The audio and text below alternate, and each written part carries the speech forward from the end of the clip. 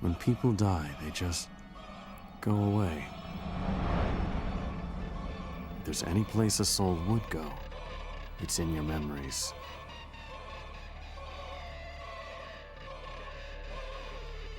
People you remember are with you forever.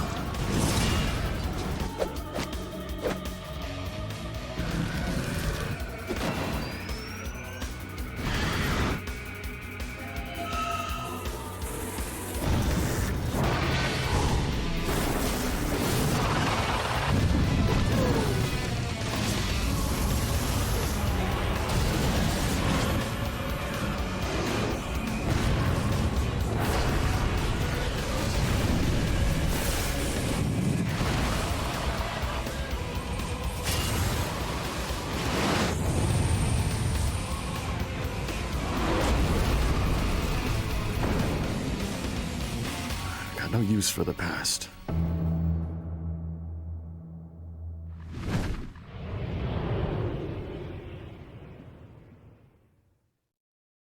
I love how that is like the most inconclusive quote in the entire video. I have no use for the past.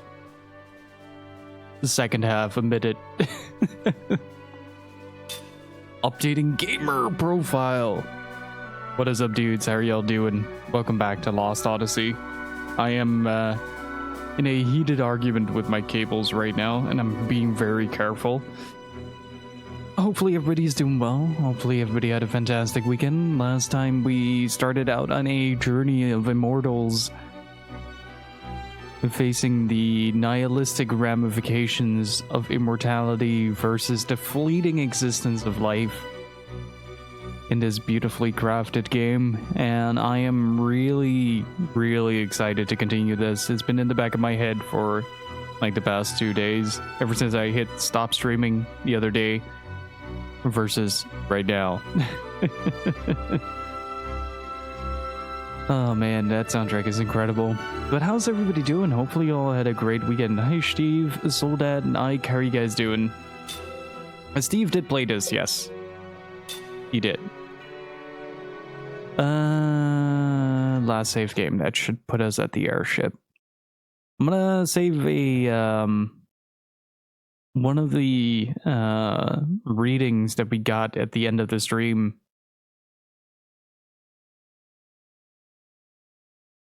To a little bit later, so that more people can enjoy it as well. So that might mean that we're gonna do 2,000 Years of Dreams back to back. Ah, yes, we're back at the bridge. What's this man doing? Oh, hello there. Sorry, I was a bit out of it. Well, sort of. There is a mechanic in play that sort of plays into it, which is that if an immortal dies, it takes a bit for them to revive, but they do revive automatically. Okay, I probably am out of weapons and everything.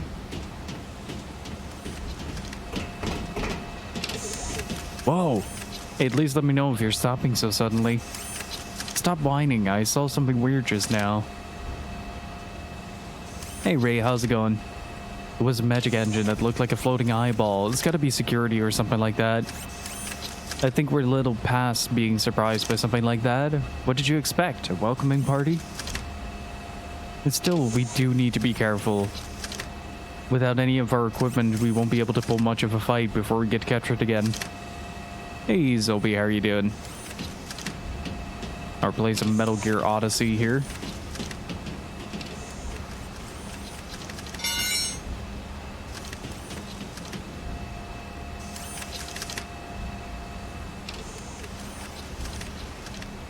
Ew, that was close. Was that thing going for us? We're out of its line of sight. It must respond to loud noises as well. So even if it can't see us, it can find us from the sounds we make. We'll have to be careful. Hey Loin, how's it going?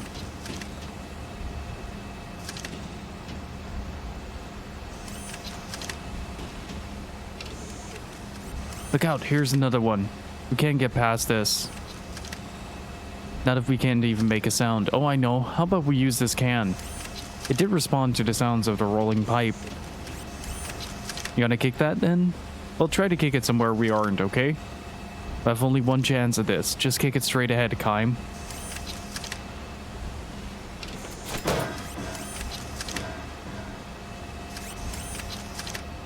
Now, let's go.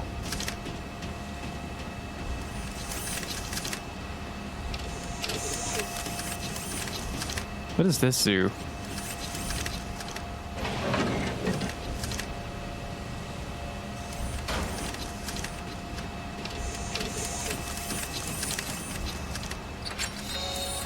Okay.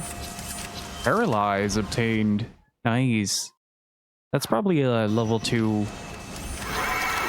Shit. Ball kicking mechanics being useful. Yes. Look, it's him. Oh, did you all get put in there again? I'm so sorry for all this trouble. Here, I'll get you out at once. Oh, this man is great. I like him. Hey, Shock, how's it going?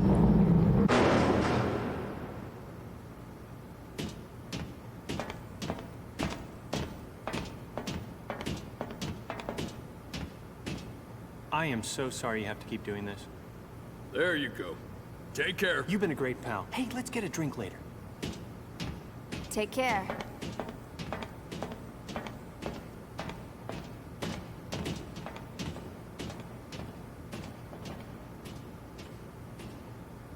His memory loss is so bad, he's a pure boy now.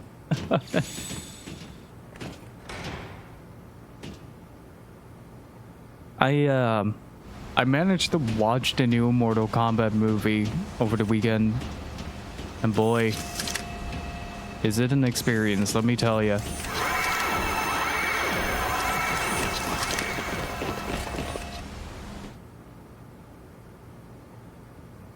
Oh, did you all get put in there?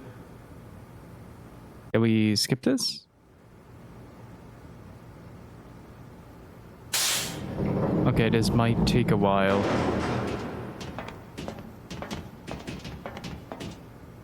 Not really. Made me sad. Like, there was a lot of good in the movie. The effect work, the choreography, and everything was spectacular. Wait, what?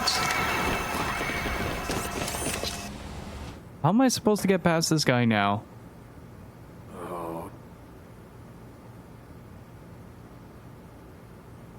Like, there were a few scenes that were a little janky where I felt like I was watching a very 90s CGI experience.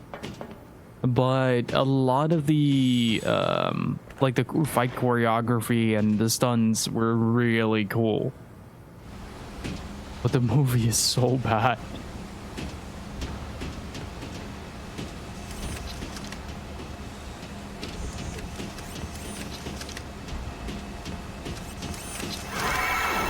How am I supposed to... Oh, wait, I have a run option. Okay, that's right. Oh, did you all get put in there again? I'm so sorry for all this trouble. Here. Hey, Kirby, how's it going? Like, the main problem with the movie isn't per se the casting or the fight scenes. Well, one of them was a mess. Like, they built us this massive fight scene and it's just a bunch of jump cuts to whatever is supposed to be on screen at that point in time. And you don't really get to see much. And that is supposed to be like the grand finale of the movie. It's just kind of over 5 minutes.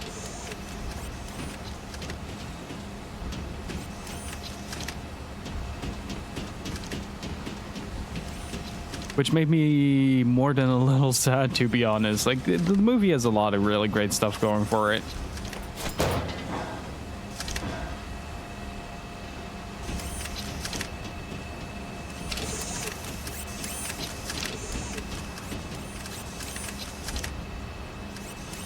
But like, it's so hastily put together. Like, the movie constantly feels like it's shifted in fifth gear, and there's just no reprieve from any like major scene.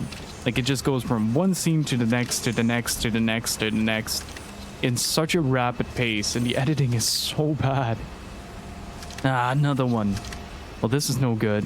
There aren't any cans or pipes nearby either. Hey, now how about we close that shutter when it goes behind it? The shutter? The timing could be hard to judge, but nothing else comes to mind. You get the most brilliant ideas sometimes, Jansen. What do you mean, sometimes? Don't shout like that. But I do definitely recommend watching it if you're at least some semblance of a fan of Mortal Kombat, just to kind of get your fix of Mortal Kombat.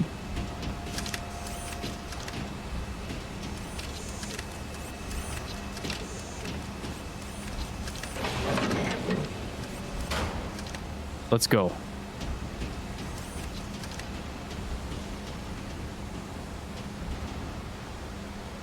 Wait, this operates a door, right? The movie did Reptile dirty. Yeah. And a lot of other characters as well. I don't want to get too spoilery because the movie is still pretty new, so I want people to be able to still get the experience out of it. Well, did they find us? Don't think there are any soldiers here. This lit up plate sounds an alarm if it detects any strong vibrations, like us running across it, for example. A trap. That's bad news. If there were any soldiers nearby, we would have been goners. May see some yet if we sit here and wait for them. Let's not try to set up any more alarms, alright? Running over lighted floors sounds an alarm. Hold down B. Use the left stick to move more quietly.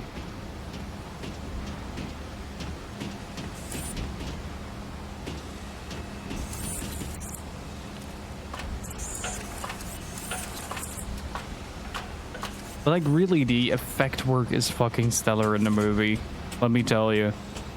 There's some really, and I do mean really, well animated scenes.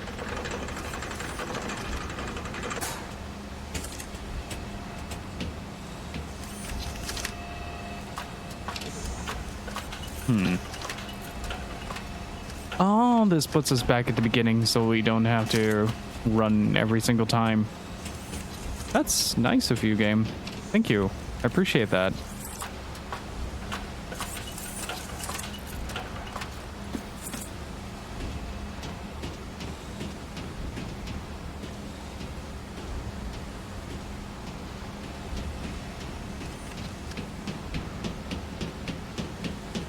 I still can't get over the fact that the running animation is literally walk speed times 2. Hey, stop. Well, what now, drama queen? Keep it down. Can't you see the soldiers? Are you serious? Guess we have to find another route.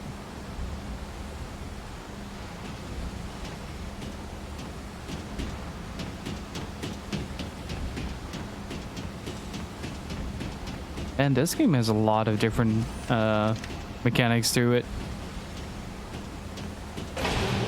Ooh, I can actually open that. I'll be...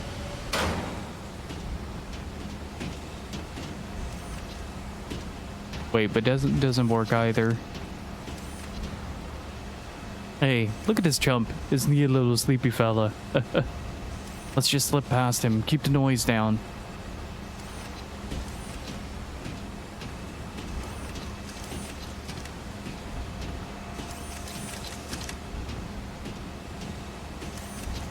Hey, Moji, how are you doing?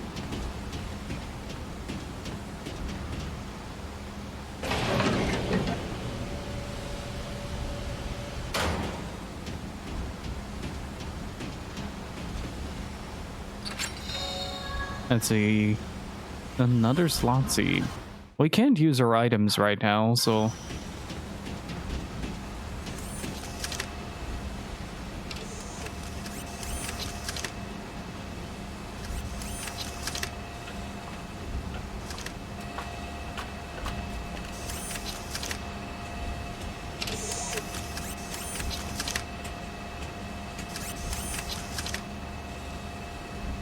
I love this game, but it lacks culture. But with the mustache deficit, they also have tall hats. They have can openers for hats. How can you not love this game?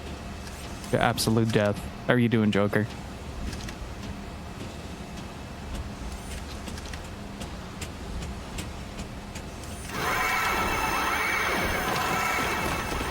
I pressed the wrong button. I had one job. Nugget, how are you doing? Oh, did you all get put in there again?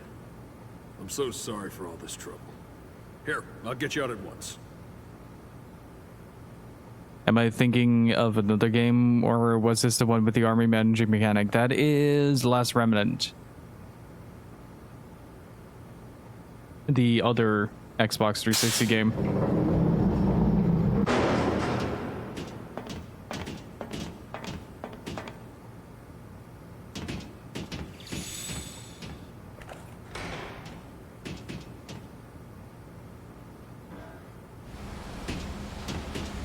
I'm really scared of putting that game into my Xbox, to be honest.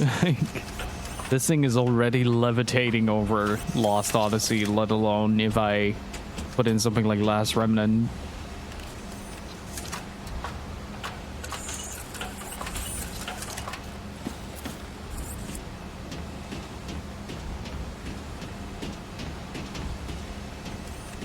Pretty much. I have to put a pretty big noise gate on this microphone to get that going. Rather, to avoid that from happening.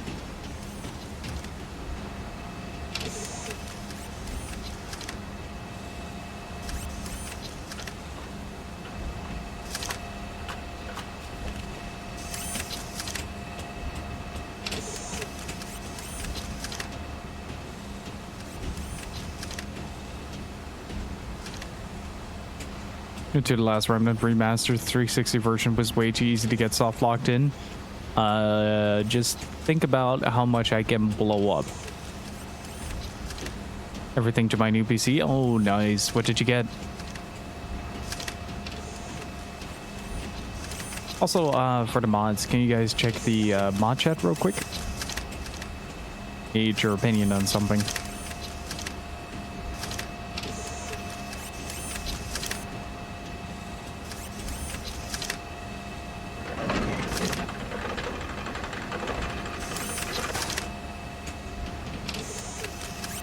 Got a crazy good deal on the laptop. Ooh, dude, give me some specs.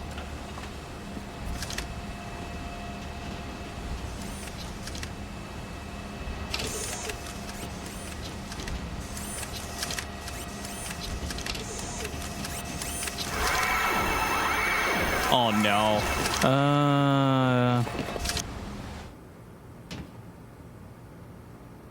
Oh, did you all get put in there again?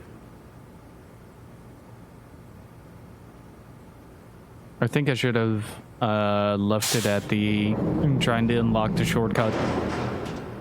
A 2-drive 17-inch screen. Nice.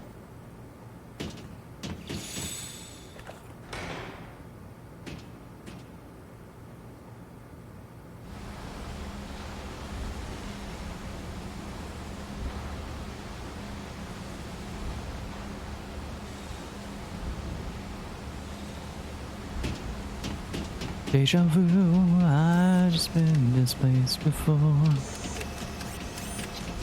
Wait, oh, wait, there's the ladder. Couldn't find the ladder. There's so many ladders in this game. I love it. What a thrill.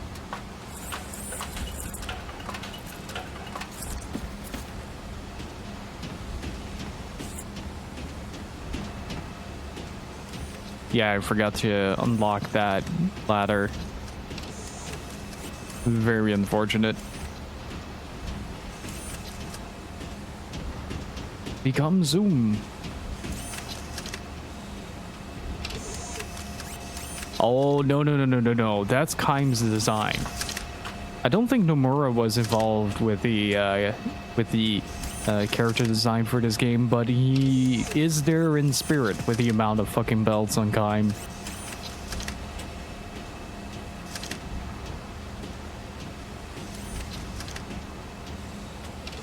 He's pretty strapped, if you know what I mean.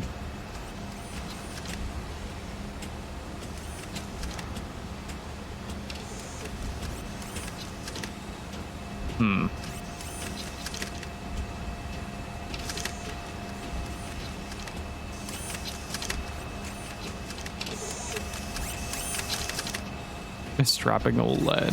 Yeah. Aged like fine wine.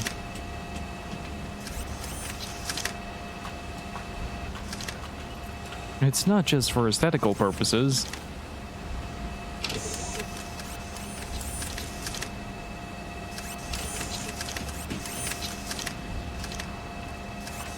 Okay, it doesn't see me when I do this, which is good.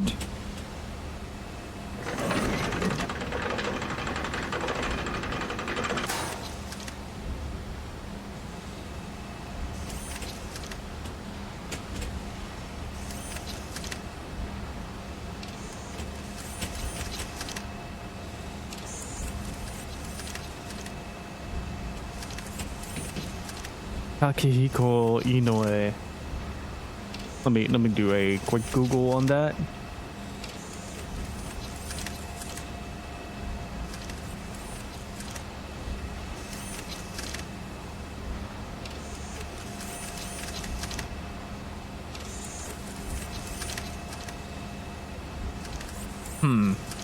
Oh wow. That is pretty spectacular work.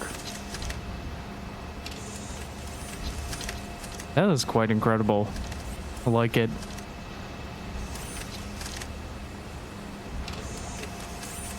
I forgot you managed to find a bug in MGS 2 and 3. I found multiple in 2.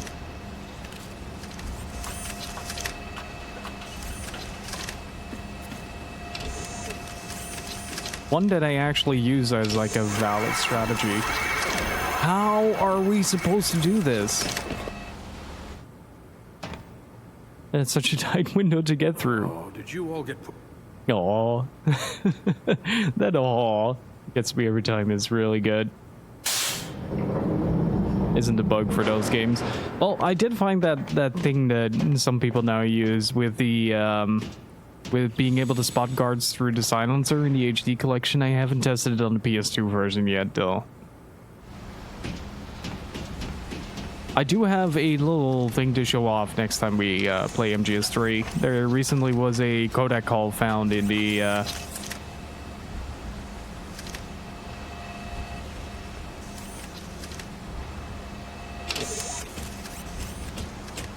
in MGS3. Like, there were a lot of recent discoveries in MGS2 and 3 that are incredible, and I still want to show off. But there is one that really contextualizes a character being in a specific scene. So I'd like to try to showcase that to you guys at some point.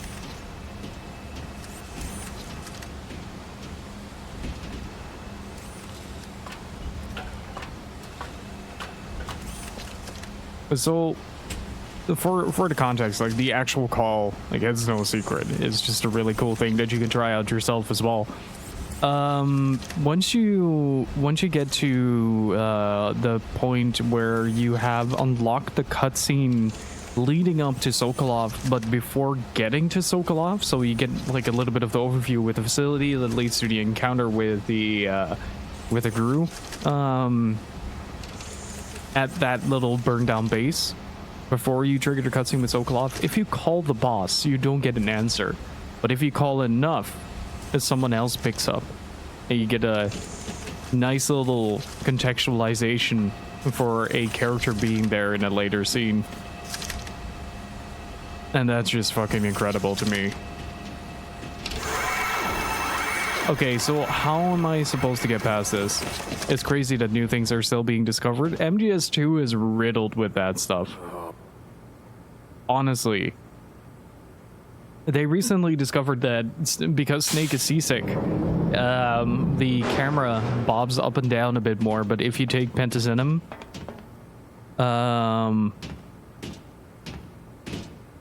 during the ship sequence, the ship stops bobbing up and down. When do you have to do that? Right after you trigger the cutscene, like you are on the Virtuous mission, you go over the bridge into the next area, you get a little cutscene that showcases the facility where Sokolov is at that moment before you get to him. And after that cutscene, it's basically if you until the point where you get to Sokolov. Like, it's a very specific point. Like, the boss stops answering because she's later on the bridge with the Davy Crockett missiles. And if you call enough, you constantly get a no response, no response, no response, no response, no response, no response. And at some point you hear this distorted audio play with a very familiar line for people who have played the game. And it contextualizes one of the characters being there in the next scene, because it puts 3 points as to where the character is in that specific scene and why he appears.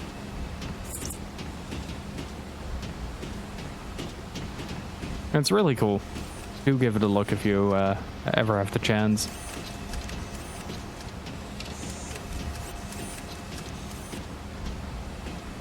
I was testing it out with Joey the other day in the Discord. I love that if you keep eating poison food, you become resistant to poison. Yep.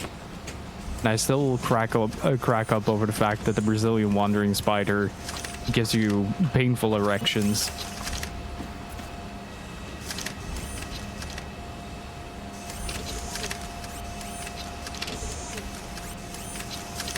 Is there any battle in this? Yes. Wait, am I even supposed to go here? Yeah, I love that. Oh, did you all get put in there again?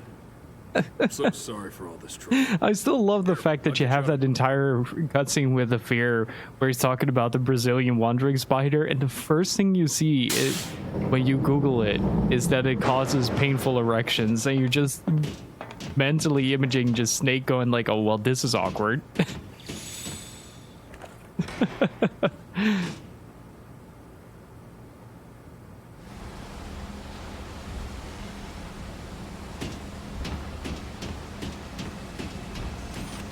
So was this Groundhog Day the game? No, we have been captured on a vessel and we're trying to escape, but I have no idea how to. And the guard that is trying to help us is suffering from a pretty severe case of Janssen-induced amnesia. So he is our best friend and surfer dude of the evening.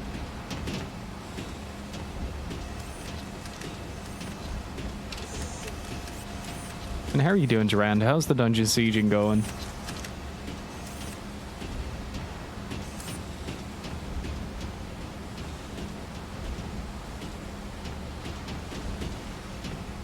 Okay, so I probably need to get... Oh, is this something I have to do there? Hang on.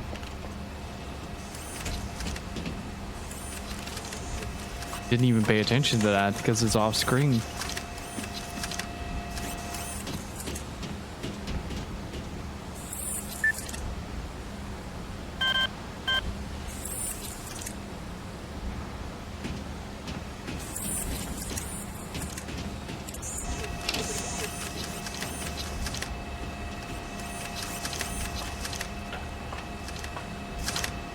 I don't know.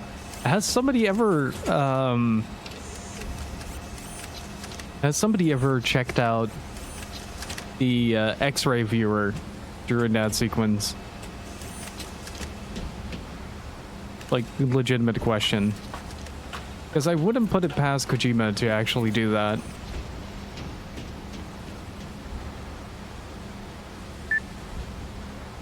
Sure, tried to comfort me and burn off my lips. Nice, dude. Enjoy. Now, how's it being back at work again? That's a genuine question. I wouldn't put it past Kojima to actually do something with that. Gave the X-ray of Eva nipples, so the man clearly knows what he wants.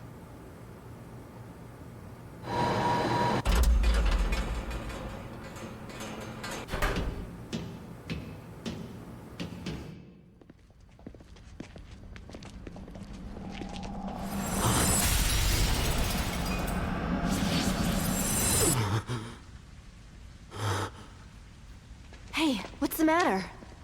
I know I keep saying this, and I know I said this earlier, but your memories are returning. Aren't they? Maybe.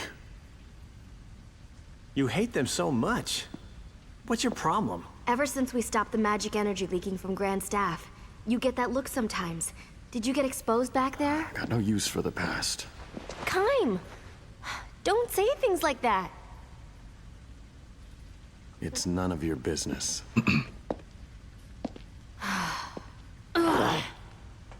Hey, great. Yeah. Maybe I was just a little too quick to throw that black pearl. Golly, I gotta lighten up. I'm just way too tense. I need to get back to those 3 girls. Jensen has his priorities in check. I love it. Load these onto the lift. Yes, sir. Hey, look over there. Our weapons. Load them? He makes it sound so easy. What does he think my arms are made of? Steel? I can't move all this stuff by myself. Oh, he's gone. Now we can get our weapons back.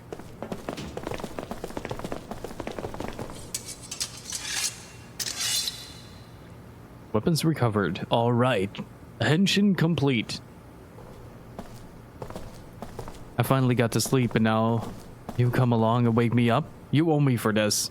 Don't be like that. If anyone else finds you sleeping. Hey, you there. Where did you come from? Oh, damn. I guess they found us.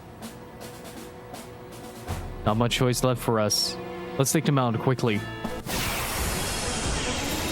Oh, Henshin complete. Hey, Klaus, how are you doing? It's tough being so popular.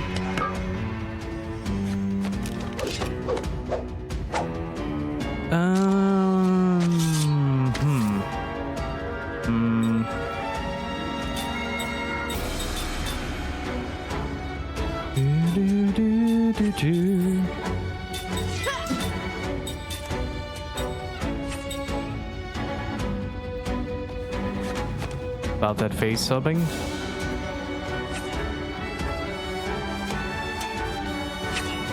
What do you mean by that? Okay, element none, so it doesn't really matter.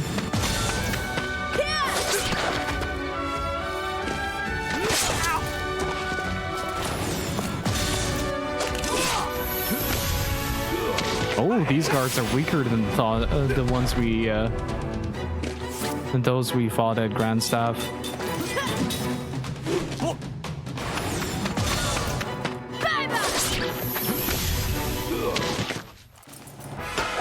There's no rhyme or reason to battle.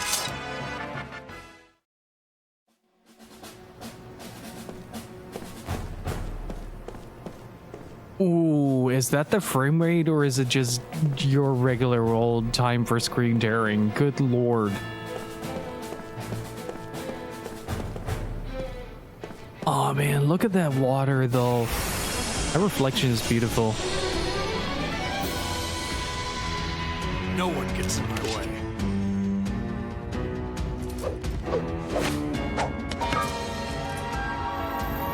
Ooh. New things to hit. Pipe mechanical. I don't have any thunder magic.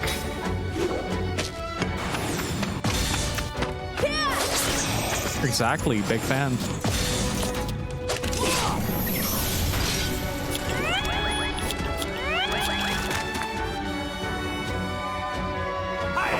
Oh, that is the cutest little cat.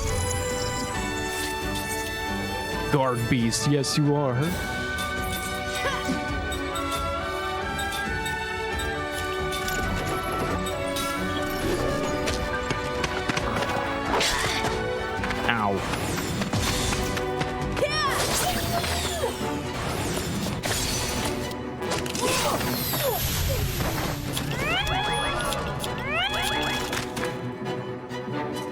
It's gonna be a pretty endless cycle, isn't it?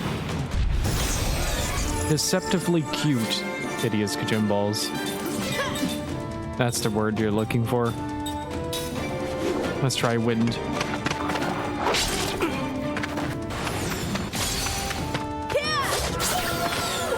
Ooh, 152. Yeah, you're dead. You're very dead. This is actually not bad if it adds to the experience, if we can maintain this. Okay, wind kills them instantly. Gotcha.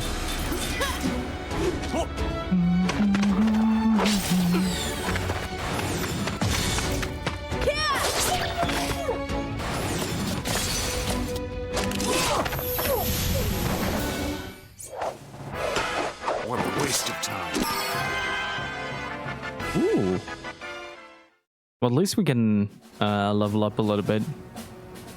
It wasn't even the lost frames, it was just the screen tearing in multiple places, though.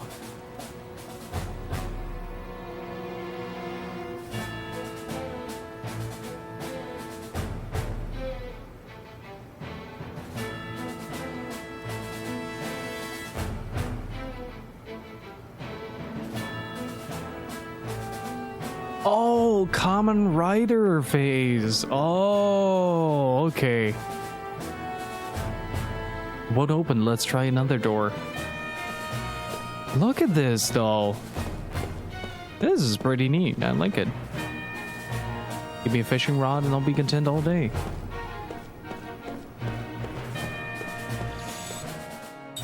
All right, chat. You want to hear a story? Or is that until we hit the next inn?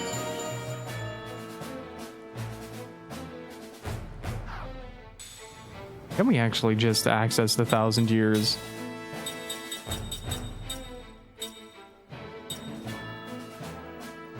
Gonna have some coffee first, just a second.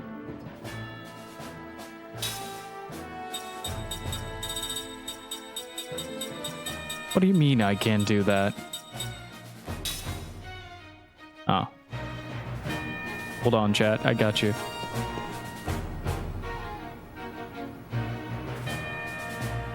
The next time we find a bed. It's locked. We can't get inside. The environmental design of this game is phenomenal.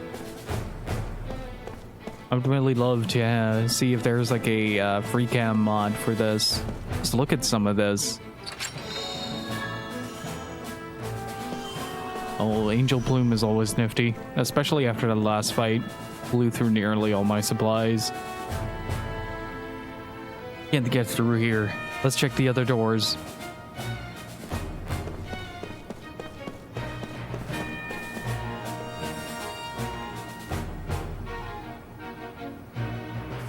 They mean serious business. They sure mean business with the security around here.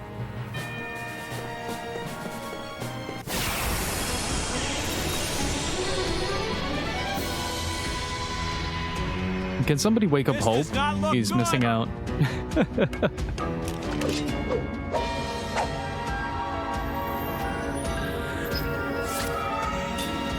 Okay, I have an idea.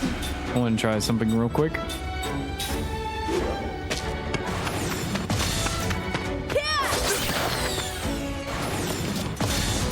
I love the amount of information the game divulges. Level 1. Ah.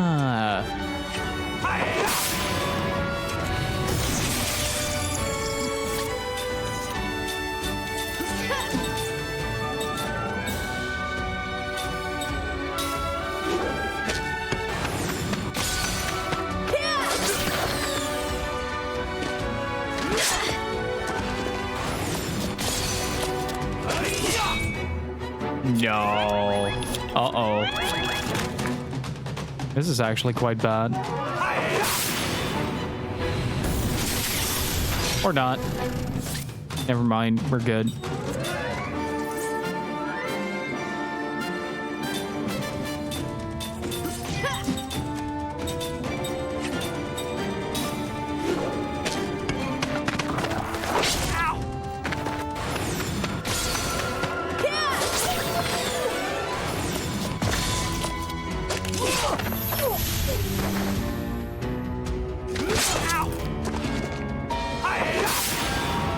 The bar's at the top. Okay. I have to go into the formation menu for that to explain that. So this game has ooh. That is actually pretty good. And Seth just learned the level 2 black white magic.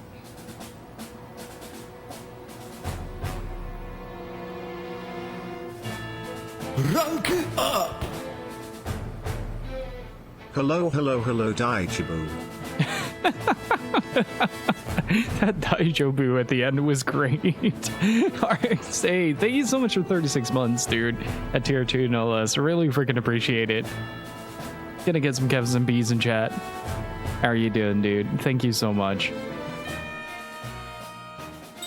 Alright, so the game has a formation system with a front row and a back row. I need to grab the manual real quick for the exact terminology. I think it was guard counter. Give me 2 seconds. The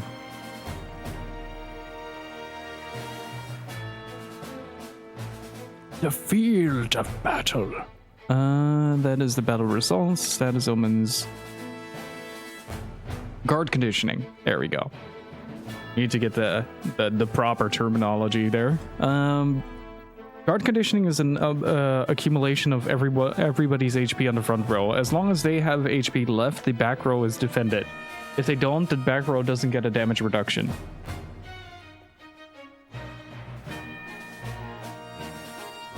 Ow. So you can see that both Kaim and Seth have a pretty substantial HP pool in comparison to Jansen, but Jensen on the other hand has a lot more damage. So he's on the back row casting spells and such, but the front row defends that. So the bars that you see on the top left and top right means left is enemy front row, which is their guard condition, and right is our guard condition. If that is broken, the back row becomes vulnerable. It doesn't mean you can't attack them, but they do get reduced damage unless you hit with an AoE.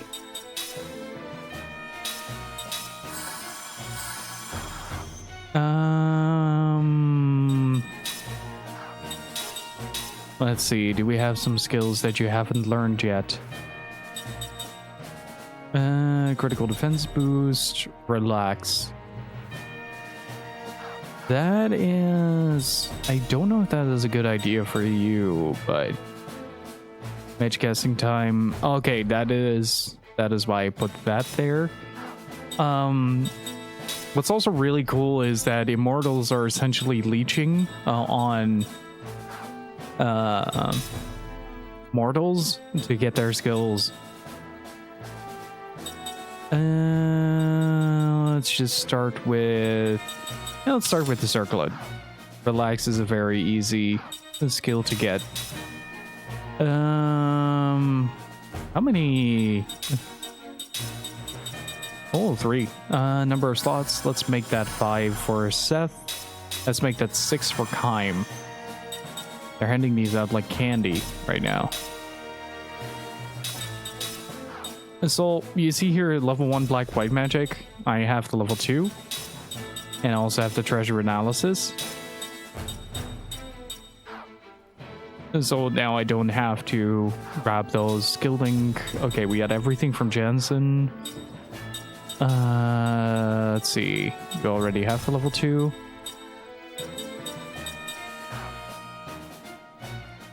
I have more slots now than I have skills. That doesn't happen very often. Oh, also, say, can you check mod chat for a second? I need your opinion on something.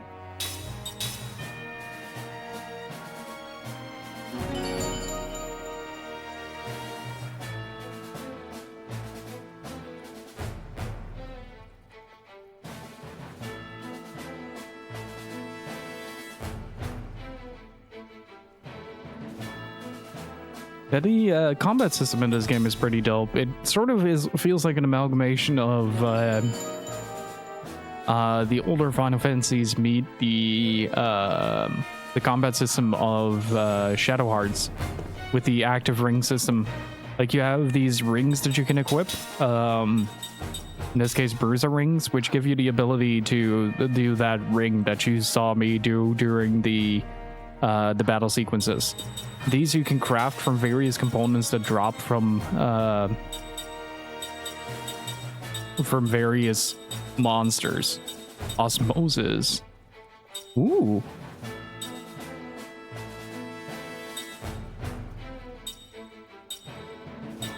So right now I have just a very simple system set up. And you can grind enemies to sort of expand on that. Take it easy for yourself. How are you doing, dude? Not too smart, eh?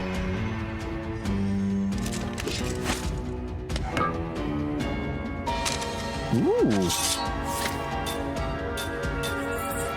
So you see here, target info, guard be safe. The front is highlighted. If I go to the Numara soldier, he says he is on the back. So if I would hit the Numara soldier, you see like a little reflective shield, as long as these two are still up. And so their combined HP pool, as you see, makes up the EGC 450 right now.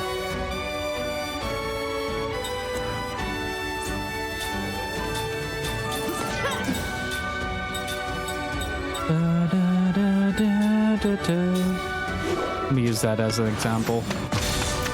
Jesus Christ, that this fast. You see that go down to level 3.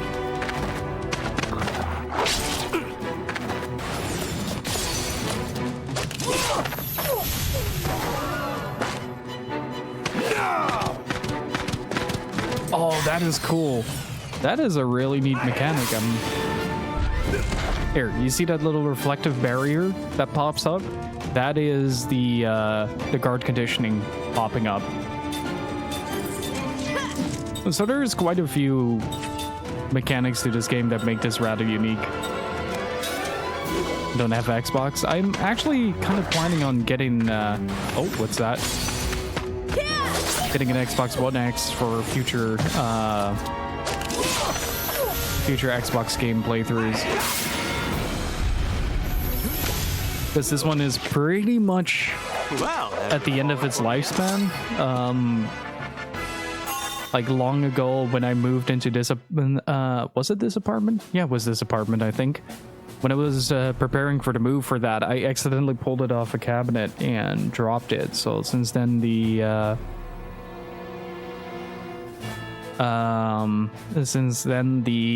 open and close mechanic of it is a little broken, as well as the connector for controllers. So it could be that the game at some point just decides to spit it out. I hope it doesn't happen, but it does sometimes. Hey Carpeteam, how are you doing? Sort of. This is done by Sakaguchi and Uematsu. It's a combined effort to make a new game. What's that? You hear that? What? Jensen! That's a harp. Yeah. Queen must be in there, right? I mean, no dude plays a harp. Yeah. Queen? Ignore it. It'll lead to trouble. Hey, I've got a sixth sense about these things. The Queen's gotta be hot. I didn't pay my respects. Queen's gotta be hot. My man card. That's my magic. Oh, Jensen. Idiot. What are you trying to pull, Jensen? Open up! It's no use. He's trying to pull his meat, Seth. You're 1,000 years old and still don't get the message. Do you know anything about the Queen? Well, from a long time ago. If nothing's changed since then, she's definitely someone I know. Looks like your own memories are returning. So you're not afraid of the past? No, I like the past. It's thanks to the past that I'm here now, right? If memory serves me correctly, she's someone from the past who made me who I am now. She smiled when she held out her hand to me, even when stranded in the middle of the ocean, faced by me, a pirate. She wouldn't show any fear. I felt a certain kind of strength and a special kindness from her.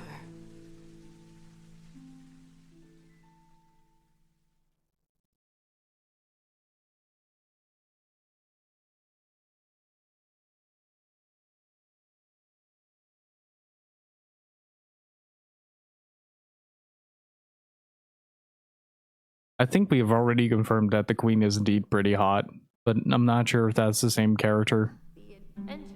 The queen could have arrested me for piracy, but instead she invited me to her palace. We Oh, talked very about hot. a lot of things.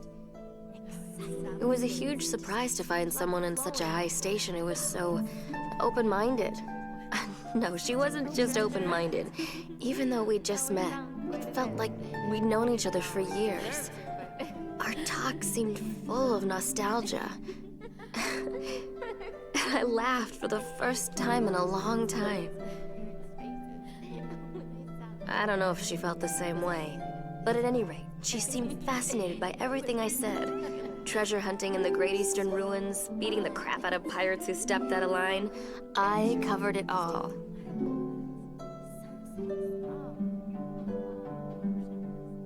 Tell me about your life. But when I look back at the way she let me keep talking, I think she might have longed to be free, just for a moment.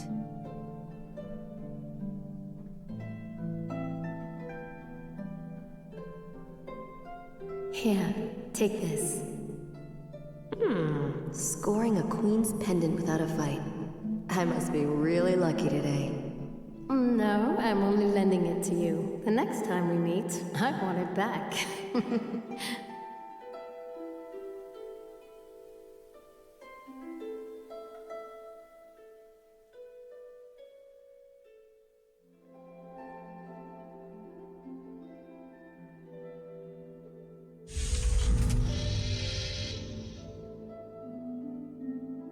Oh, this man is ready. Chance like this. Sorry, gang. Oh, we get to play as the sleaze. If I go back, I'll never hear the end of it. So first things first, I've got to find the queen. On a different note, I played the Resident Evil demo yesterday. And I got caught by one of the sisters, and she kind of gets all up in your face, and my only reaction was, oh no, she's hot.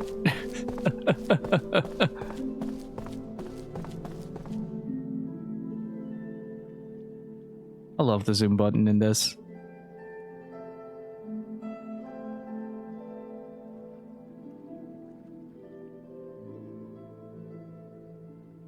Look at all the things moving in this room.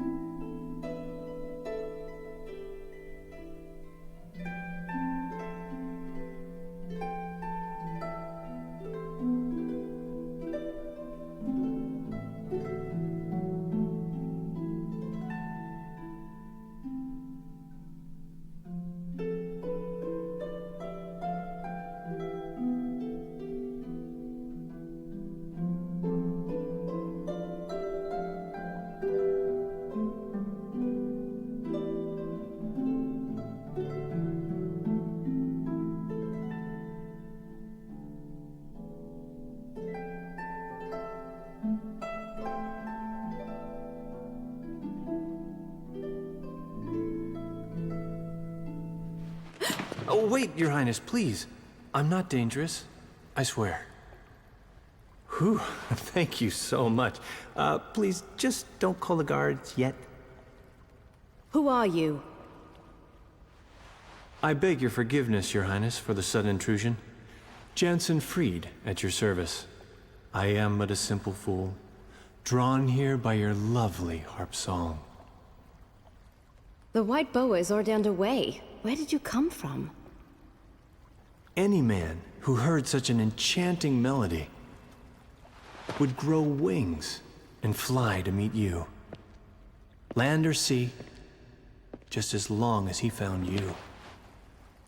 Like this. Ah, I would very much like to know your name, Your Highness. Ming Numara. Ah, such a lovely name. And I've finally gotten to see you smile. Please, feel free to laugh at this simple fool. Just seeing your smile has made it worth risking your wrath at my uninvited presence. Is something the matter?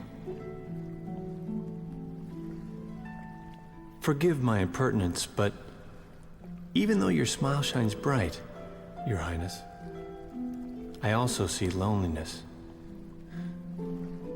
Your harp song you were playing earlier feels the same. It's as if it reflects your own heart. My heart? When you play, the melody radiates kindness and warmth. But sometimes it sinks into sorrow. That sorrow is what drove me to you and sparked a desire to smooth it away. What is that? I shall heal your sorrow. Please, trust me. If you remain here, your heart will only be stained with more sorrow. My heart. Stained with sorrow. Jansen, why did you really come? What a woman!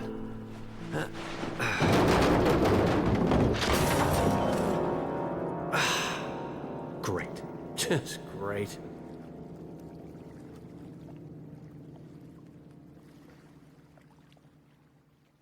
Bless Jansen for existing.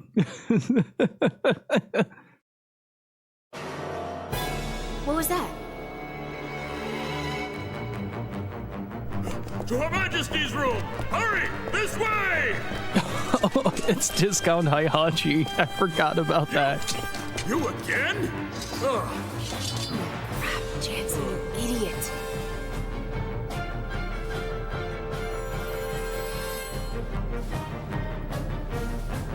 Crap, I hope no one heard that. Can't hear anything from here. What's going on? I'll head back to the entrance over there. Little eavesdropping won't hurt anyone.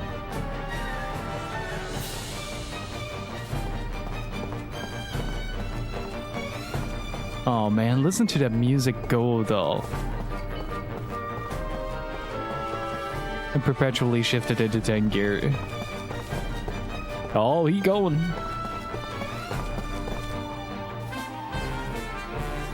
What are you doing here? Plotting to kidnap the Queen? Hello, General?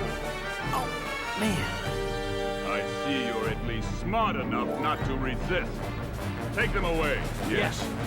You men, follow me to Her Majesty's room. Understood. Your Highness, it's General Kakanis. I heard a loud noise just now.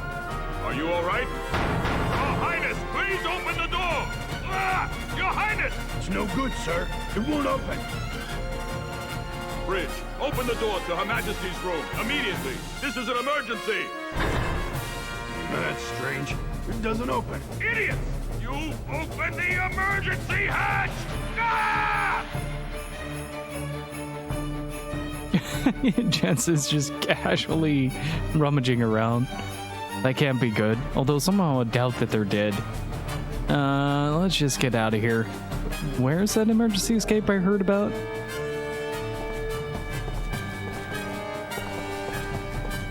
Oh, look at the man go. He's zooming.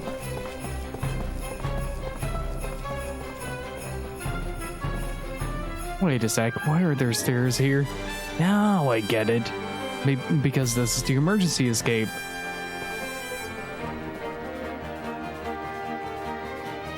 There's so much Uematsu in this, but it also feels very refreshing in a lot of ways. Like, it feels more like the sort of shackles of the style of Final Fantasy music were kind of undone, and he sort of got to make his OST, like, purely his. It leads out here, huh? Then I better finish this Vanishing Act before someone catches on to me. And look at all the detail in this room, though. Ah, it's so steamy. Oh no. Oh no. Jansen is not built for this. At all.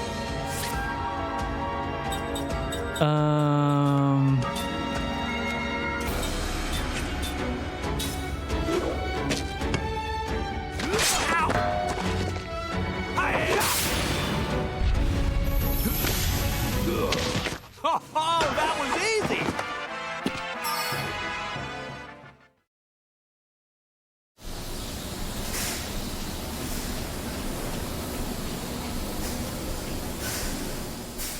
Yeah, this is kind of what you get when the front line vanishes on this. But I do have 2 mana herbs, so I'm gonna use those.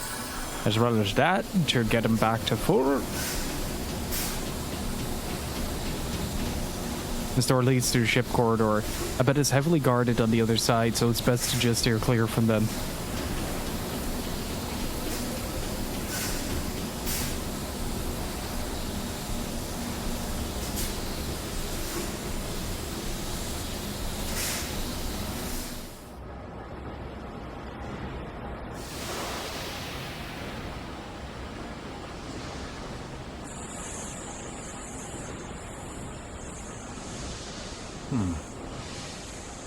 Well, I guess it's as good as any place.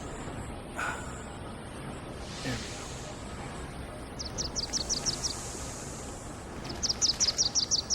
go. Hey there, little guy. You lost? You're not chasing me too, are ya?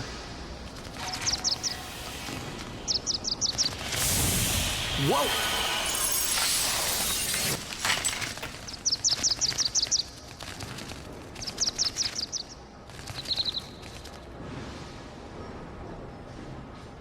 Whew. Close one. You're quite kind, aren't you? Ah, you're awake, Your Highness. What?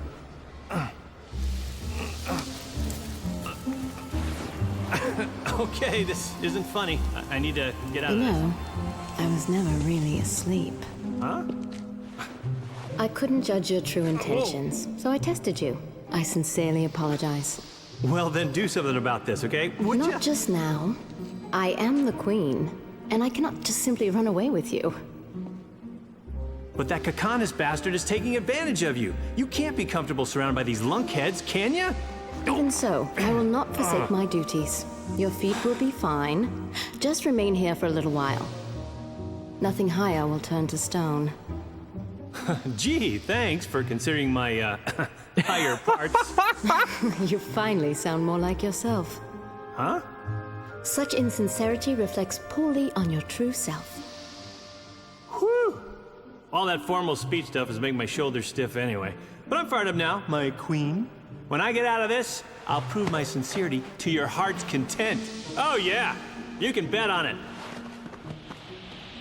Your Majesty! Ah, crap. Oh, this is so unfair. That man is hilarious. Testosterone boy. Oh, man. Golly.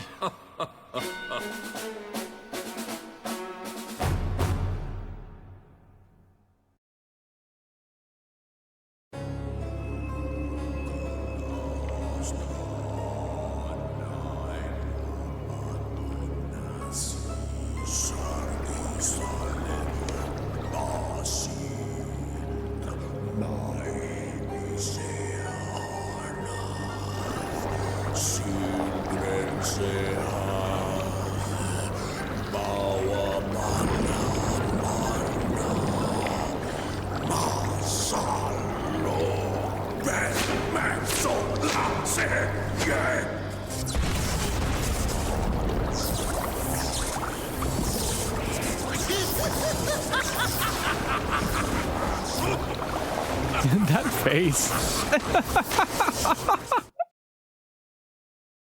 That face. The source engine gone rogue. The free ocean state of Numara.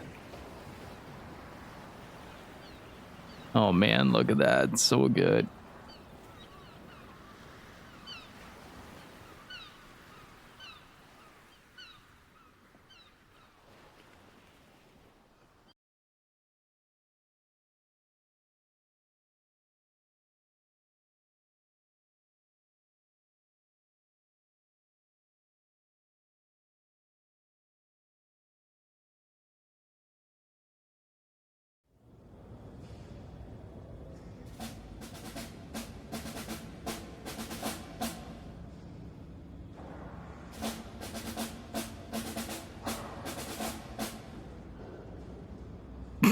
That seems very impractical.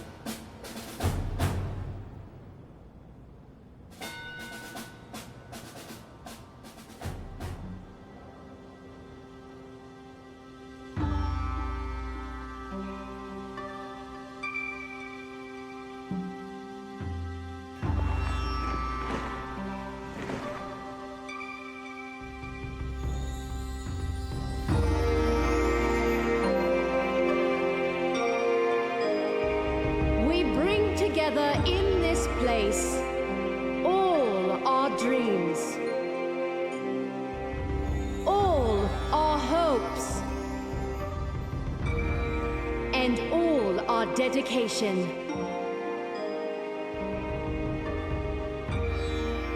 We shall not avert our eyes from our shadowed reflection in still water, nor succumb to apathy. Numata exists so that power may coexist in harmony with peace and tranquility. I'm not complaining, Soldat.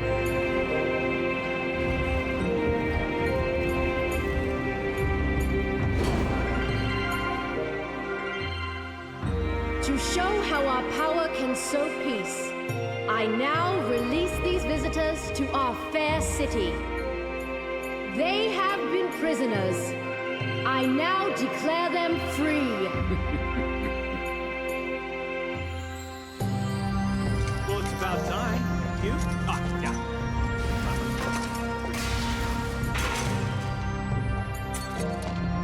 Travelers, you are free to go. Ming! Ming?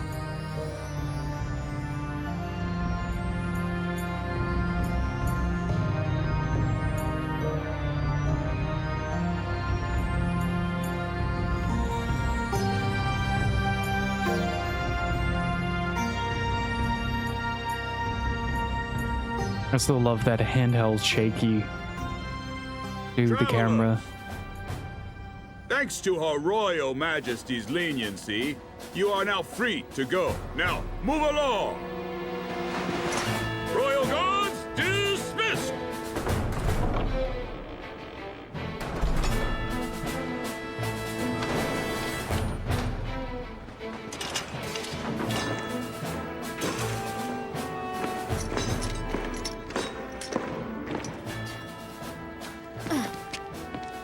All that trouble to release us, and now they simply turn their backs. Well, I say it's great.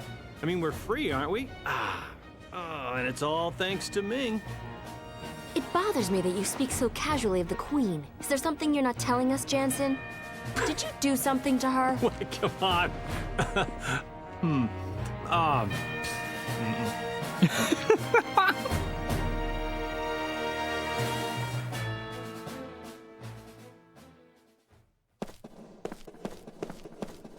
Hey, Smiling Fox. I'm still not complaining. Let's not risk going in any further.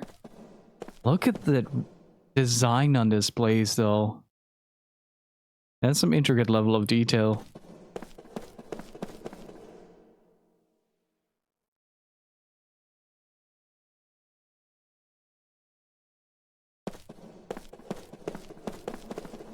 Oh, that is a good touch. Because this is a really, really large space, the time it takes for the sound to reflect is a little bit delayed. And they accurately reflect that in the footsteps.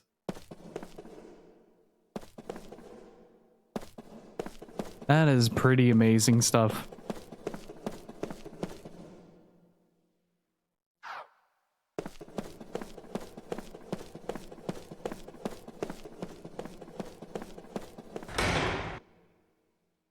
Like, normally you don't really pay attention to that kind of stuff, but it does feel really cool to see the attention to detail being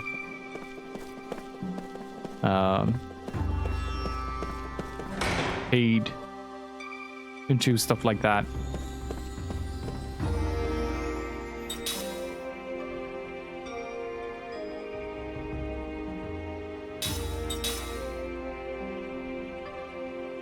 Man, I've been editing all morning and my hand hurts from working on the new videos.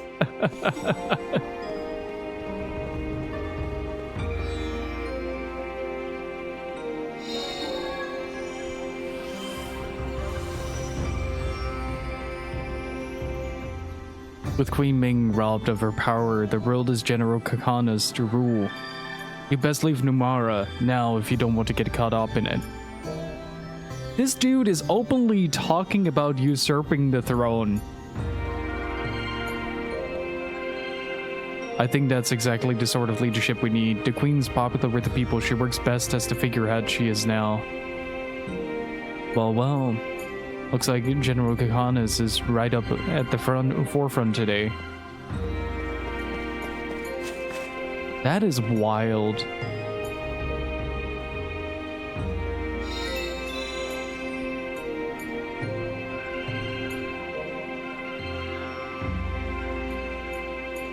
Also, dudes, because of some conflicting scheduling on my side, I won't be able to stream on Wednesday.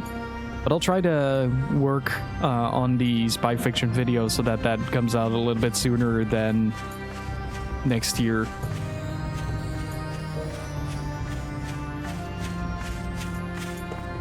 And so there's that to look forward to, and some possible changes in the future as well.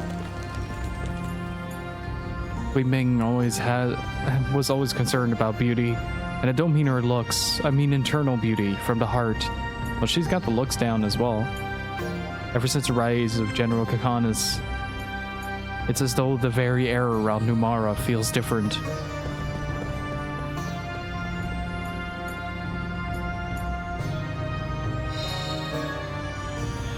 The sun crystals. Is that a cat? Can I pet the cat? What a bad game. I cannot pat the cat. General Kakana's is our ruler? Don't make me laugh. Queen Ming's been ruling us for 1,000 years. I figured she wasn't immortal as well. Mara's royal family crest is modeled after the birthmark on the queen's chest. This is why the queen herself is the embodiment of the royal family.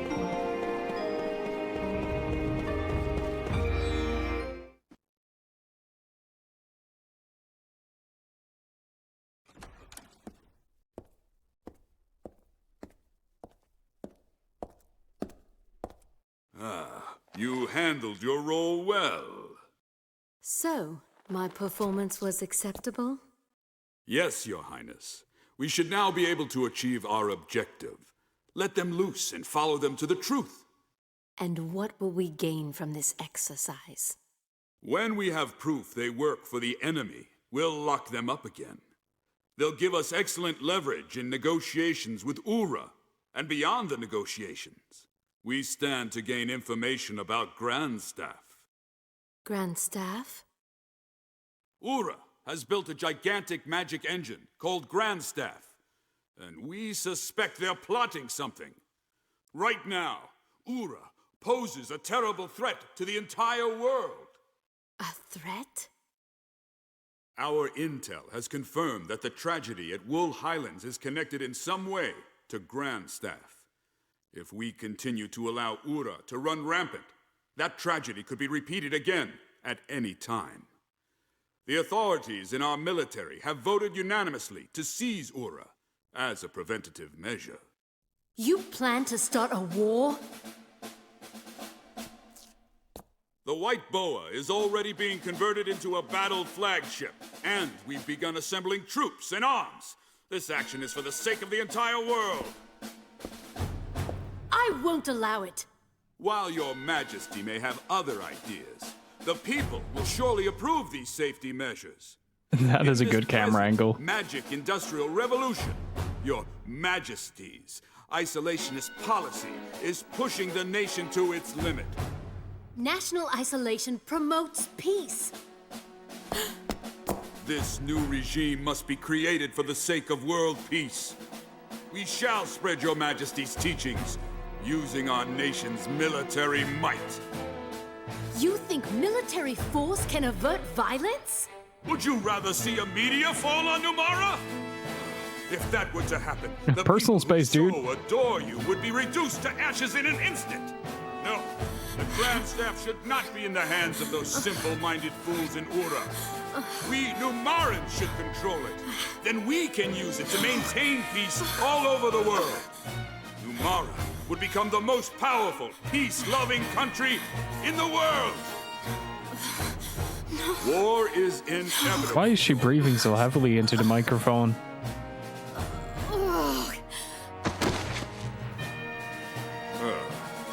Figureheads. They should just keep quiet, play their role, and smile. Someone get in here, now!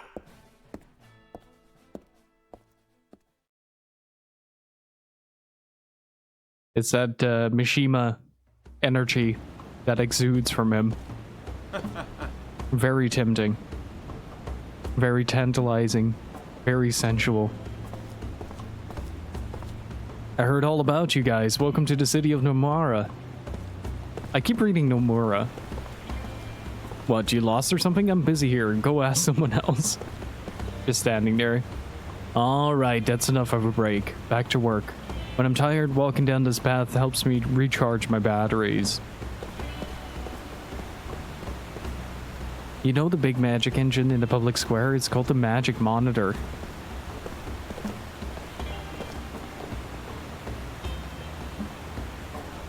Ah, you guys must be travelers, right? I'd recommend the inn over there for you then.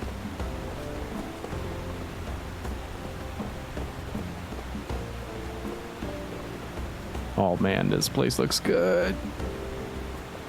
The cities so far have been fantastic to look at.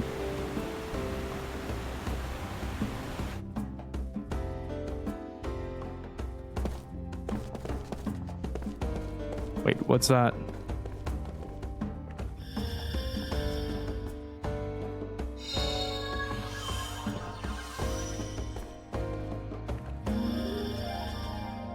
We cannot pet the cat, I think. Nor can we kick it.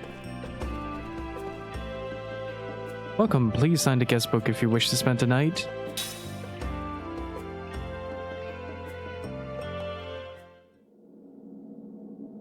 Alright, gonna take a sip of my drink and then we'll read the They Live in Shells story.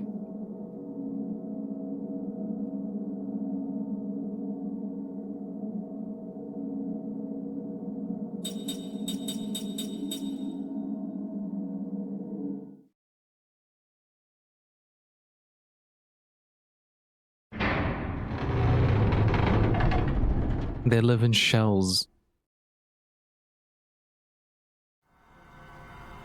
He is in darkness. Unlike the darkness of night, it is enclosed, devoid of depth or expanse. He hears a heavy door slowly rumbling open. A shaft of light shoots in, but it is not so well defined as that. To eyes accustomed to nothing but darkness, however, a faint gleam feels like a shower of sparks. Stop this, please, I beg of you, let me go. A young man's screams echo through the emptiness. No voice answers him. Crouching in the darkness, Kaim counts the footsteps. The three men have come in. The disorderly footsteps probably belong to the young man. The other two are perfectly regular. Please, I'm begging you, if it's money you want, I'll get you all you could ask for on the outside, I promise. I won't forget to show my thanks to you, please. The only reply of the two men who have brought the young one here is the clunk of an iron lock opening. No, no, please, I'm begging you. I'll do anything you want, anything. A dull thud is the sound of flesh tearing, bone wrenching, and someone collapses on the floor. A strangled scream. The clunk of an iron lock closing. Time knows the young man has been thrown into the shell diagonally opposite his own. When you're locked into one of these windowless shells, your hearing becomes acutely sensitive. Don't do this. Let me out of here, please. Let me out of here. From the sound of the voice, Kaim can imagine a young man's face with boyish traces. A small-time hoodlum, hardly a step above a teenage gang member. When he was still on the streets, no doubt, he used to swagger down the sidewalk, his cunning but cowardly eyes darting every which way. The two men who brought him here maintained their silence to the end, their footsteps moving off together. The heavy door opens and closes again. Left alone in the darkness, the young man howls his entreaties for a time, but when he realizes they will do no good, he shouts himself hoarse, spitting out one curse after another until he begins to sob. "Quiet down there," an old man calls out from of the inner shells. "Won't do you any good to make a fuss. Time to give up, sonny."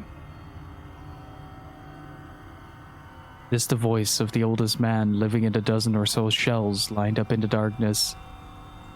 He was already here when Kaim was sent to this place, and as it was his role to quiet and comfort the obstreperous newcomers. "If you got time to bawl like that, keep your eyes closed. Huh? Just make sure you keep sucking on your memories of the outside like a piece of candy." The sounds of oppressed laughter come from the surrounding shells. Kaim joins in with a smile and a sigh. All the shells in the dark are supposedly full, but few of their inhabitants are laughing. Most of them has lost the strength to laugh. "Hey, sonny," the old man continues in his role as advisor to the newcomer. "No point in making a fuss. Just calm down and accept your fate. Otherwise, there's a note of intensity. Hear a note of intensity," answers the old man's voice. "They'll just drag you out of here feet first." This is exactly what happened yesterday to the former inhabitant of the young man's shell. He had been screaming on and off for a day. Then it came a day of banging his head against the shell wall. Then nothing. Until he was dragged out in silence. And so, get a hold of yourself, sonny. Don't let the darkness swallow you up. Close your eyes. Imagine nice scenery from the outside. The bigger, the better. The ocean, or the sky, or some huge field of grass. Remember, imagine. That's the only way to survive this place. This was the advice he always gave to newcomers. But the young man screamed tearfully, "Who the hell are you kidding? Survive this place? And then what? I know what this place is. No exit prison. They throw the lifters in here, give them just enough food to keep them alive, and in the end they kick the bucket anyway. Am I right? There's nothing left to hope for." His shouts turns to sobs again. This is the reaction of most of the newcomers, nor are they mistaken. This is a prison. Each of the shells is a solitary cell with bars, and the sun shines on a prisoner only on the day of his funeral. Everybody dies, sonny, that's for sure. You just can't let your mind go before your body does. Hope doesn't have to fade unless you throw it out yourself. The old man goes on softly. Then he adds with feeling, "The system we live under can't last much longer either." The old man is a political prisoner. As leader of the anti-government faction, he long resisted the dictatorship until he finally lost the struggle and was imprisoned. The young man has no ears for the old man's words, however. He continues thrashing on the floor and crying. This fellow won't be in his shell much longer than his predecessor. In a few days, or in less than a month at best, he will go to pieces. The darkness is that powerful. Depriving a prisoner of light is far crueler than taking his life in an instant. My, the old man reflects. This fellow's not going to do as much good in a prison break. The old revolutionary laughs. It might be a genuine laugh or a bold front, but in any case, Almost no one laughs in response. Tomorrow morning, or rather, since there is no clear-cut morning in the darkness, after they go to sleep, wake up, and after the next meal, another cold corpse will be dragged out wordlessly from another shell.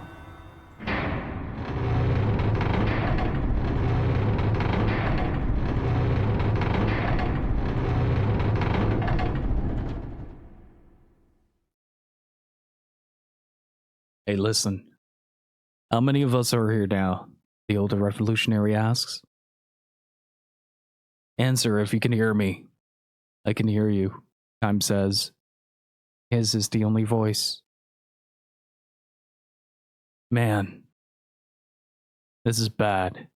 We were full up a little while ago. The old man gives a dry chuckle.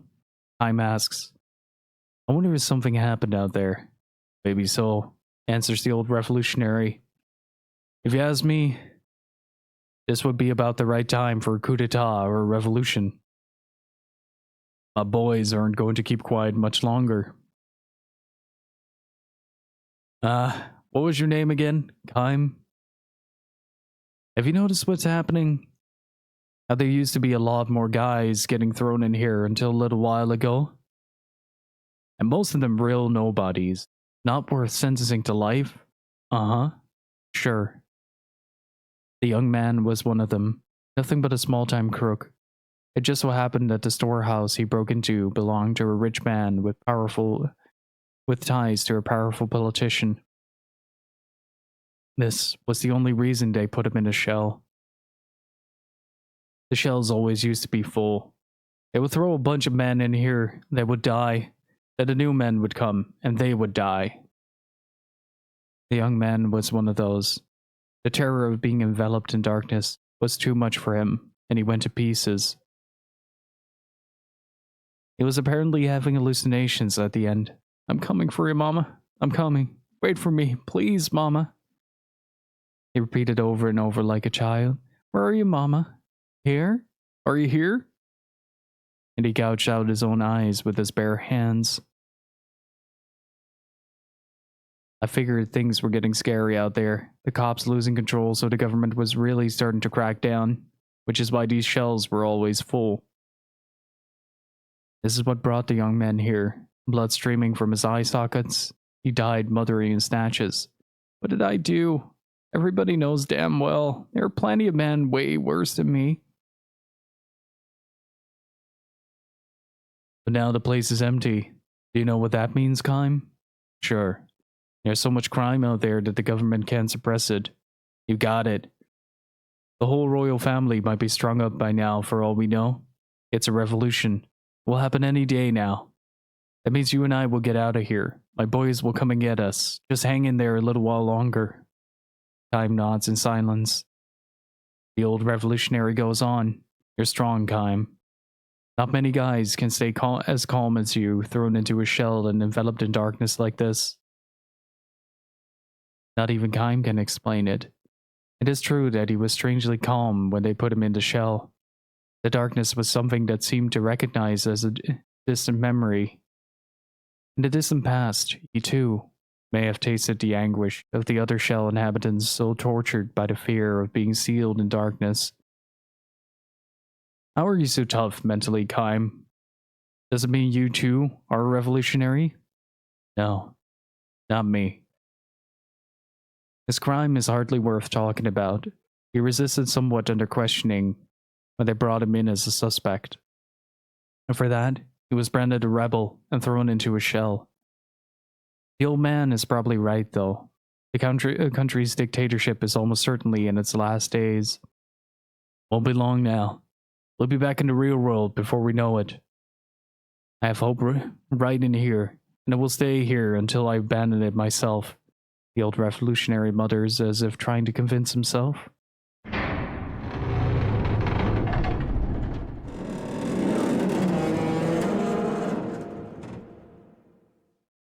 The prison falls soon after that. Armed young men come charging into the darkness and open the shell's barred door. Embraced by his boys, the old revolutionary goes out. Wait! Time cries, trying to hold themselves back. But he is too late. Anxious to see the new world following the destruction of the old system, the old revolutionary steps outside and opens his eyes. It is evening. Though the sun is nearly down, its light is still strong enough to burn eyes accustomed to total darkness. The old revolutionary presses his hands to his eyes and, with a groan, crumples to his knees. Time saved himself by shielding his eyes with his arm. Not even he knows what caused him to do this, but distant memories have taught him that the truly frightening thing about punishment by darkness is what happens after the release from prison. When could I have been imprisoned, and where? More importantly, how long have I been on this endless journey?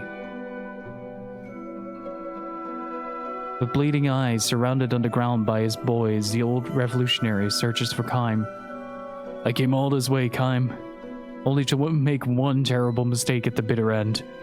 My eyes are probably useless now. This is precisely why he asked Kaim for one last favor. Tell me, Kaim, what is the outside world like? Has the revolution succeeded? Are the people happy? Are they smiling joyfully? Kaim opens his eyes slowly, and just barely, beneath the shade of his hand. As far as he can see, the ground is covered in bodies. The corpses of royal troops and revolutionary troops are headed on one another, and countless civilians are dead.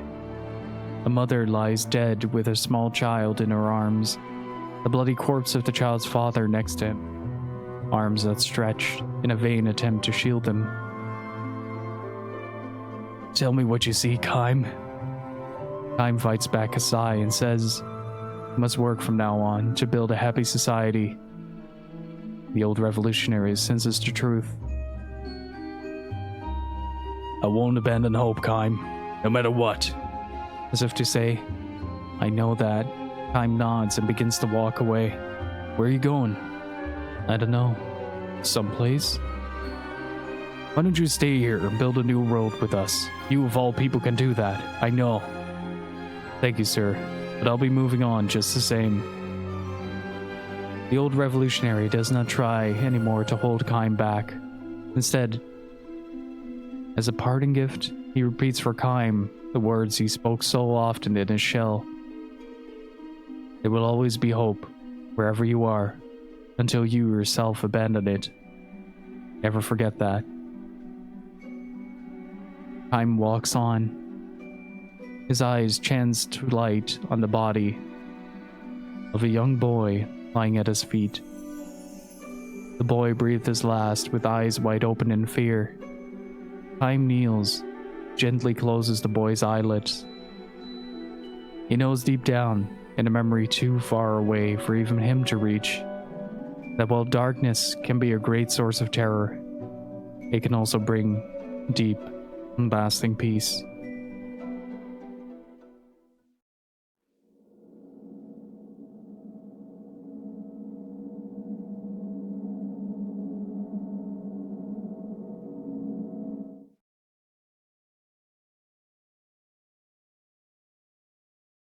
These dreams are rough, man. These dreams are really rough.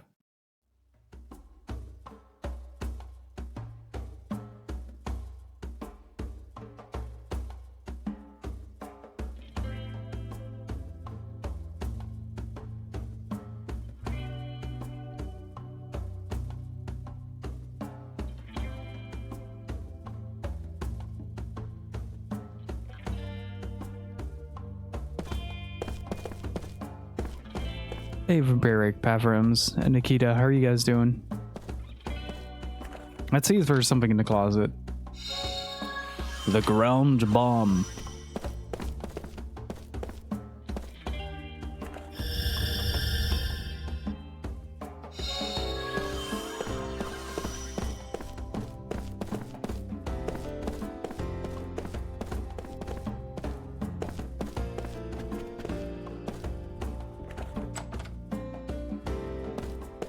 And just preservation. Yeah, preservation is pretty important. I mean, the whole news with the PS Store shutting down on PS3 and Vita and PSP was a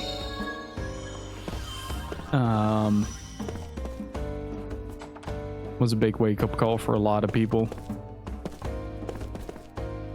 The Battle in Wonderworld is an experience and how bad it is.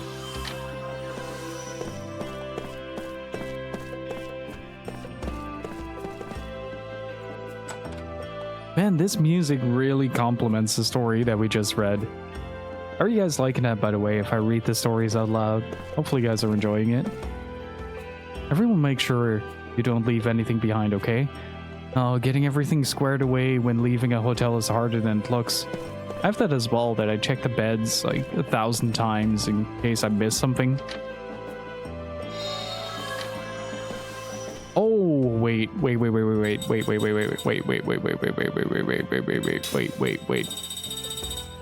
Yes.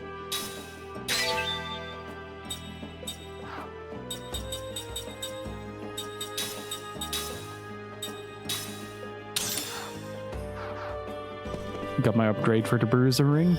Let's go, baby.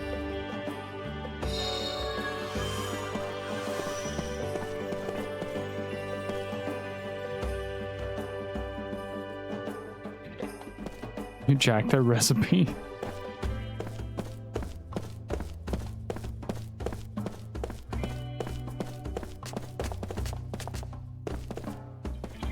Wait, did that kid just follow me, or is that coincidence? Oh, he just has like a walk cycle going on. Mom's probably fixing her makeup again. She was still looking for a lipstick when I checked on her. We need to leave soon. What is my wife doing? It's going to get dark if we don't get going. So it's very nice to hear them now. Well, I guess I'll keep reading them. It's good practice for me as well to do like voiceover work.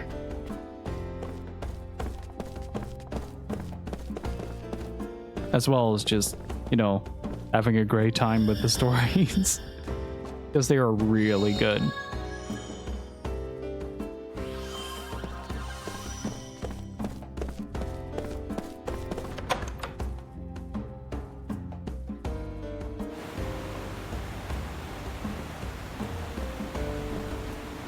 No matter where you go, you are always under military surveillance. Give it up, spies, and get yourself out of Numara. That's how you breed a lot of paranoia.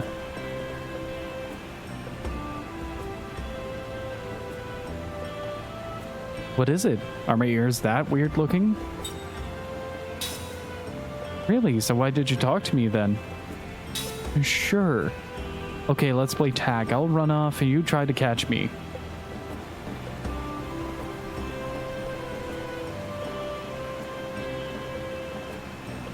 Oh, you got me. That's weird. I thought I'd be a lot faster than you. Well, it was still fun, so whatever. Here, you can have this. I found it on the road. Pretty, don't you think? Ooh. Bye-bye. Let's play again real soon.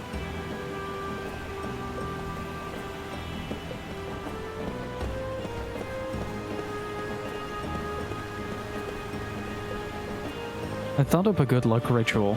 You throw a coin over your shoulder into the fountain and make your wishes come true. What do you think?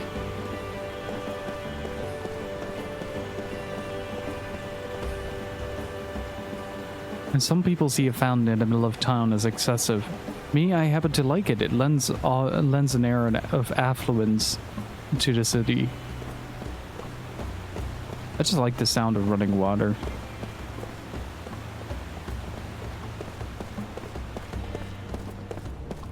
Very soothing.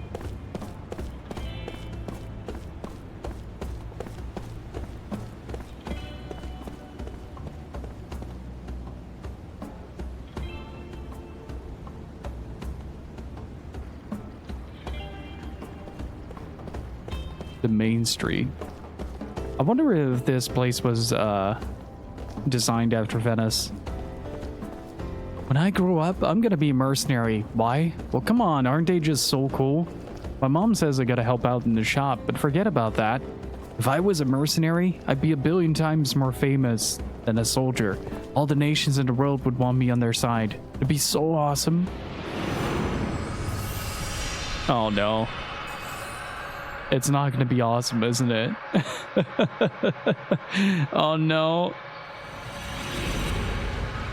Now every time I see that, it feels like doom and gloom. Let me take a sip real quick.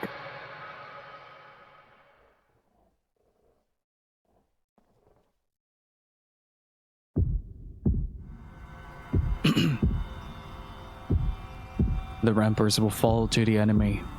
It's just a matter of time. They will mount their attack at dawn. The main body of the Allied forces has already drawn far back from the front. Only the mercenaries are left behind the barricade. Their orders? Defended to the death.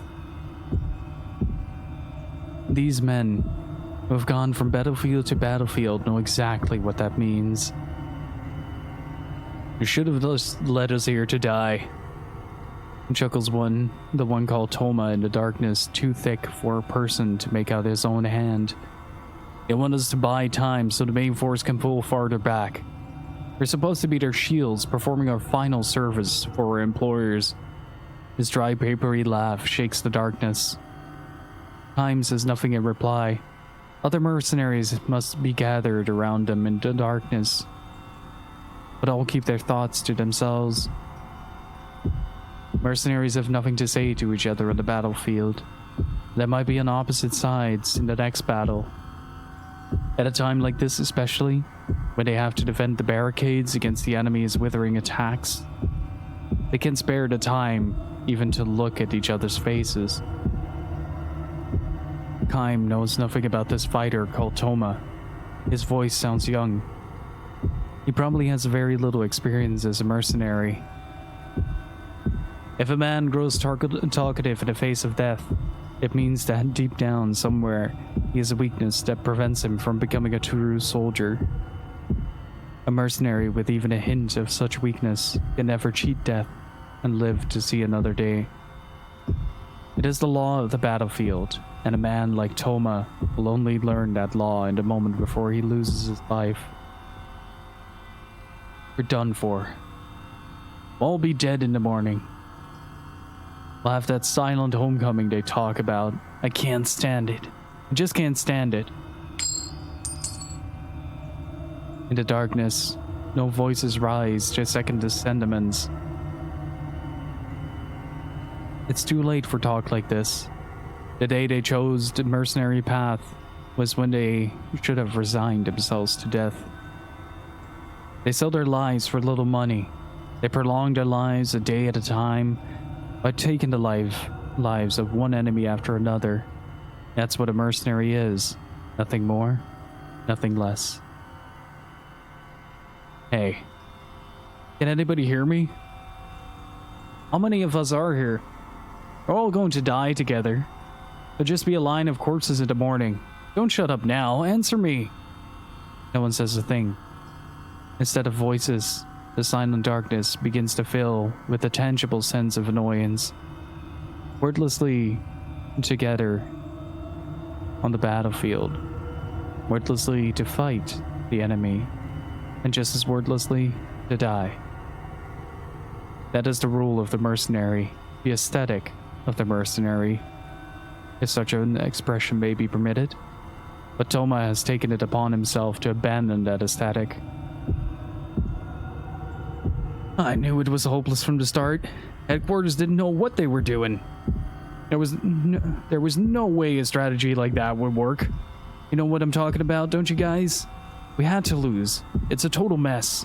I wish to hell I had joined the other side. Then we could have gotten a mountain of cash for winning. We could have drunk ourselves blind.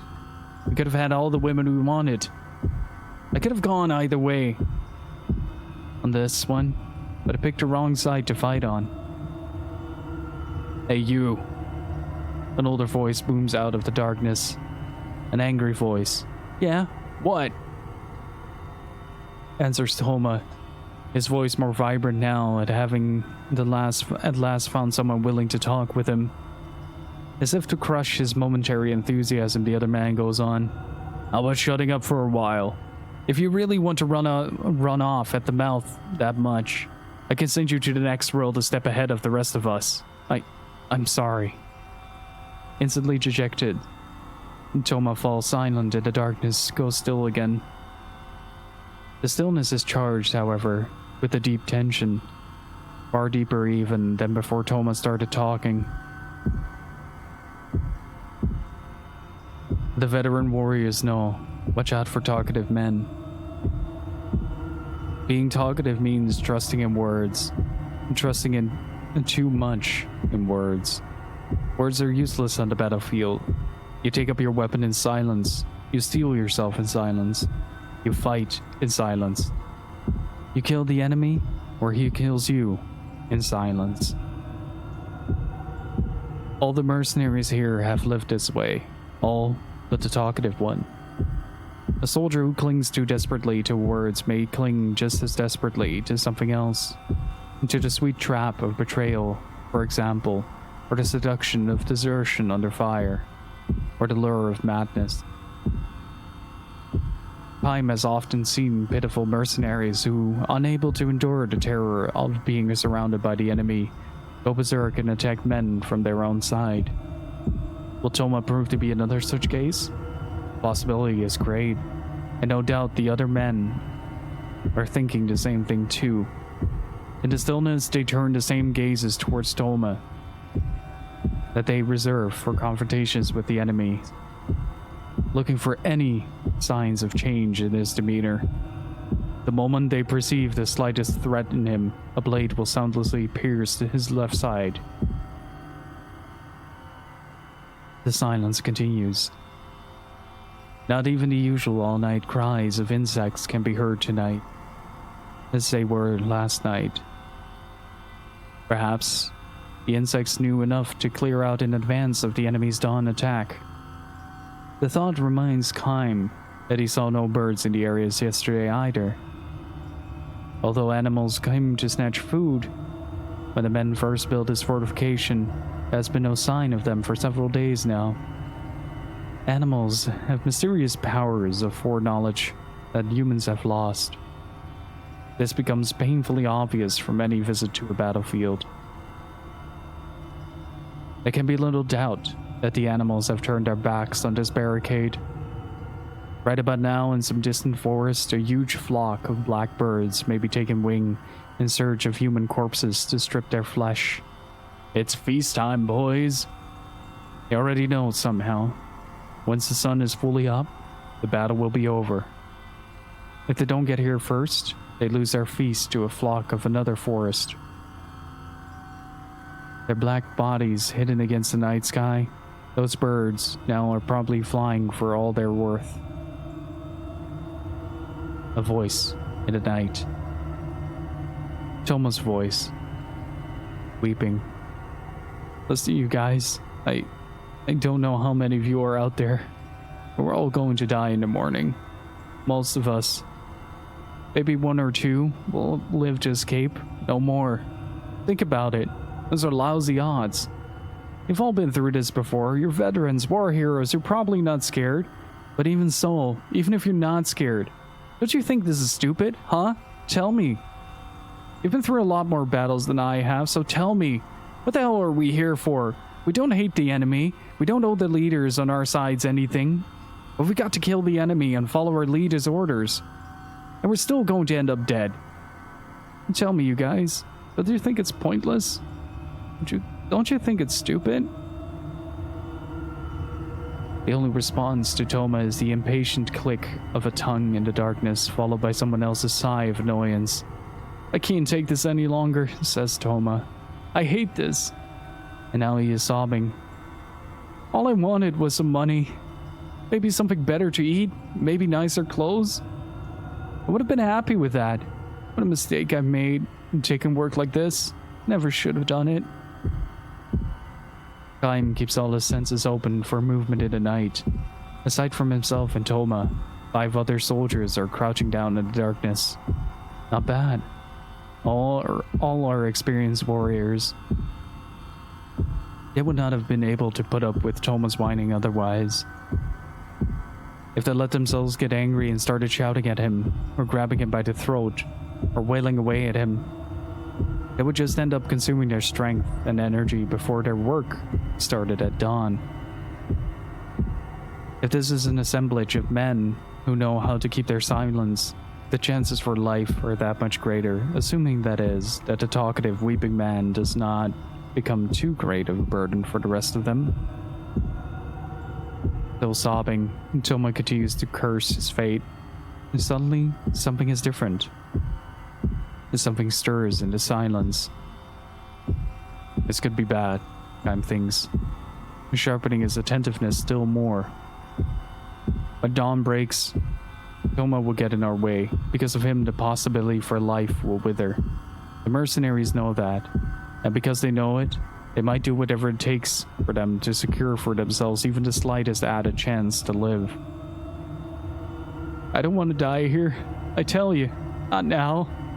Not here. Like a worthless dog. You guys feel the same way, don't you?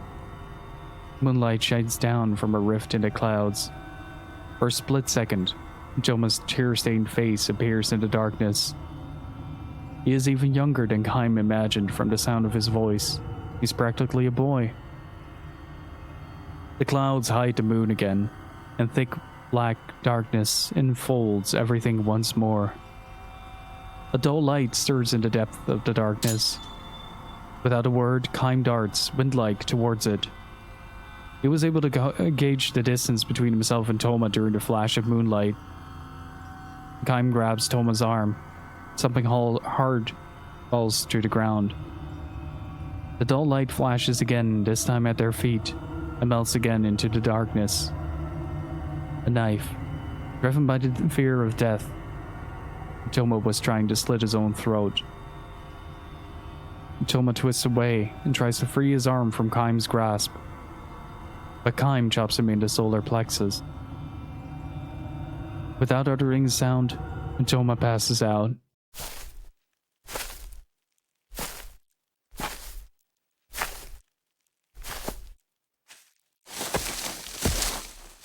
With Toma slung across his back, Kaim strides through the darkness.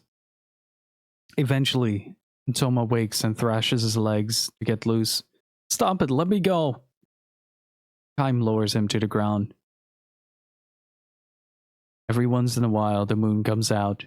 Check your direction when that happens. Go straight toward the setting moon, Kaim says gently. What the hell are you talking about? It's the only way you can get out of here. Kaim has chosen the thinnest part of the enemy's encirclement. Of course, there is no guarantee that getting through here will save him.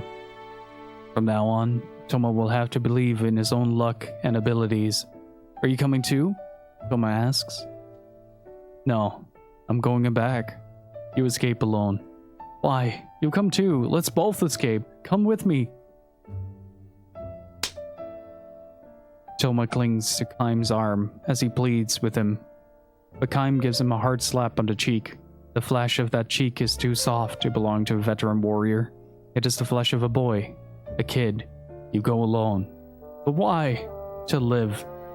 That's why. What about you? You want to live too, don't you? You should run away with me. You don't want to die, do you? Want to live? No. Kaim has no great desire to live. He lives because there's nothing else he can do. He lives because he has to. Toma is far too young. His own burden of life far too fragile for him to know the pain of such a life. We live to fight. That's what mercenaries do. But get the hell out of here. You're ruining it for the rest of us. You guys will never win this battle, so why not run away? It's our job to fight. With that, Kaim turns on his heels and starts back the way he came. Toma stands there, watching Kaim move away, and a moment later he himself darts into the western forest. To fight, or to flee. Kaim cannot know which holds out the greater promise of life. He also believes it is better not to know. Except, I hope you make it, boy. He mutters, walking on. The eastern sky is beginning to brighten little by little. Soon, the enemy's all-out attack will begin. For the western forest, a few birds take to the air. Perhaps it means that a small-scale battle has started in the silence, or that the poor young mercenary has already felt his back to the enemy. Time does not look back or break his stride. He feels certain that he has seen that talkative mercenary before. Before the war broke out, the boy was selling fruit in the market along the highway. He was a good boy, took good care of his mother.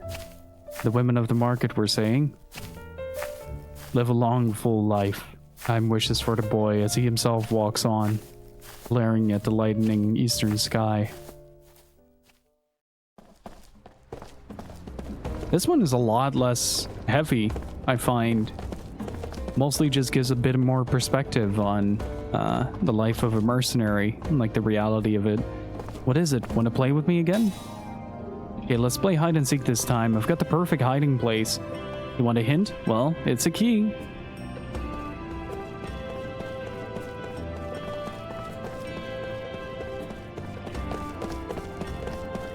Okay, we're on the quest to find the little gremlin.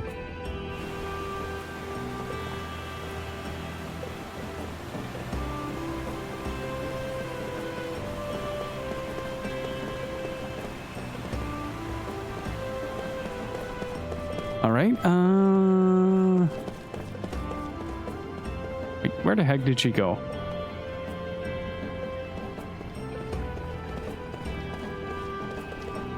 Maybe down here?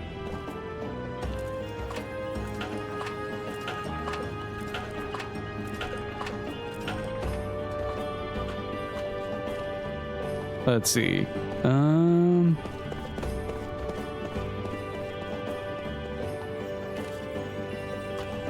Want a hint? It's a key.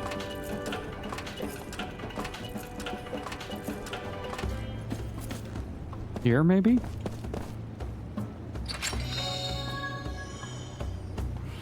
Okay, get another slot seed. Man, the water in this game looks really good. Like, the only thing that really gives it away is that there is like no edge foaming or like the sort of like the edges sort of cut off, and water does not do that. That's the only real thing that gives it away. That kind of breaks the illusion. Beyond that, fantastic water though, especially for 2008. Hey Joey, how's it going? The veteran sitting there with their knife ready in case the newbie attacks. Yeah, just imagine having your life sort of be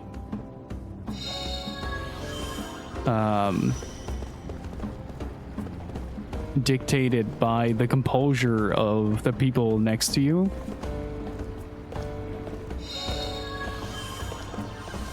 I'm doing pretty great. Thank you for asking.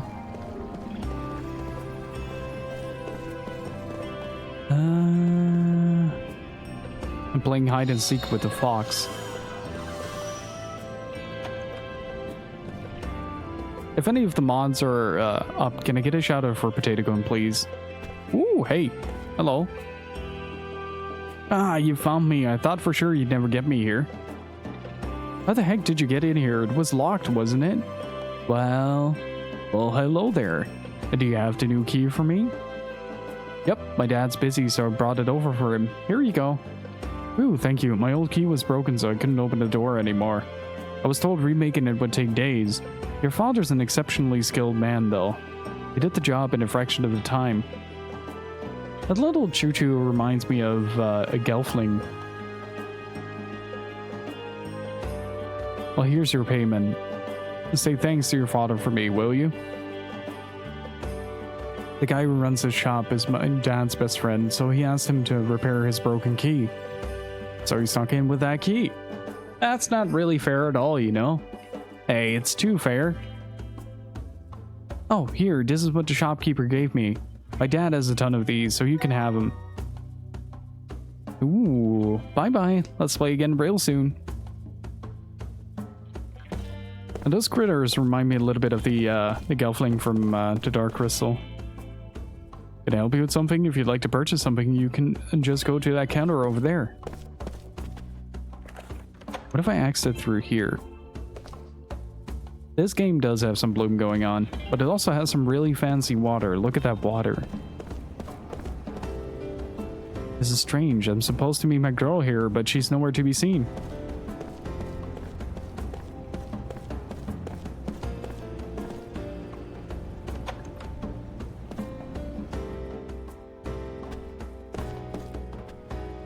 Very sexy water. Okay, note to self. Voiceovering on a stream day, not a good idea. I did some voice recording for a video earlier today, and my throat is dry as heck. Gotta hydrate like crazy. We got a new product in today. The customers all love how beautiful it is. I wanted to keep one for myself, but it doesn't look like I'll be able to.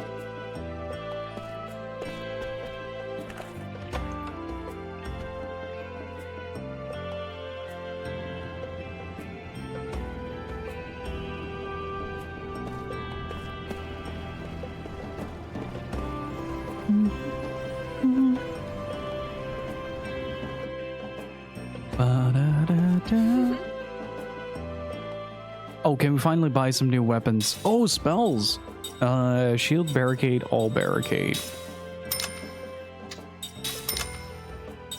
Okay, gotta make sure to get like everything that I need in terms of like the spell selection. Still no weapons though.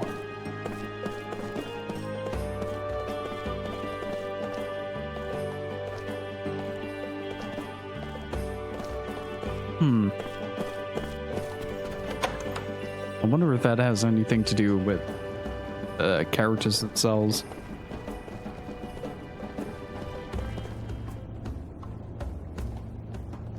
Thank you, now the loading's all taken care of. But are you sure this is okay? Will the captain yell at you if he finds out how much you helped me? Ah, don't worry about it. This sort of thing, we can handle in a flash. Yeah. But think of it as a payback for all the hot lunches you've made for us. If you need any more help, just give us a call. Oh man, we're getting all the memories.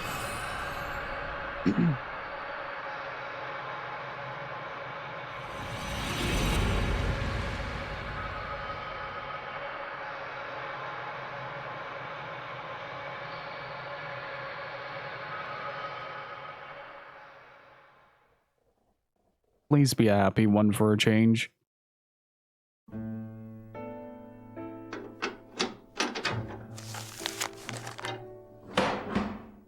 Letters from a weakling. Once there was a woman who came from a foreign land to marry into an old family. Her husband was from a tiny village in the mountains, but he was working in a thriving harbor town abroad when he met and fell in love with her. At the time he asked her to marry him, his father in his home country collapsed and died. Being the eldest son in his family, the young man had no choice but to return to his homeland, taking her with him, of course.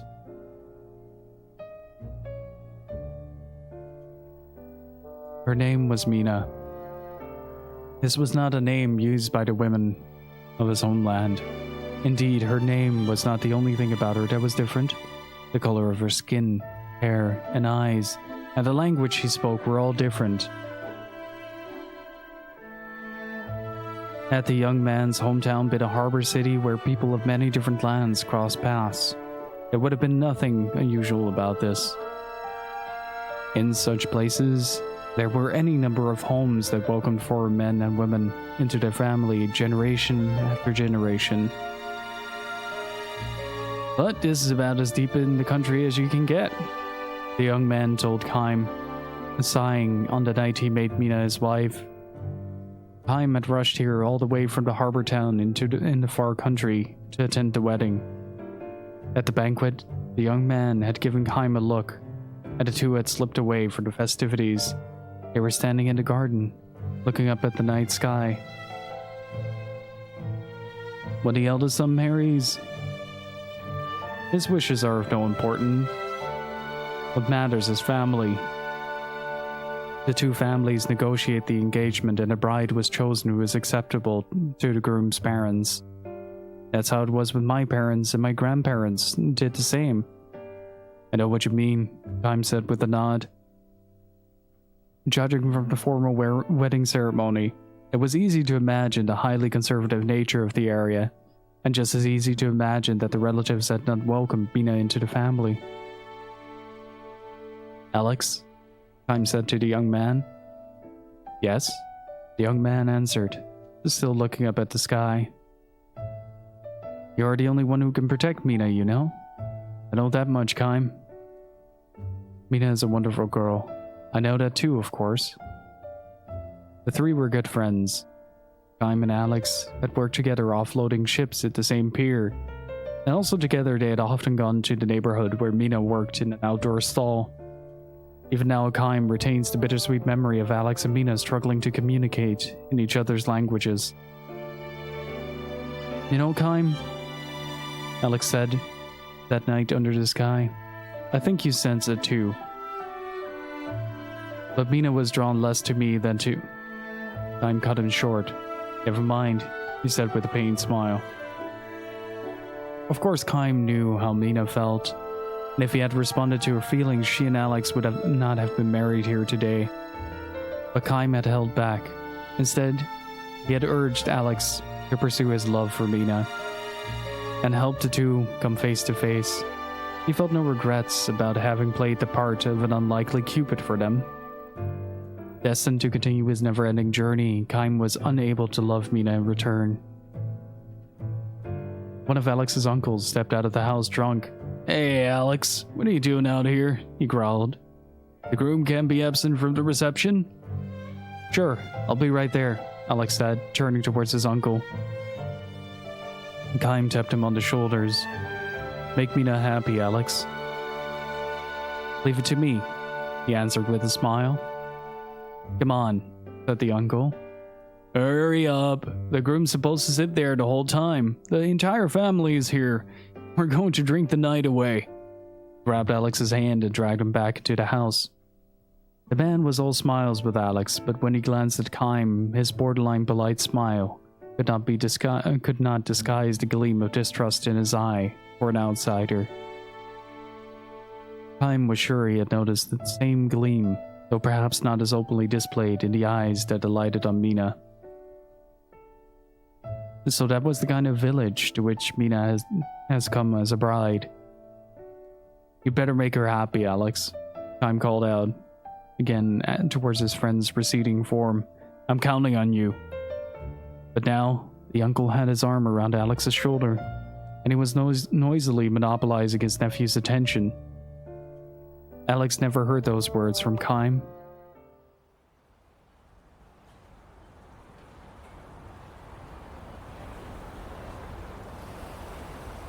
It was 3 months later when Alex came to visit Kaim at work on the pier. I'm in town on a buying trip, so I thought I'd stop by to say hello, Alex announced.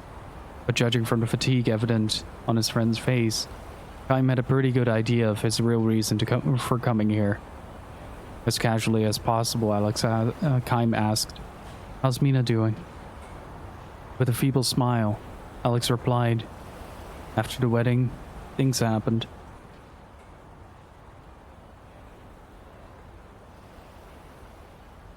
Mina had been accepted neither as a member of the family nor as a resident of the village. There were too many differences in daily customs and culture. But the one thing that made Mina too different for the tiny village was the brown color of her skin. If only she could speak with people.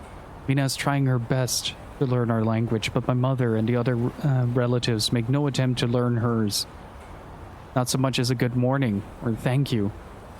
They insist it's up to the daughter-in-law to do all the adapting.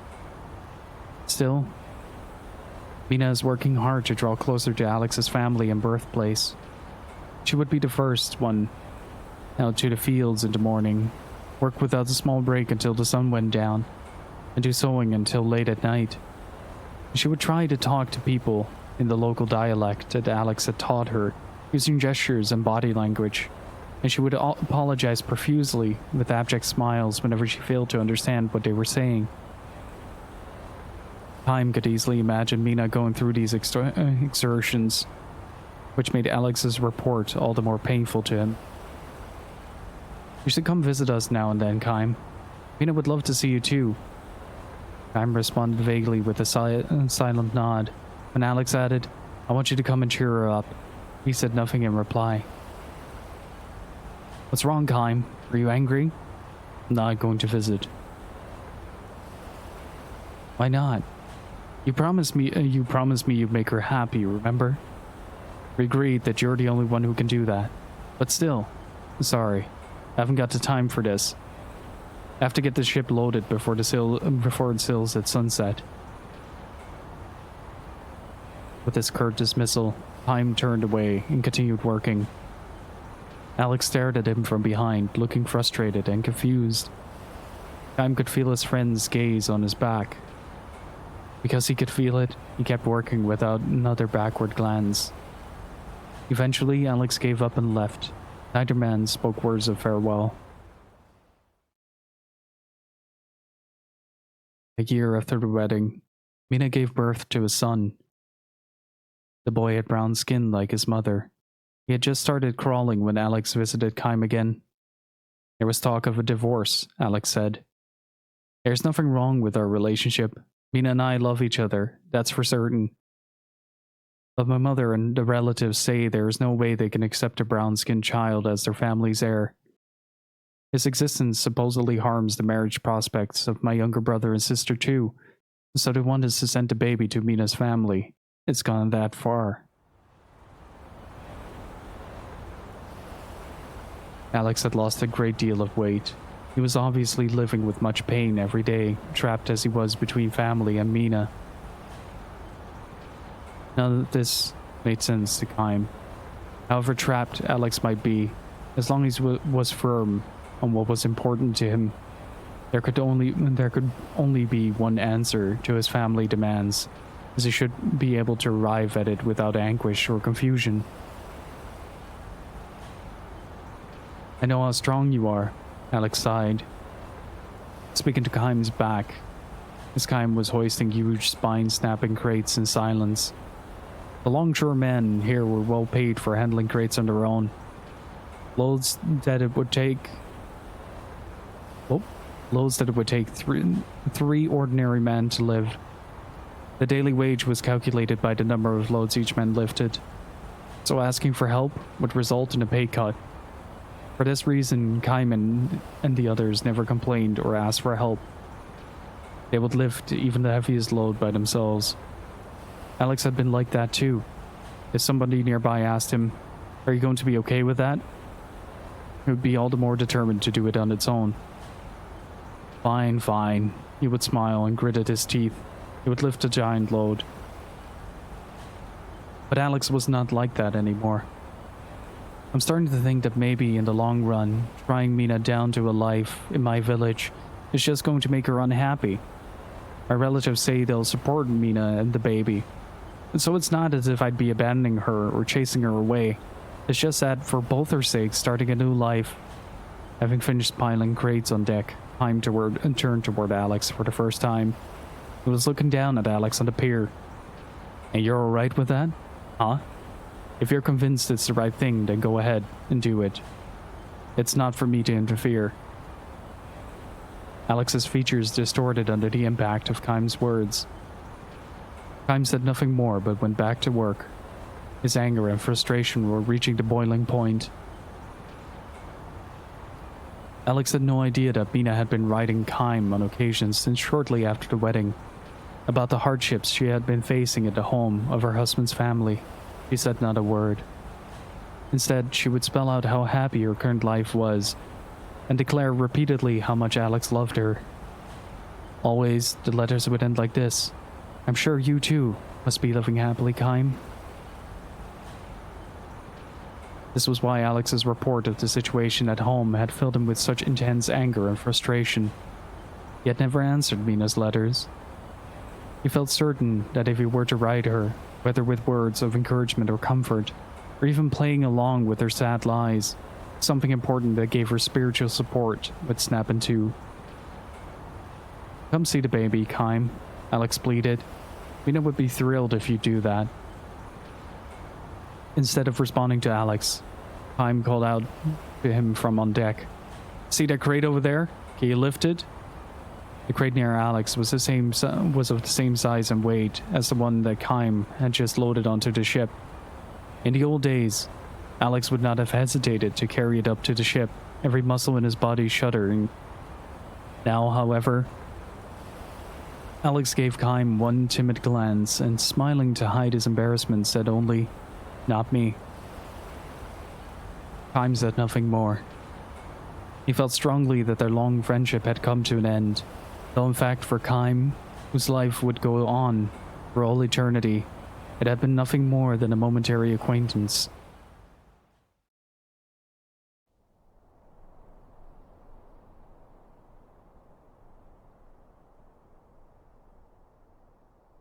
Kaim had been on his endless journey ever since.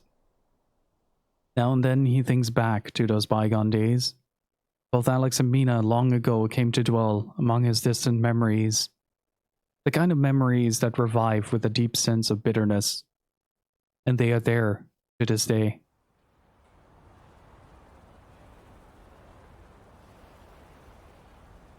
Alex made his third trip to see Kaim a year after the baby was born.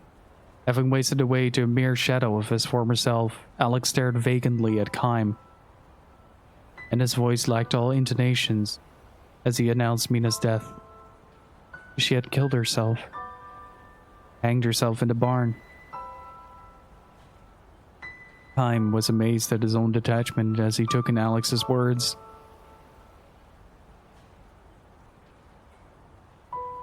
Mina's letters had stopped coming several months earlier.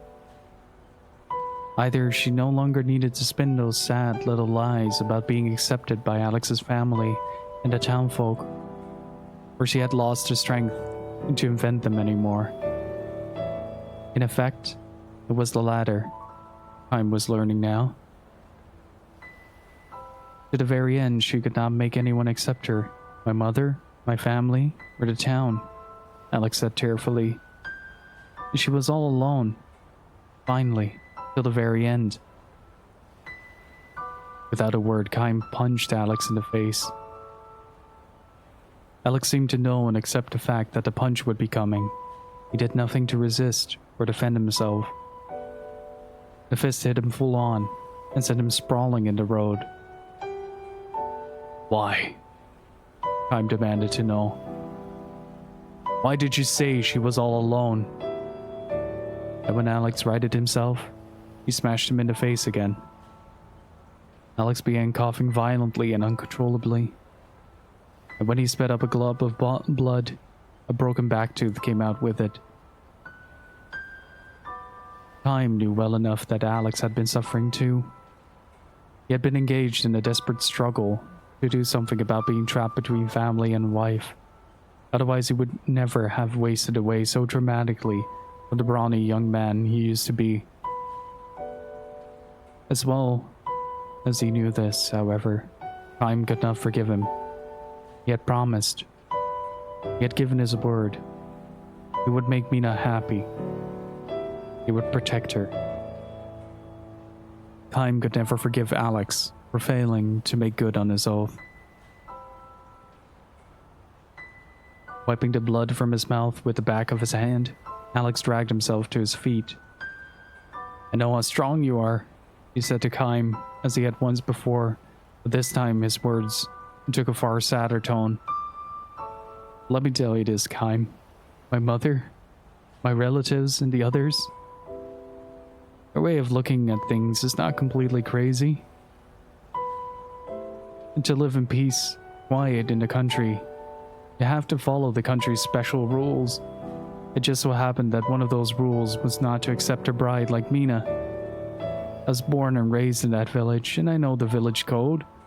know it all too well. Which is why I've been in such pain all these months. I'm a weakling, I suppose. In your eyes, I'm probably so weak you want to spit on me. So laugh at me, hit me, despise me if you want to. Come on, hit me again. Alex thrusts his face at Kaim for more punishment, and Kaim threw another punch. This one landed squarely on the nose and may have broken it. Alex crumbled to his knees. The blood that gushed from his nose was blacker than the blood from his mouth. Alex looked up at Kaim with a smile of self-derision. Mina should have been with you. That's what I think. If she had married you and not some weakling like me, she'd still be alive. With a wordless, strangled cry of rage, Kaim lunged at Alex, grabbing him by the collar and hoisting him to his feet. Another punch, and still another. Kaim was not planning to stop punching Alex. Now though, with Kaim's hand still fastened to the front of his shirt, Alex looked straight at Kaim for the first time since coming to the dock. Why didn't you ever answer Mina's letter? That's all she was hoping for. A letter from you. So he knew. Alex knew everything. It's terrible out there in the country. Anybody who wants to can find out who wrote letters and who got them. Everybody out there is like family. Everybody but Mina, that is. If Alex had wanted to, he could have quashed Mina's letters easily. Then, not one of her sad little lies would have reached Kaim. But instead, Alex had read the letters, resealed the envelopes, and sent them to Kaim one after another. He had internalized Mina's sad little lies and started looking for Kaim's answers, even before she did. Kaim stopped his fist in midair and asked, "How could I possibly have answered?" "Why not?" Alex retorted. "You knew how trapped she was feeling. You must have known how much encouragement one word from you could have given her. But you were Mina's husband. Yes, that's true. But you were always the one deepest in her heart. I knew that, and because I knew that, there was only one thing I could do. No, that couldn't be."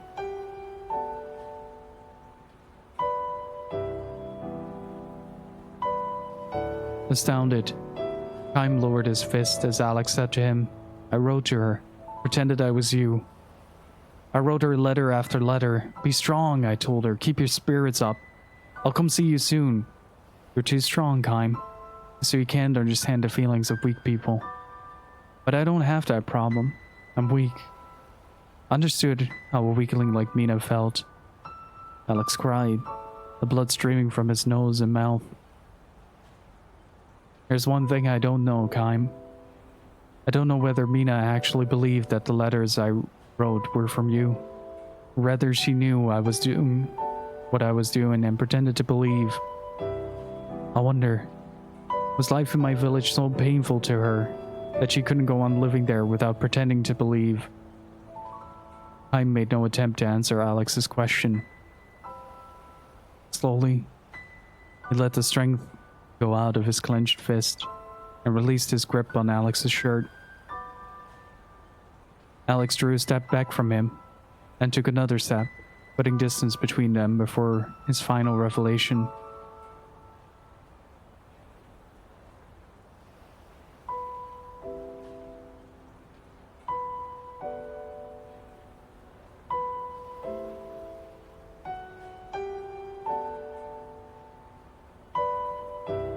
There was one letter, just one, that I didn't send to you. That was 3 months ago. It was the first letter in which Mina begged you for help. She said she wanted to run away and asked you to come and save her as soon as possible, to rescue her and the baby. That was the letter Alex threw away. Closing his Kaim, he wrote a 2-word answer: "Be strong." The day after she read the letter, from Alex. Mina hanged herself in the barn.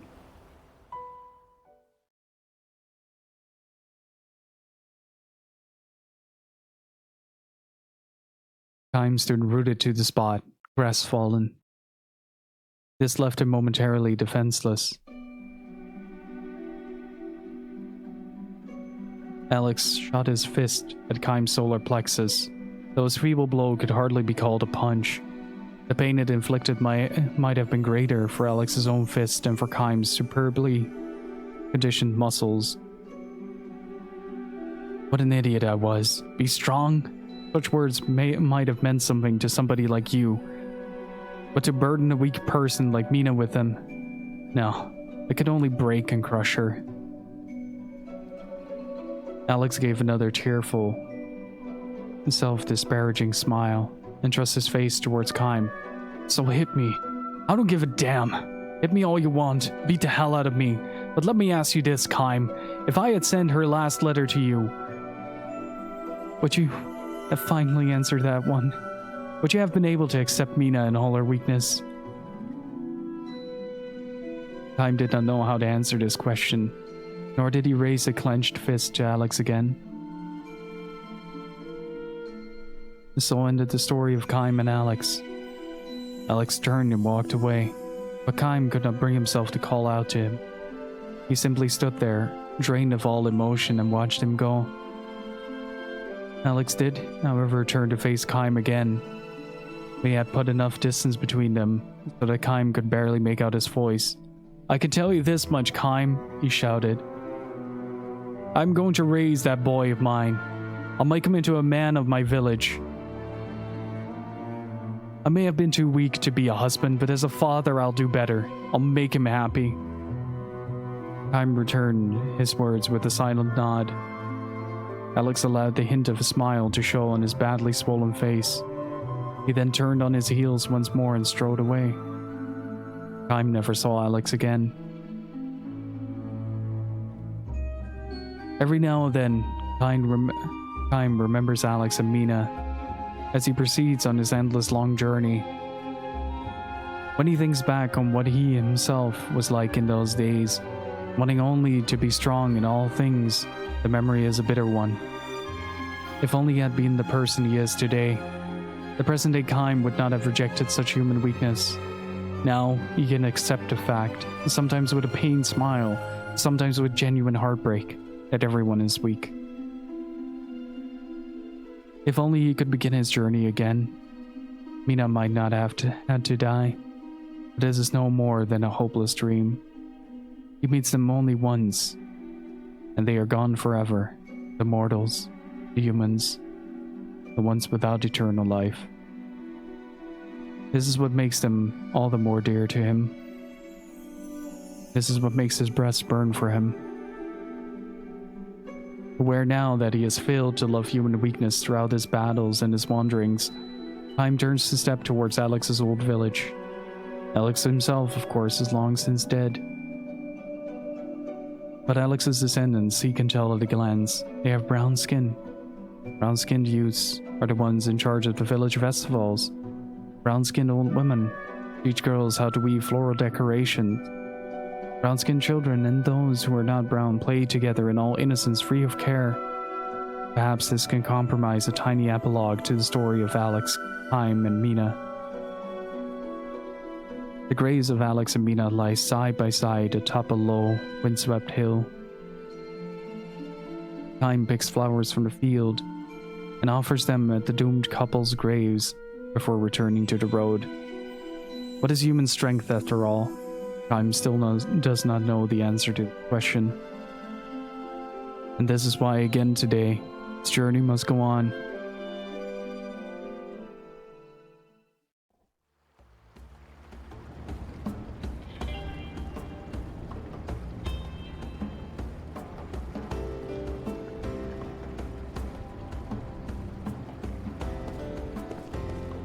Ooh.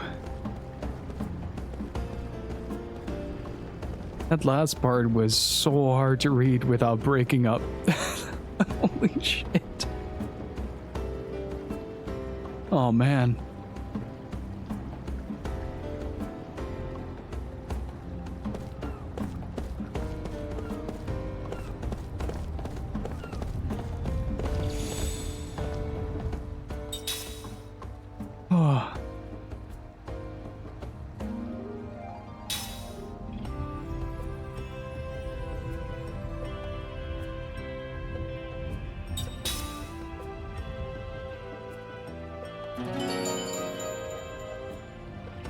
Man, that... Jeez. That was the first one where I genuinely had to stop a couple of times just to kind of recompose myself so I would not break out in tears during reading it.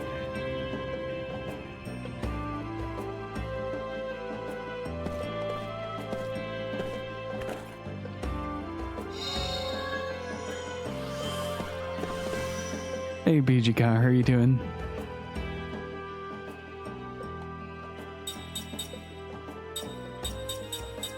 Makes me cry every time. Hannah's departure with the innkeeper's daughter. Yeah, it's... Like, this is the part I really remember of the game. This is like the part that stuck with me when I first played it. Like, this is just existential horror. There's a lot of beauty in the Upstreamer story, though. There's a lot of beauty in the Upstreamer story. But this one, this hurts. This one really hurts.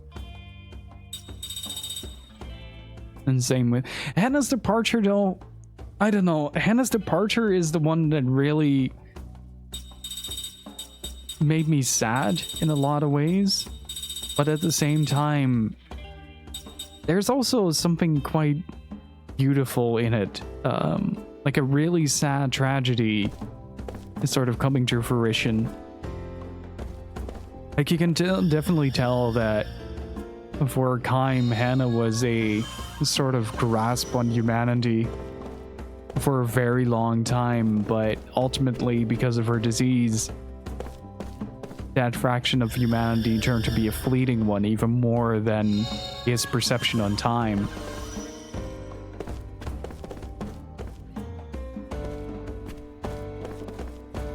Fuck, man, that story got me. What do you think of this sculpture? Isn't it just mesmerizing how the line meets with that surface? It's the power of the spiral.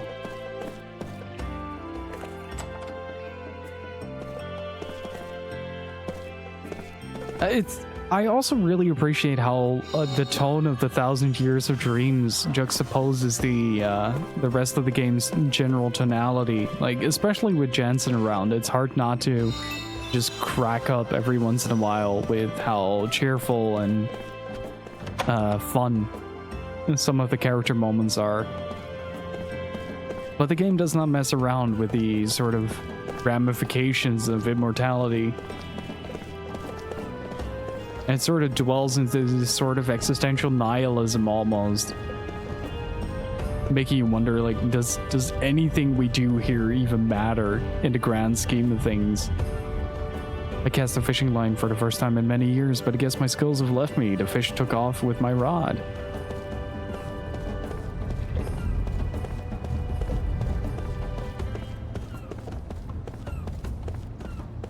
But that was a hard part to read, really.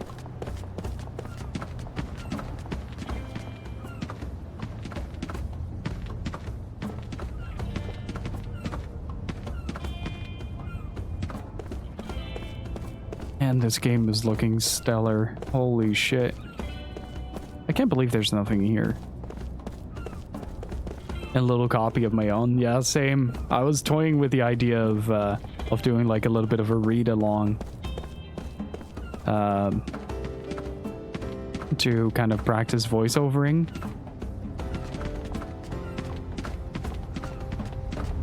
But this existential nihilism that is kind of portrayed is sort of distancing from humanity, because in the end, like, what does Kaim have to be human for? You got people going on about the queen and the general right now, but me, I don't really care about anything like that. Like, we're just on the first disc. Like, this game is still just getting started, but oh man, I've been shot in the gut a couple of times already. Really good. Wow, that's quite a lady you've got with you. Isn't it great to be attractive? You sure got it easy. Me, I'm not asking for the world. I just wish I was a bit more popular with the ladies. Well, Jensen's got a few tricks. What are you doing in the old town? If I ever catch you in any funny business, I'll slap the cuffs on you just like that.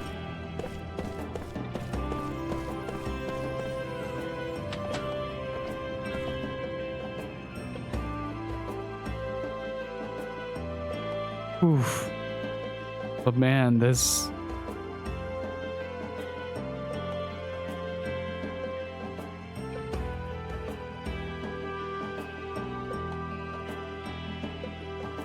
This was powerful. This was really powerful.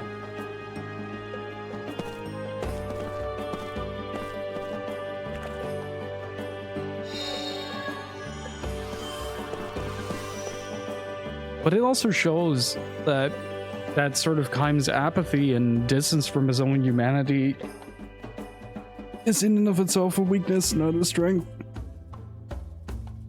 Like with his memory, he also lost a little bit of himself, and that's kind of what we're uncovering right now, that sort of personality development in reverse, if you will.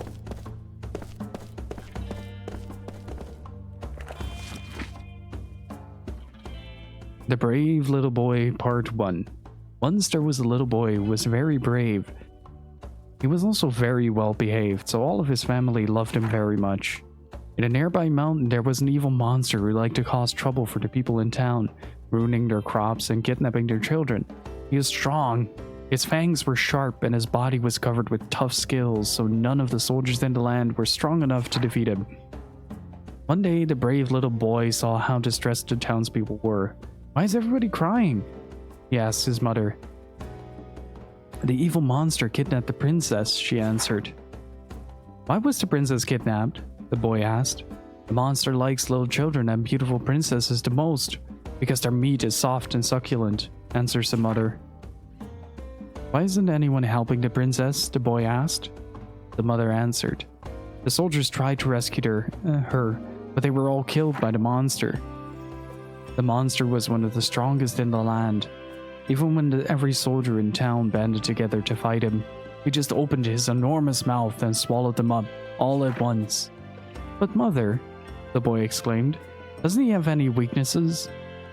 "The monster has no skills in the tip of his tail, so when you touch it, they say it pains him terribly. But the monster is crafty, and he never shows his tail to anyone. He always keeps his enemies in front of him." Upon hearing that from his mother, the brave little boy had a brilliant idea. Uh-oh. Uh-oh. Don't do it, little boy.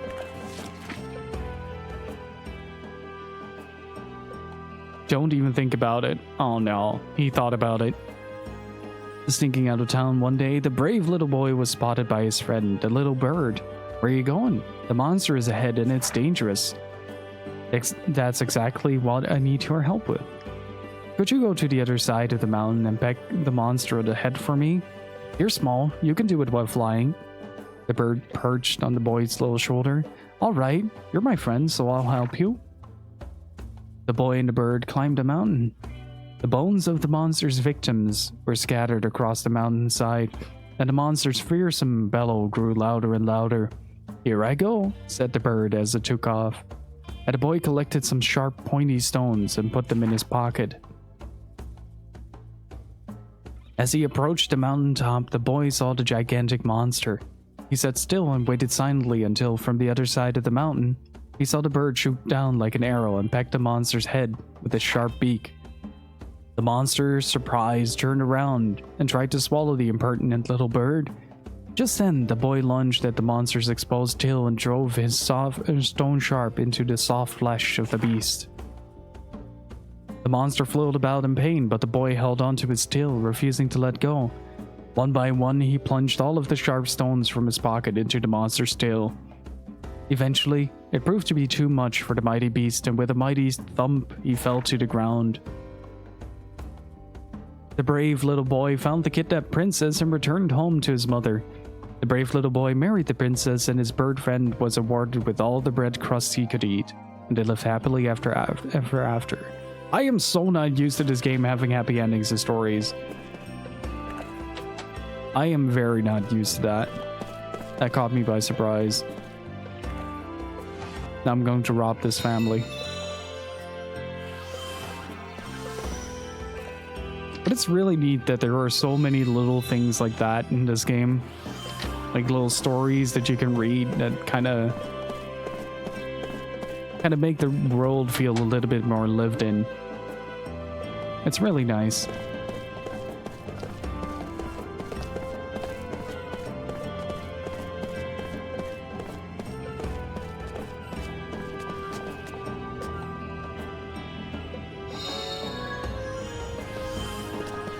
Hey, Hope, how's it going? You missed the first 1,000-year breakdown. Gotta get a shout out for Hope, please.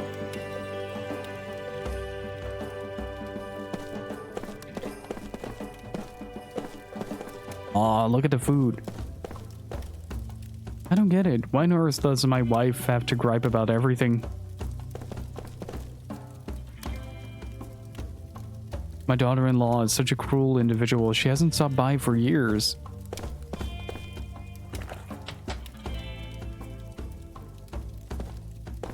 Getting your 5G activated. Nice. Now you can receive all the signals. If you drop frames now, I'm gonna look at you surprised. Hope, just so you know.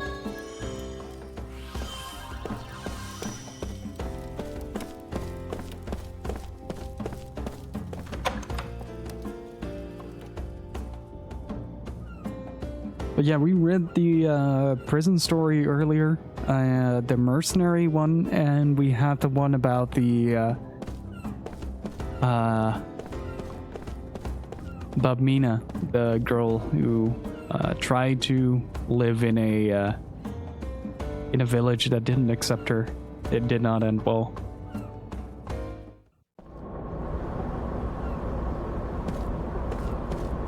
Ooh, is this the port? This is the port, right?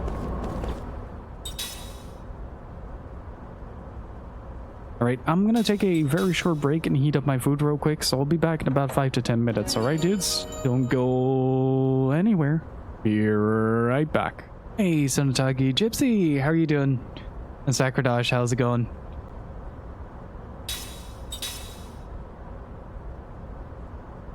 I have no idea where we're supposed to go. I've just been getting distracted by stories. Like, this stream has been pretty much like 2 hours of story, 1 hour of actual gameplay.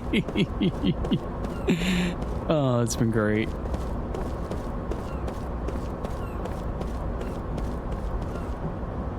I got about my contract renewal. Yeah, congratulations. Congratulations, that is so exciting. Up ahead is the site of a disaster that happened many years ago. You won't find me anywhere near that place.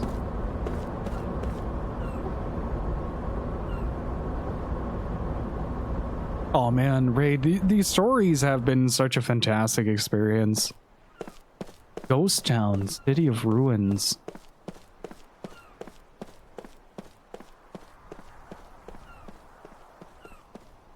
How many Cry Fests have I missed? 2. One wasn't that sad, was more melancholic and a bit dark. But one of them got me to cry as well. I had to recompose myself a couple of times midway through the story.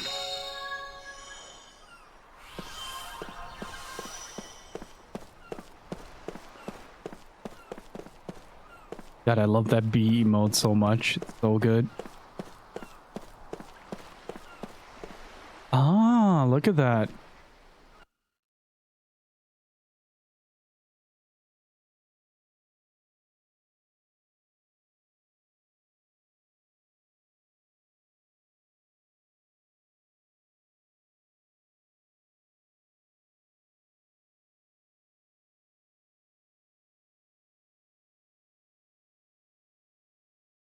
This is a long loading screen.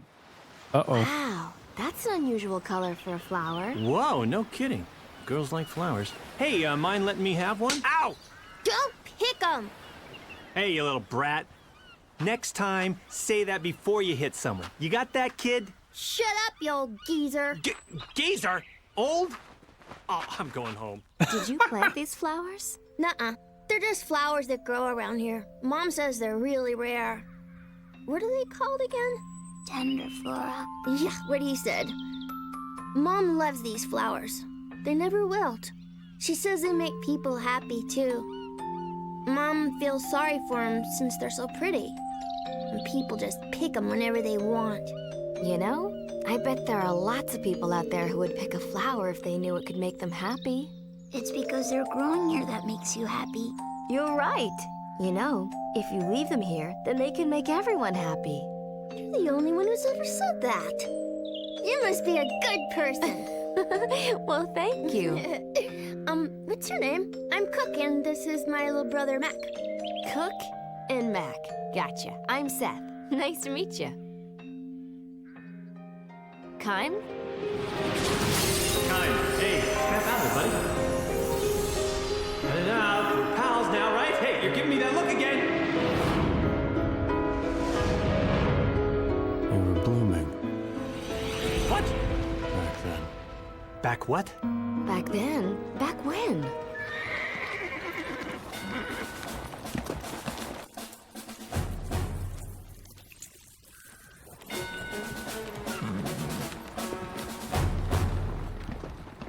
Check it out.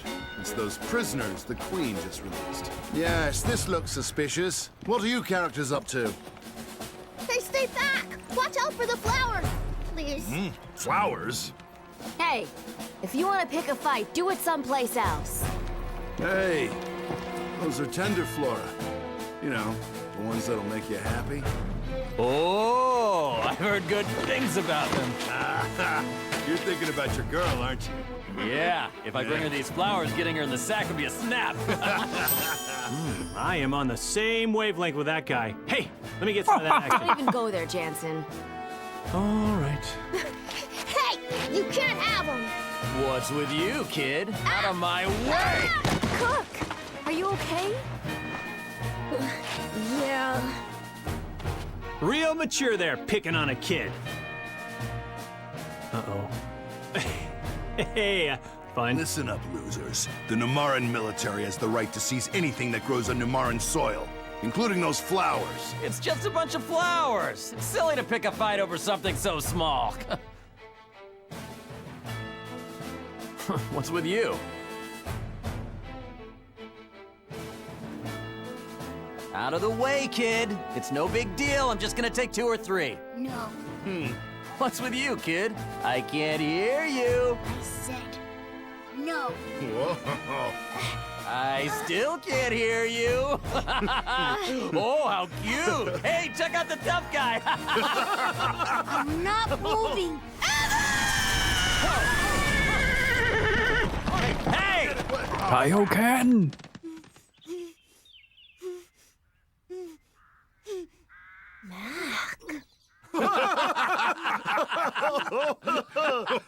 What the hell's got him so worked up? Hey, we could use this kid as the official flower guard. We've got quite a crew of strangers and brats here, eh? Why don't all of you get lost? You're mucking up Numara. Get your hands up here! You idiots are the ones who should get lost! Your breath is so bad, it wilts the flowers!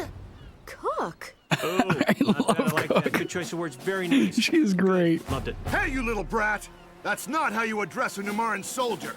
Just because you're a kid doesn't mean you can get away with stuff like that.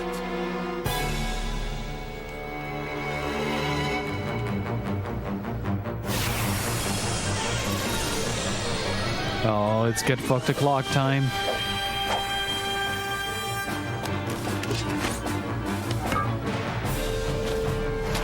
Okay, 3 on the 4 row. I wonder how long your chivalry will last. 900. Let's see, 2 in the back. We're nuking them.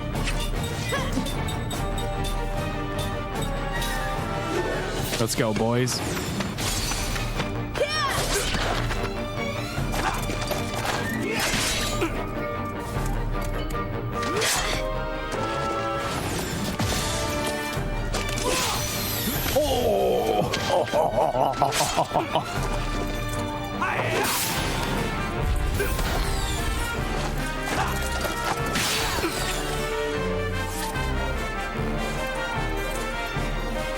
That is a good face, Hope. That is a very good face. Okay, Kaim is almost dead.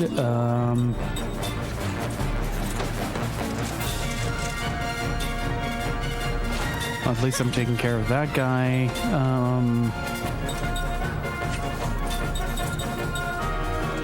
Shit.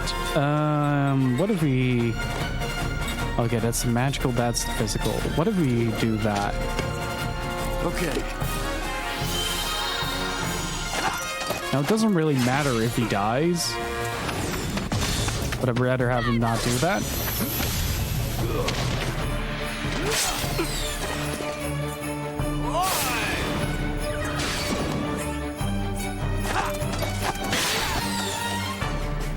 Oh, dang. Ow. Shit. Ow. Yeah, we're taking this guy out. What are you looking at? Ah, crap.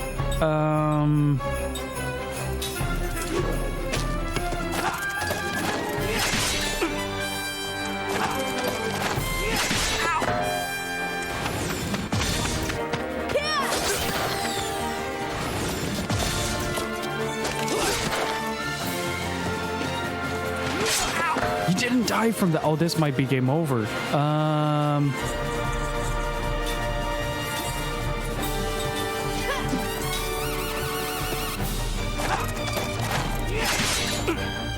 Oh, bless you, shield.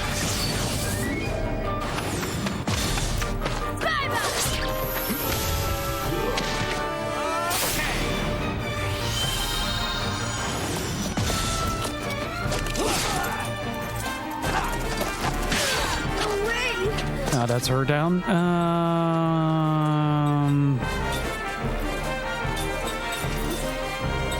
Yeah, they are just so fast. That's the end of Jensen. Yep.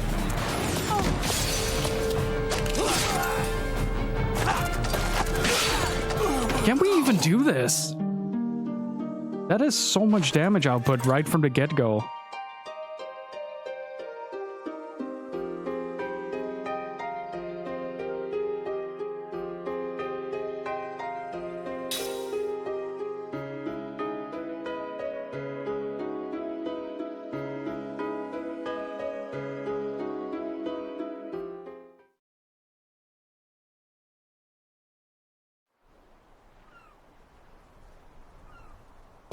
Wait, do we have any bombs?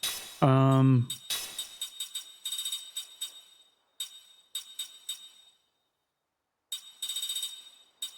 damn, we have healing herbs. Okay, I did not know that.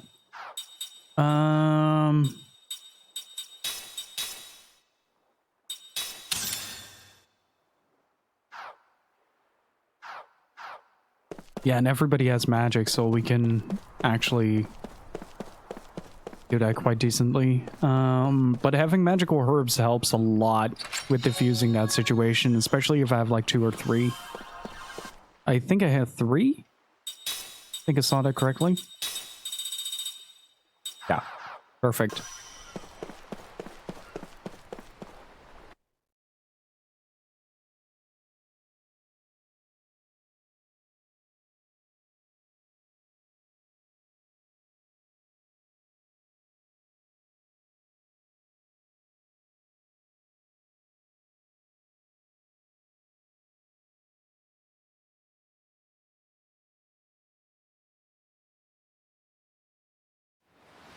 Wow, that's an unusual color. Oh, sweet. We can skip it.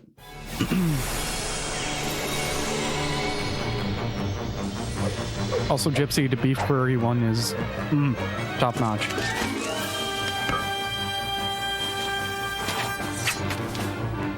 I wonder how long your chivalry will last.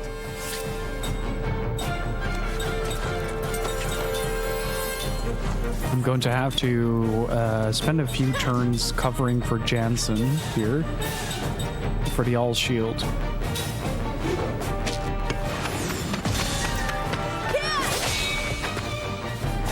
So far, not a great start, not gonna lie. What the hell? That is just unfortunate.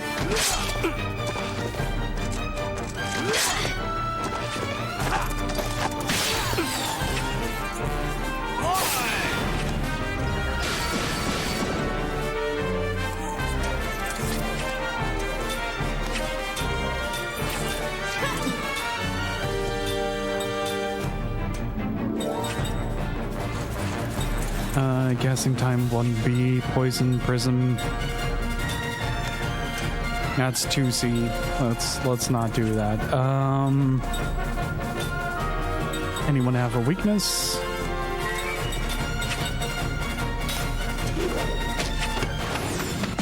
So far I have dealt no damage and they've taken half of the party.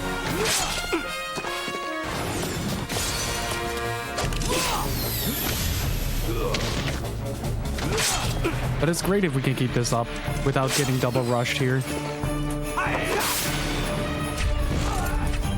Oh, that is good. Wait, still?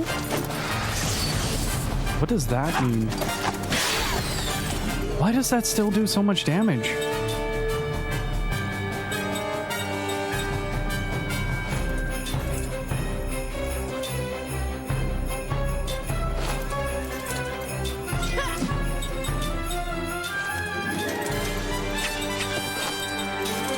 Let's just take the soldier down. Okay.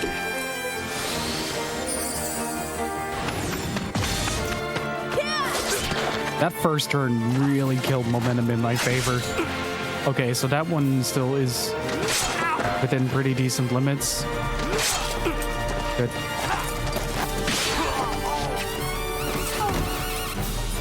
Wow, that rush attack does not fuck around. Good lord.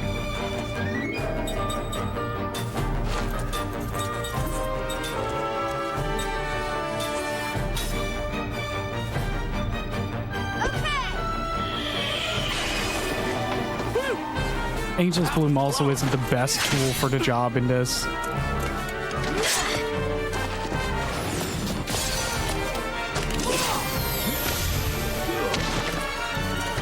Yeah, that guy's gonna rush. Away. There we go.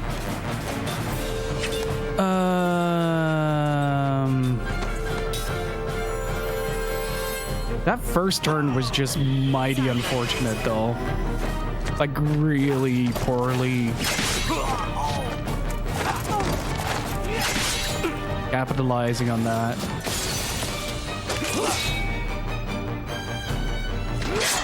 Ooh, I'm getting SMT'd over here.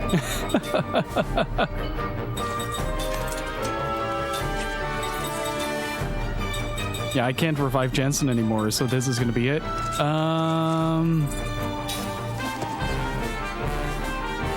Let's keep Seth up. Watch me get double rushed right now. That is such an insane amount of damage. Stop guarding, dude! Oh, I'm at the end of my ropes, come on! Fuck off. There's no way that I'm this unlucky on this run. Holy shit.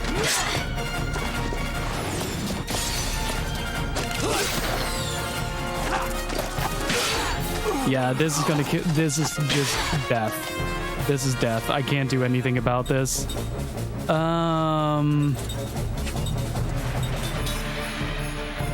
Yeah, that's it. Away.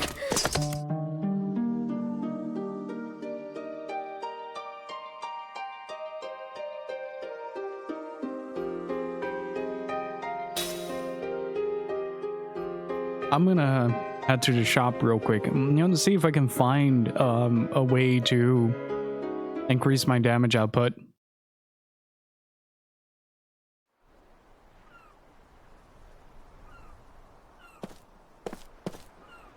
Because the problem right now is pretty much the sustainability. So either I get like a better weapon.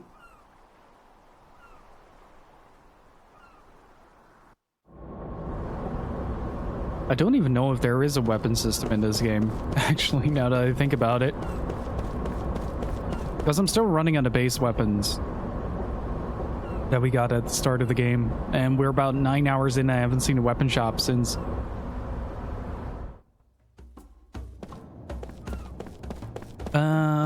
But getting some supplies might be a good idea. And I probably have to grind some money as well as sell some shit. Which in and of itself was no problem. But I don't think Prism is going to be worth it to invest into. Like, it's a strong attack, but it's not worth spending 2 turns charging up.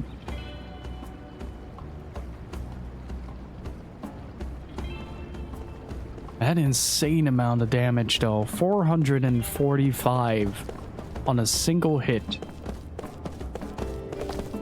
That is mental.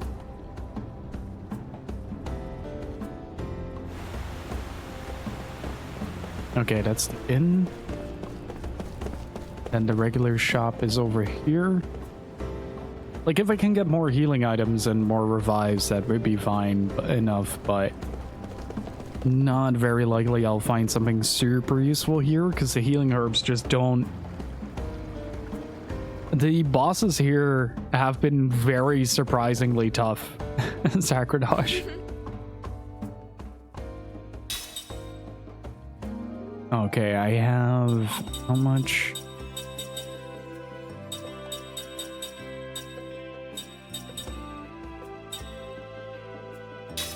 I might need like 5. And let's get a bunch of healing herbs for this fight. If I get this much, I will likely be fine.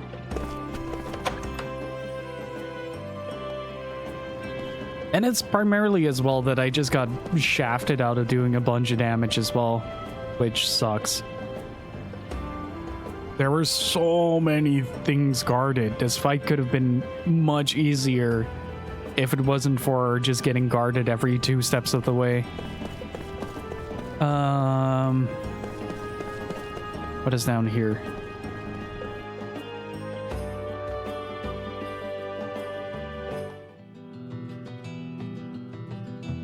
Oh, hey.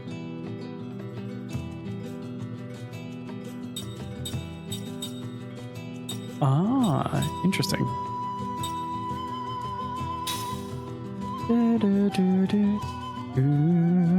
Let's see what the Quincy Forest is all about. If I can grind a little bit, that would be great. Maybe get to level 20. That would even the odds.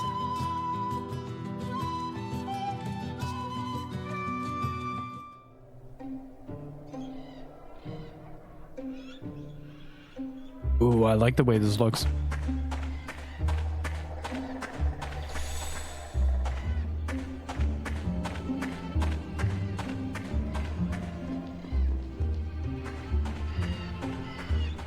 Very folklore.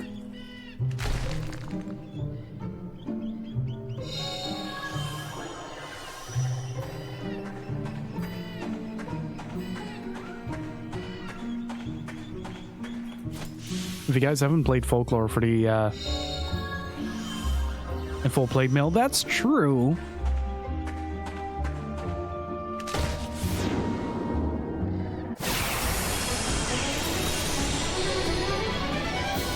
Oh, that is a good backdrop for a fight. The canopy just kind of enveloping the battlefield. Oh boy, what is that?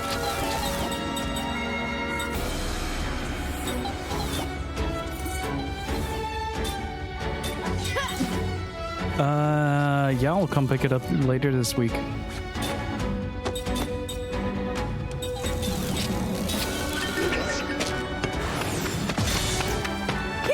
No damage.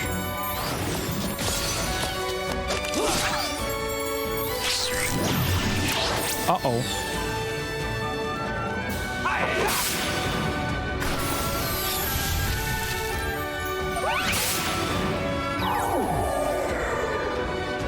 It takes a while before they get up again, so...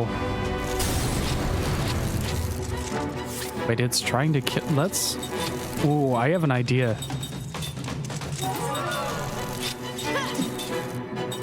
What you made of, buddy?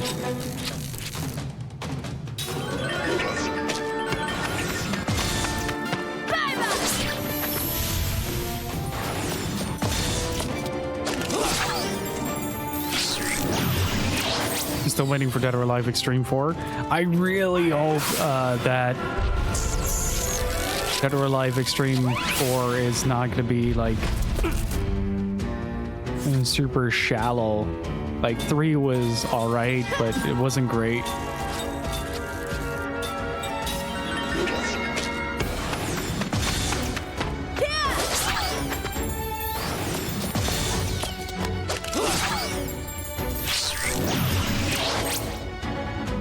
I'm curious at what it does when it actually starts to attack with that.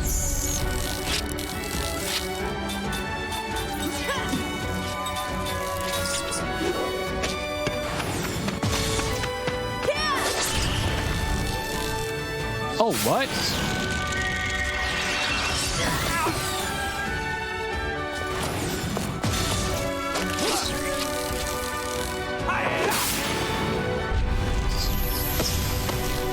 Well, that works. I did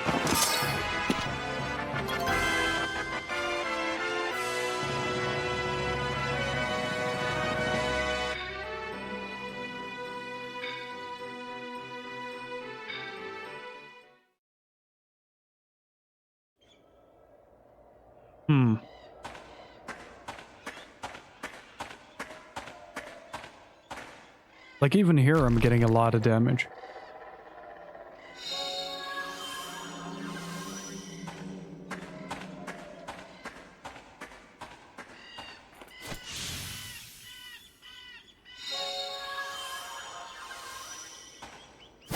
So I feel like I'm missing something equipment-wise. Out of my way.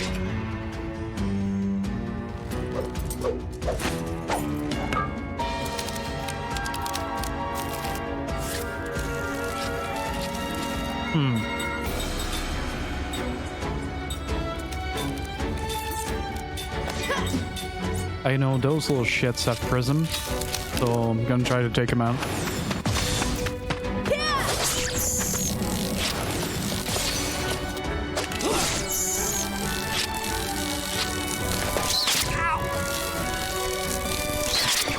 Okay, they don't do too much.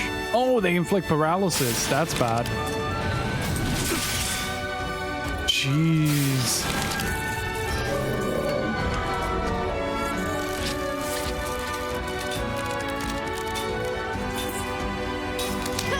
What do you mean we're increasing the difficulty all of a sudden?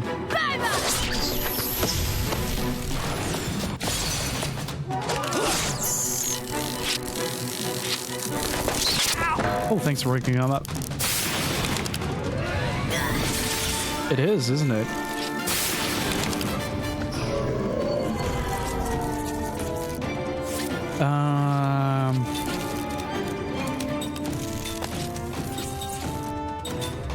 Well, I just bought a few of these, so might as well put them to use, I guess.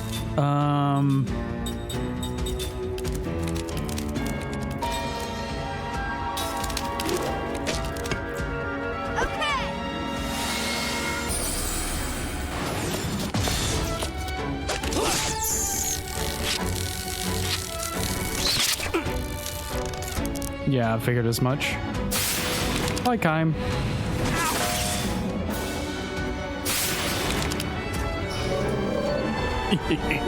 Jensen is just consistently getting the short end of the stick here. It's great.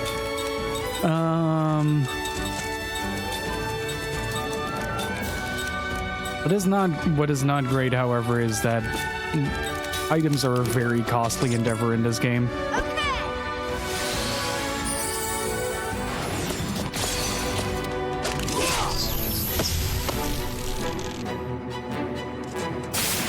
Hi, Jensen.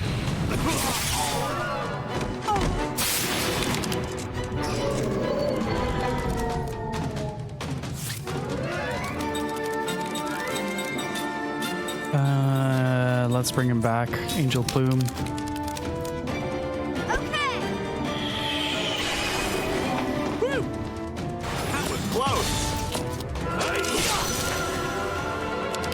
I do think the idea of using... Wait, does that even work on him? Oh, now it does.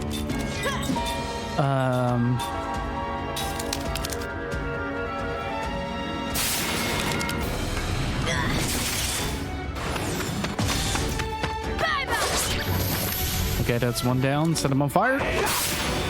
Good man.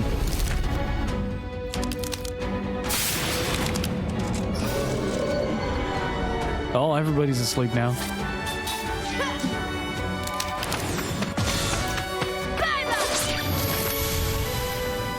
I'll take it. That was a close one.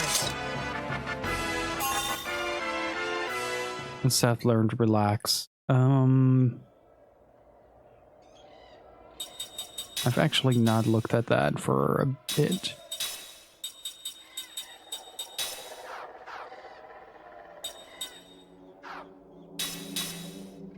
If we learned everything there is from Jansen, yes.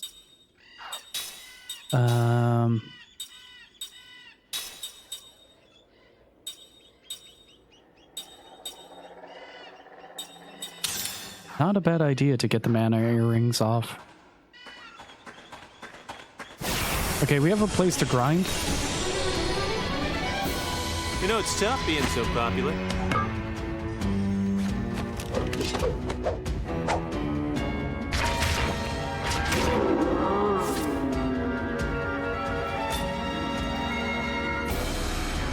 Oh man. What opposes water in this game?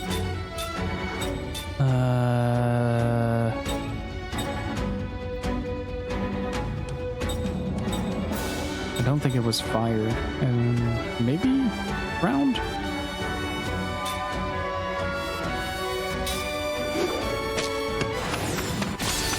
Hey, Zero. Indeed, that's a copper. All day. They croak.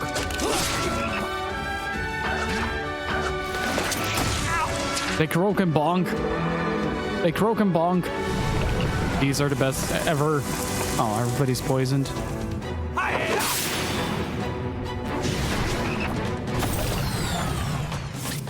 Holy shit.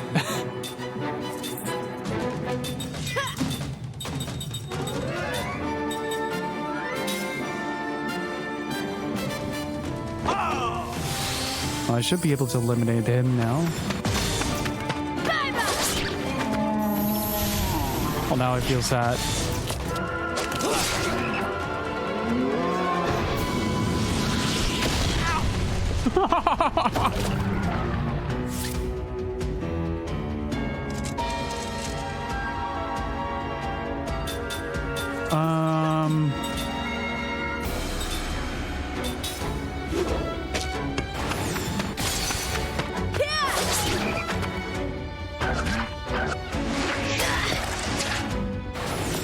That boink noise gets me every time. It's so good.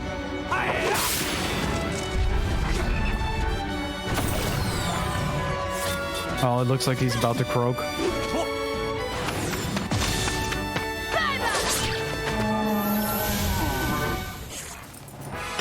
Leap before you look, I always say.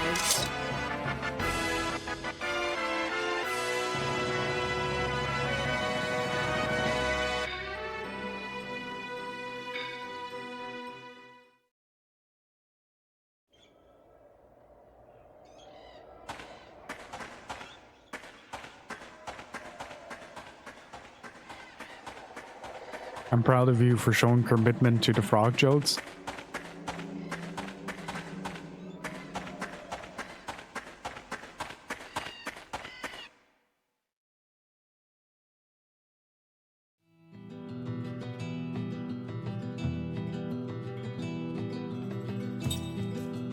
I don't know about you, but I do like me some frog stomping every once in a while. It makes me very happy.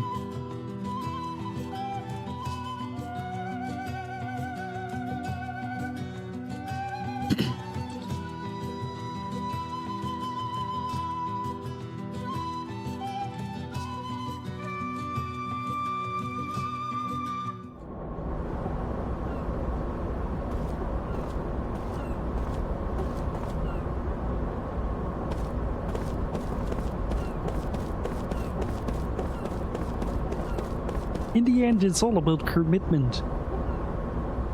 To the cause.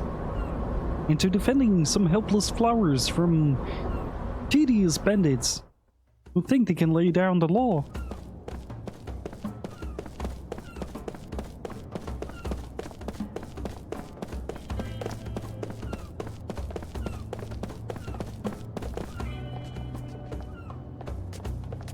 Hey, wait up.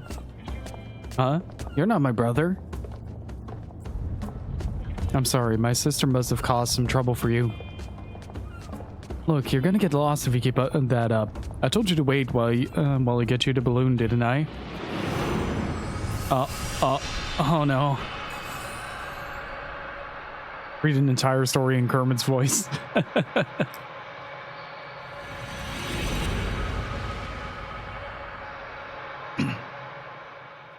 We've been getting a lot of these. Let me get comfy for a second.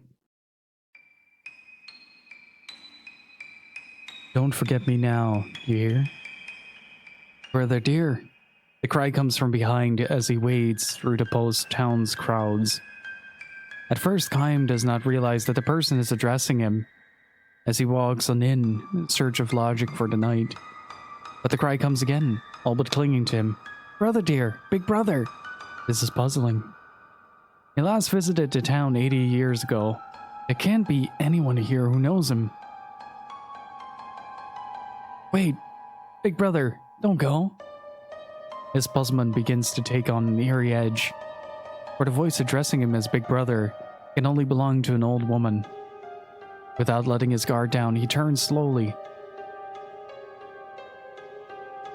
Just as he thought, it is an old woman. Dressed in the clothing of a young girl, the tiny old woman is looking straight at Kaim, with a bright smile on her face. I think you may have the wrong person, he says, allowing his discomfort to show. No, I don't, she says, with a big shake of the head and an expanding smile. Your big brother Kaim. What? What's wrong, Kaim? Did you forget me? Well, I mean, he can place her, even if we were to succeed in doing so. He knows he has no acquaintances in this town. He wonders, could this be a chance re-encounter with someone he once met on the road? But no. He is sure he doesn't recognize her. And strangest of all, why would this woman, who looks old enough to be his grandmother, address him as big brother?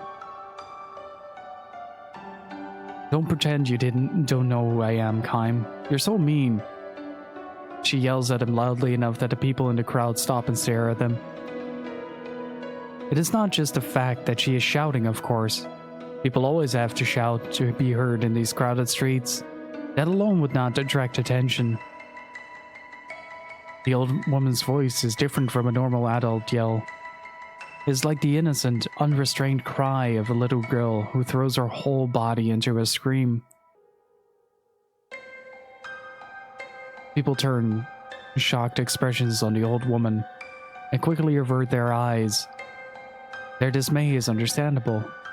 The old woman has her stark white hair tied up with a colorful ribbon, and her dress has the same floral patterns and floppy sleeves as the little girl's. Many of the passerbys look at the old woman with a mix of sympathy and pity on their faces. Gradually, Kaim begins to comprehend the situation.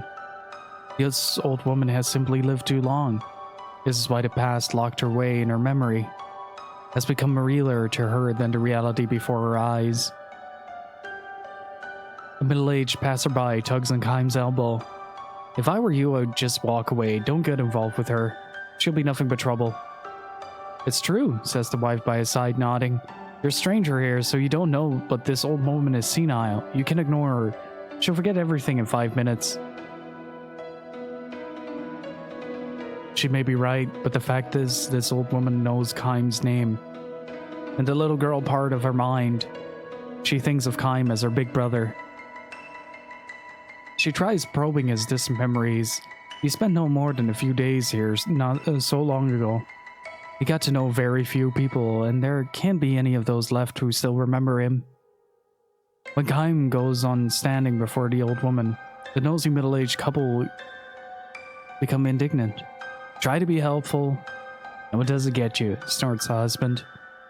Let them work it out itself, adds the wife. Let's just go. Which they proceed to do. Winding up her voice for maximum shrillness, the woman calls out to them as they walk off in a huff. Don't forget me now, you hear? In that instant, Keim's memory makes the connection. The old woman greets his look of recognition with an expression of joy. Do you remember me now? She cries. I'm Shushu. It's me, Shushu. He does remember her.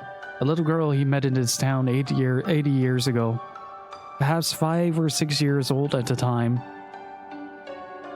She was a precocious little thing, whose lack of shyness with strangers came from her being the daughter of an innkeeper. Somewhere along the way, she had probably picked up a phrase she heard someone using.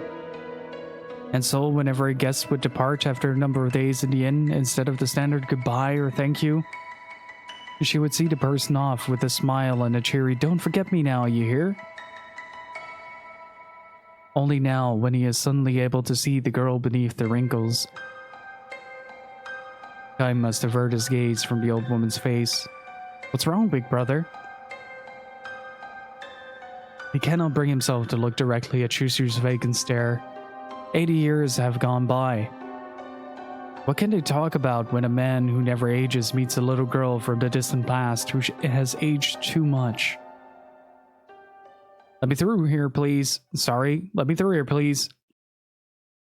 Forcing his way through the crowd, a young man rushes up to where Shushu and Keim are standing. Great-grandmother, how often do I have to ask you not to go out without telling me? After scolding the old woman, he turns to Keim with an apologetic bow. I'm terribly sorry if she's been a bother to you. She is old and getting senile. I hope you can forgive her. Shushu herself, however, angrily purses her lips and demands to know, what are you talking about? I'm just playing with Big Brother Keim. What's wrong with that?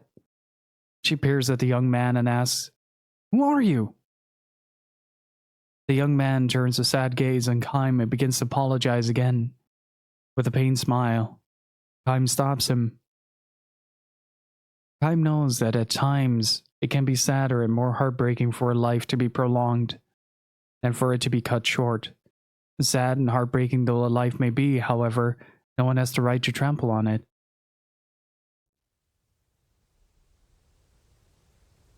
She just can't seem to get it through her head that she's old. Even if I hold a mirror up to her, she asks, who's that old lady? The young man, whose name is Kosh, further explains the situation to Keim. She might forget that she ate breakfast, but her memories from childhood can be clear as bell. Keim nods in a silent understanding. Kosh and Keim sit on a bench in the town plaza, watching Shushu pick flowers. She is apparently making a floral wreath for a long-lost big brother. But really, sir, do you have time for this? Weren't you in a hurry to get somewhere? No, I'm fine. Don't worry. Thank you very much. He smiles for the first time and says, I haven't seen her this happy in ages.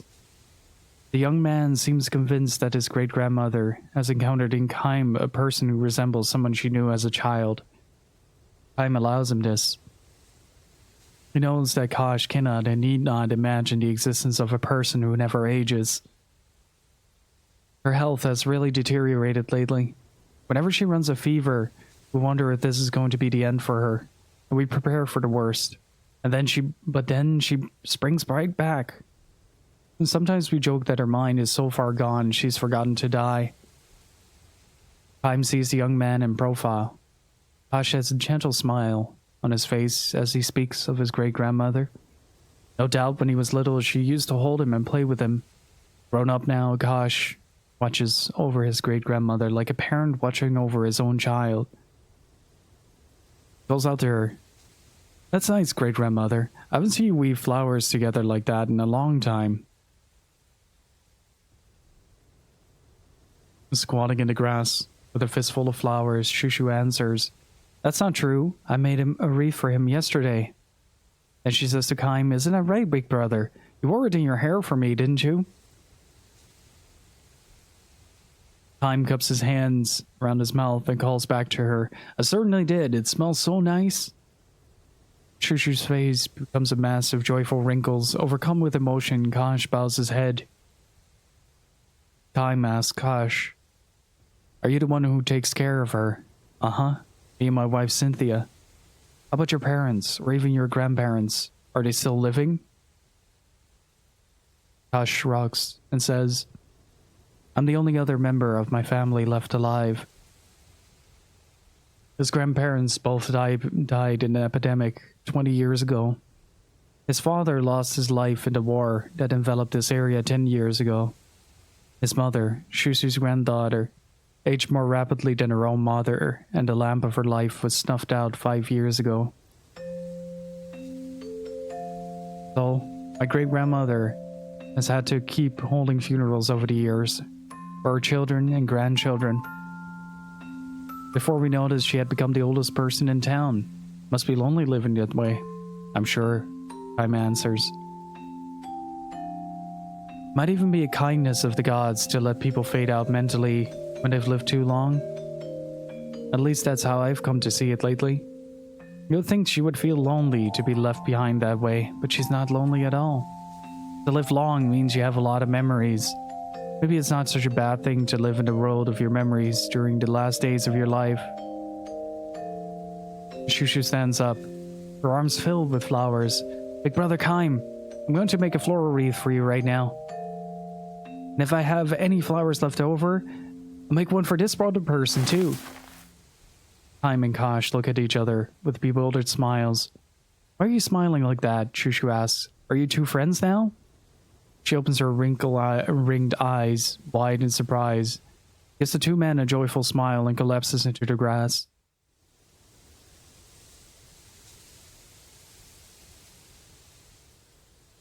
Kosh starts to run for a doctor, but Kaim grabs his arm and holds him back, saying, "You better stay with her." Ironically, Kaim, who can never truly know what it feels like to age, has been present for that very reason at countless deaths over the years. His experience tells him that Shushu will not recover this time. Shushu is lying on her back, where she has fallen. Her armload of flowers now spread over her chest. Her face wears a smile. "But just a minute, big brother Kaim. I'll make you a wreath for you right away." Her mind is still lingering among her memories of the past. Will she stay like this to the very end? "Keep fighting, great-grandmother. Don't let go." Kosh clings to her hand, tearfully shouting encouragement, but she may not even realize that this is her very own great-grandson. "It's me, great-grandmother. It's me, Kosh. You haven't forgotten me, have you? I bathed you last night. You knew what it was then, didn't you?"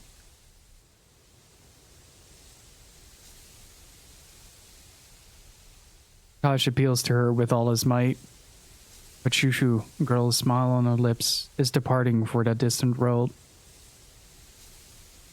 "I'm going to be a father soon, great-grandmother, remember? I told you last night Cynthia has a baby inside.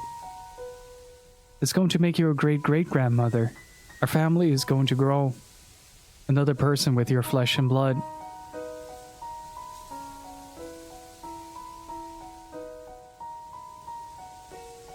Still smiling, Shushu grasps one of the flowers on her chest in her trembling fingers.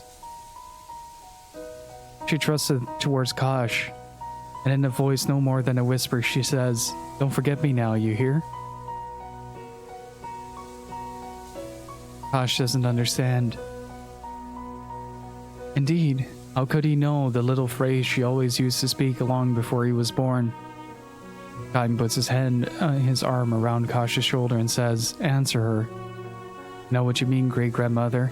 I won't forget you. I will absolutely never forget you. How could I forget my own great-grandmother? Don't forget me now, you hear?"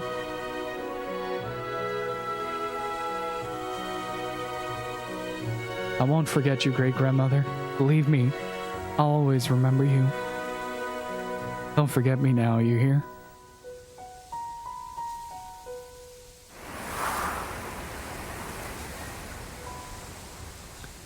Shushu closes her eyes and lays her hand on the flowers on her chest, as if groping there for something.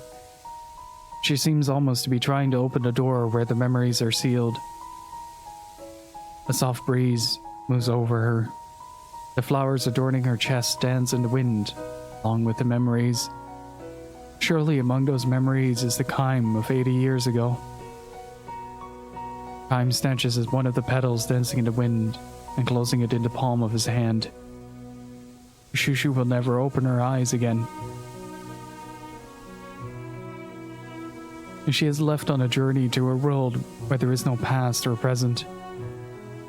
The only ones she had left behind are Kaim, who will go on living forever, and Kosh, who is about to welcome a new life into the world.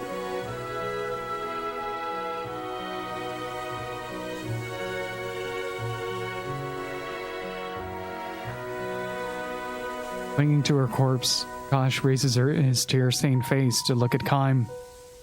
"Thank you so much," he says to Kaim, the traveler. "It's thanks to you, my great-grandmother was so happy to be picking flowers at the very end."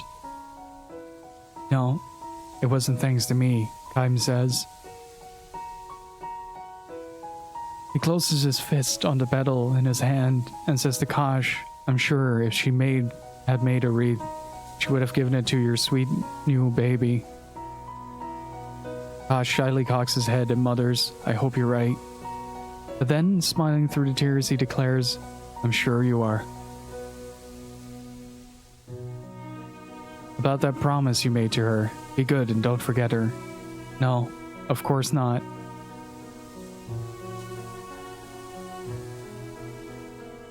People go on living as long as they remain in someone's memory. With these words, Kaim begins to walk slowly away. Behind him, he hears Shushu's voice. "Don't forget me now, big brother Kaim. You hear?" It is the voice of the little girl from 80 years ago, ringing ever clear, sweet and innocent, declaring farewell to the men who will travel life forever.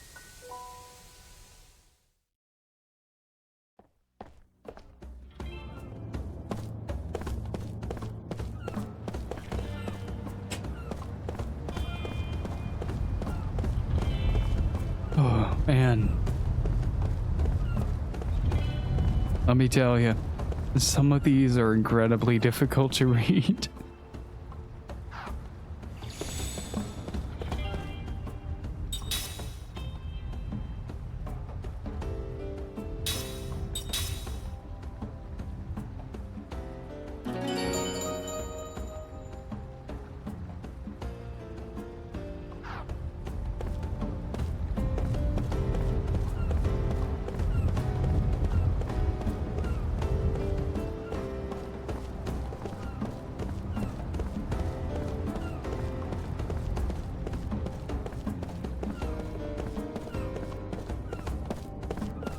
Give me a good second to compose myself, chat.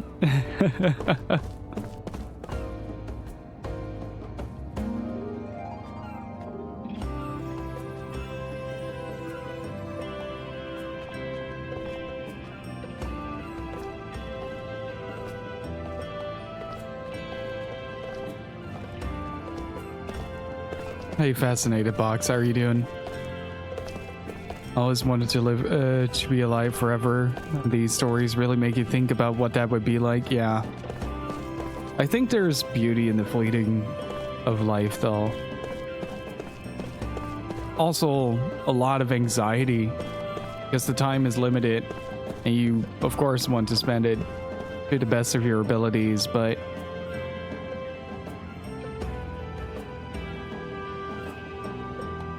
I don't know, like, it does make the experience of life so much better knowing that it is finite. It puts a sense of weight to it, I guess. Eternity of Eden, thank you for the follow.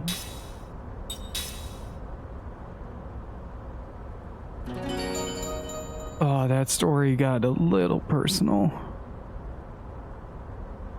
Oh, that opened some very old memories. How's the game? The game is fantastic. I love it.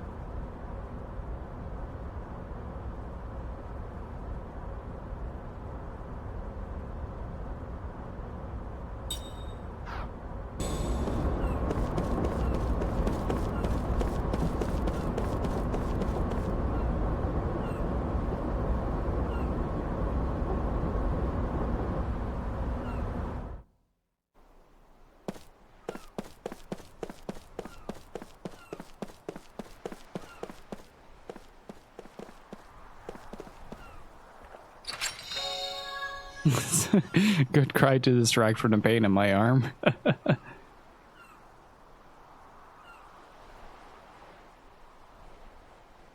Yeah, we're on disc 1 and I'm emotionally exhausted already. It's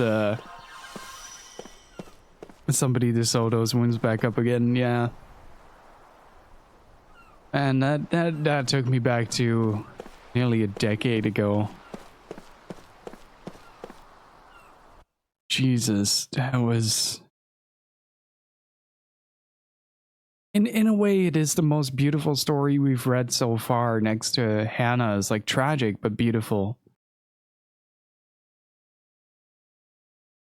But at the same time,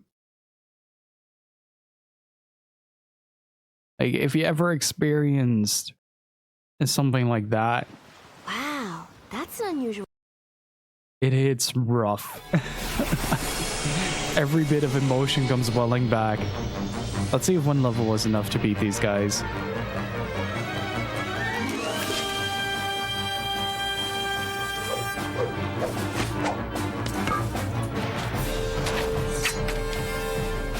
I wonder how long your chivalry will last. Longer than your life.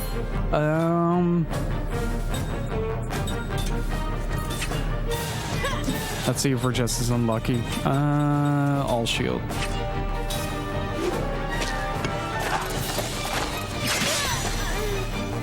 There's a little less damage. And we do a little more. I'm a little less worried about large HP chunks being lost now, though.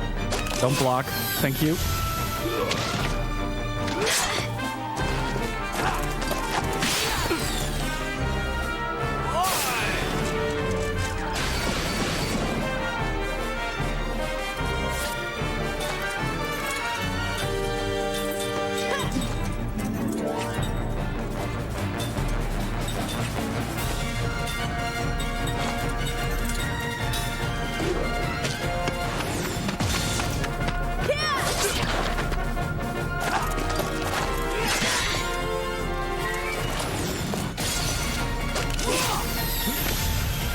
Okay, so far so good. Yeah, we really... Oh, that is a difference. We really got shut down by the... Yeah, see, I'm not too worried about this right now. Just need to take care of the forefront and make sure that everybody in the forefront stays alive. So that's time back to full. I got super unlucky last run by the looks of it.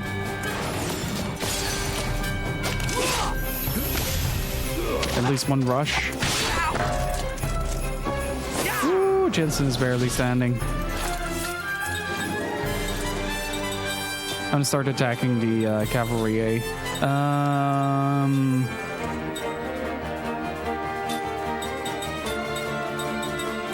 Yeah, this makes a world of difference.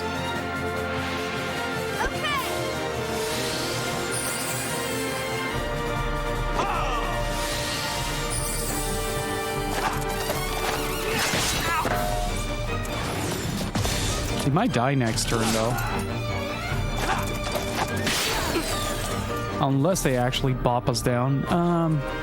Oh, the... Oh, shit. That's not good. The guard control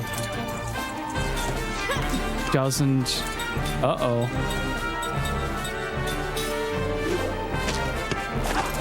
Somebody's gonna get crushed. Oh, that was a good turn. Very in my favor. Nice.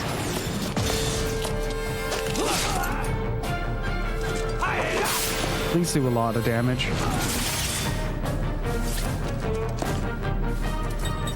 I'm just gonna have Jensen heal just in case. Because this guy is gonna go first and axe him off. And kind of derive him. Oh no! Oh no! Oh, he's dead. Unless he parries. There we go.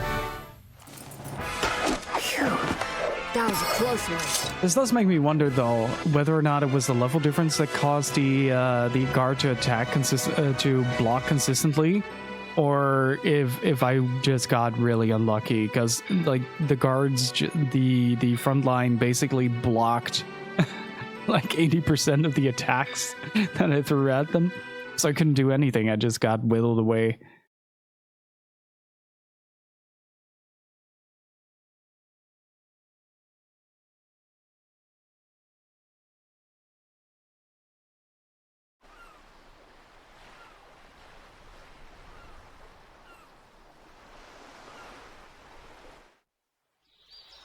I knew they weren't ordinary travelers.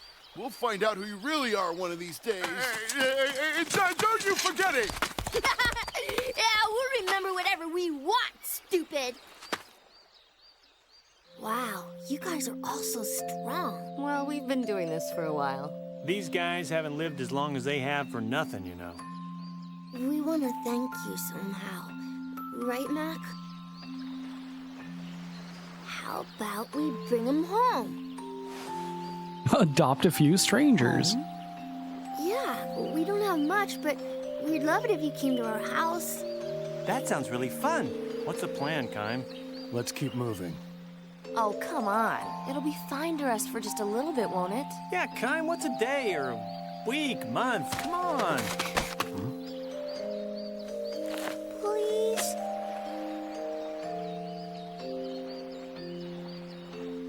Well, that settles it. Why are you in such a rush? You got nothing but time, Kime. He was really proud of that.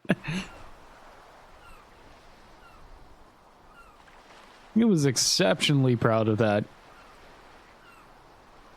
Hey, Dingo, how's it going? And to get to our house, take this path straight down until you see the ocean, then turn left there. Our house is the one with the blue door. You can't miss it. No, it's Kime time. That reminds me, I still need to play the Xenoblade Chronicles remaster. I've had it since release, and I've never played it. Well, then again, I do partly blame my Switch just giving up on life. But that's beside the point.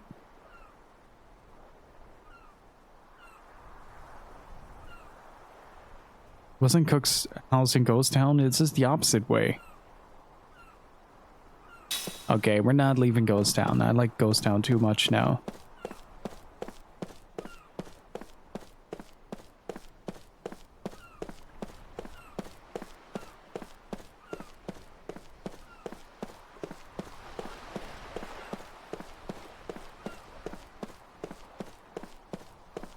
Xenoblade is time investment and a half. Yeah, and I didn't like 2, so I don't want to deal with the fan base of 2.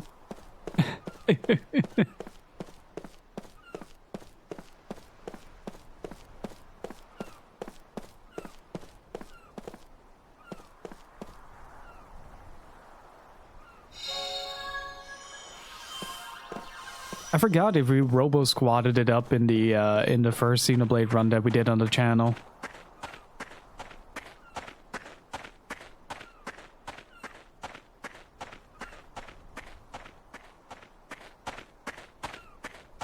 Wait, can I actually go there or no?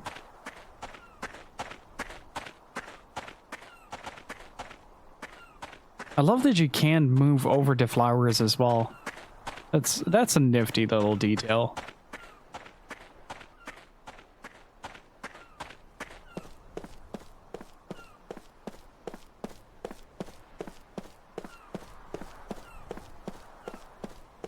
Look at that thing though. It's massive. I get the feeling like that's gonna come to life and attack us at some point.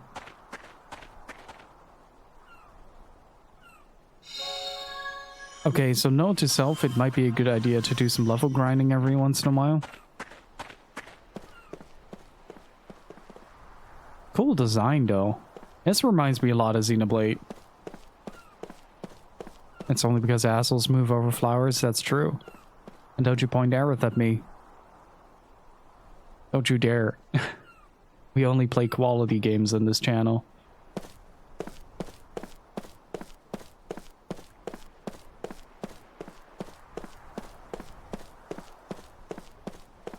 Hey, it's a Millennium Falcon, but pavement. See, this is what I meant with the ripple near the water's edge. This sells it a lot more than just having a flat cut of.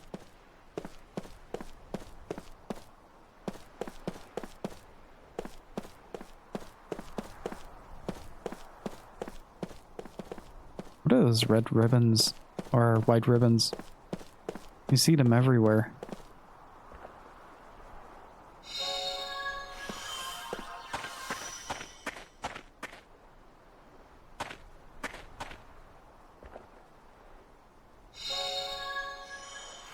An herb.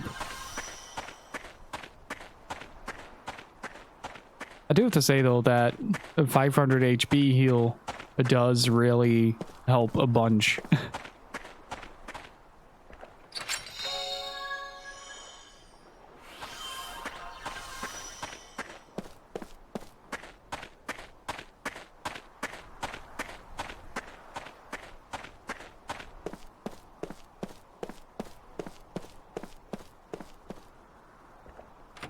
Oh, wait, we can give them some seeds. Little thing outside.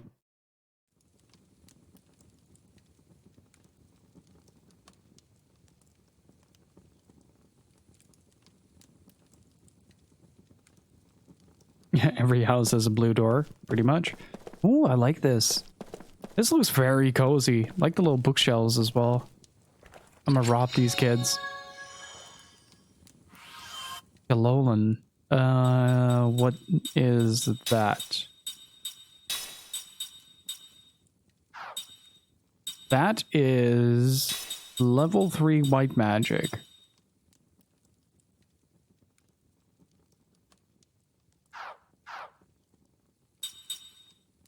Jansen does not have level 3 white magic. Huh.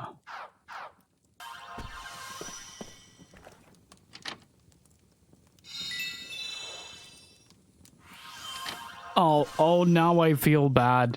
Now I feel incredibly bad. I took the last gold they have.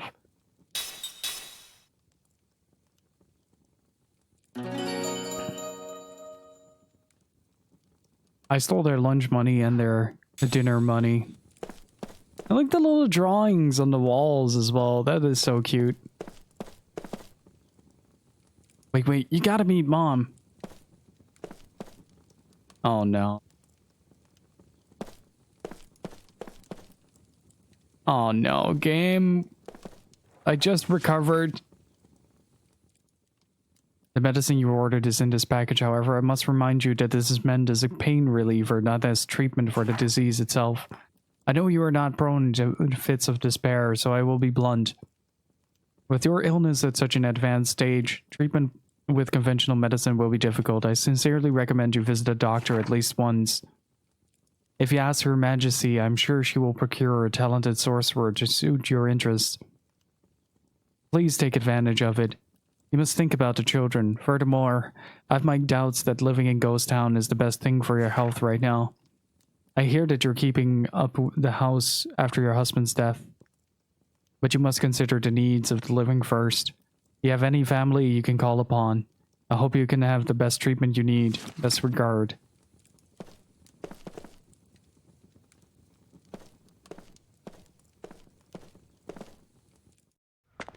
Hey, Mom! Mom, oh no. We're home. Mom, we brought some guests.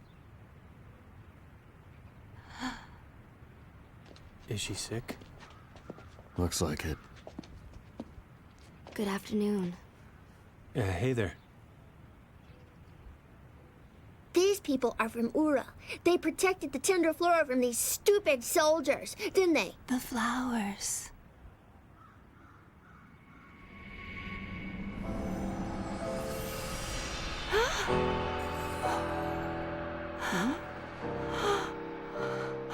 Mom? What's wrong? Mom? The flowers. They've let me see you one more time.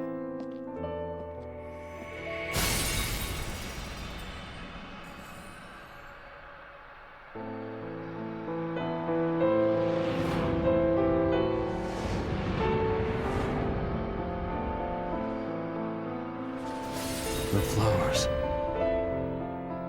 They brought us together. Oh, Father. Father? What? Father? Liram, is that you?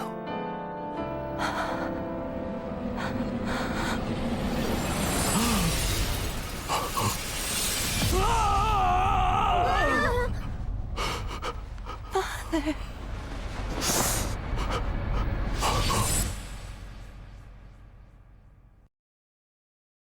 Oh, don't do this to me, game. I just recovered.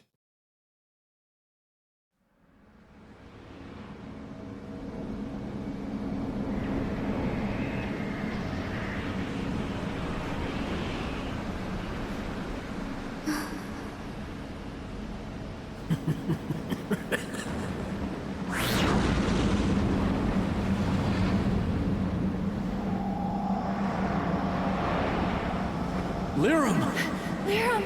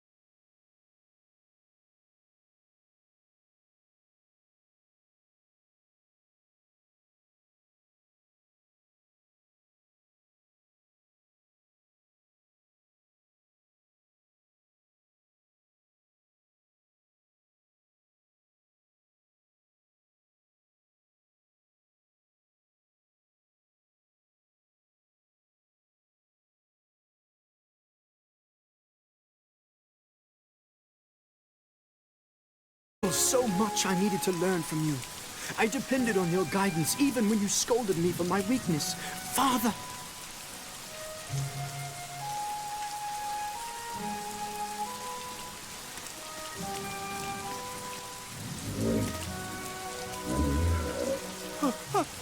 What is this? Oh, it's that thing that Gongora made.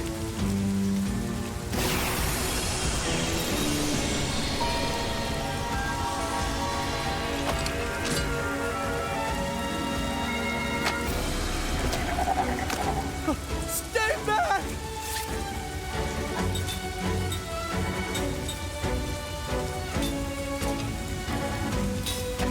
Mud puppet. Oh, they don't do too much damage. This game is incredible. I really am considering just getting an Xbox One X just to get like the most out of this game specifically. Oh, he's good. This victory's food for the soul.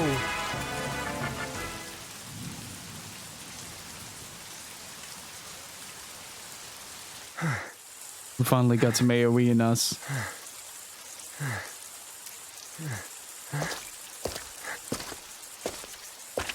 Chairman, you fought rather well. I'd expect nothing less of you. You were watching. Why didn't you help me? Well, I didn't expect a frail puppet like that to best someone of your blood. I sent it simply to test you. Huh? Do you understand what I'm saying? What? That puppet was one of your pawns? Why would you do something like that to me? Because I do not wish to see the throne restored. Throne restored? Wait, was the poison soup your doing? No, it wasn't. Chairman, answer me! That is not the chairman. That was a good face.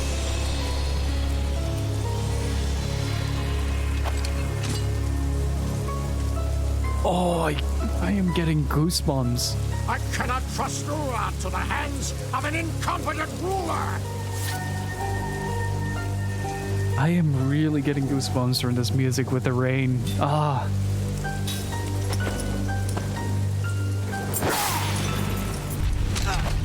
Is that why you tried to kill me? As long as a member of the royal family exists, dissidents will try to restore the monarchy. The royal bloodline must be extinguished. Just by being alive, you give those dissidents hope.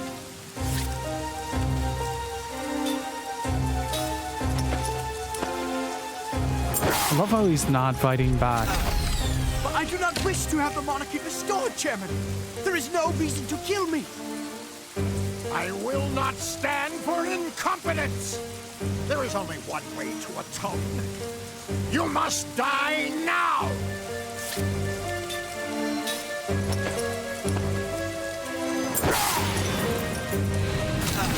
Chairman, this is madness!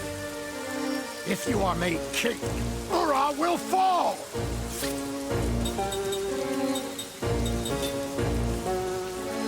Oh, that's... Oh, wait, no, that's actually really good. Right? That is the... Yeah, that is the strong version. I see no other way than to fight. Forgive me, Chairman.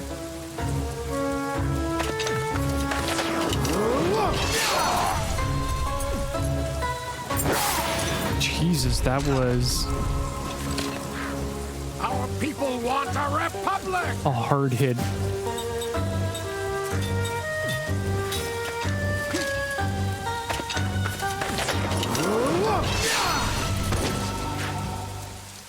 Did he just strike him down in 2 hits? I want this man on my party.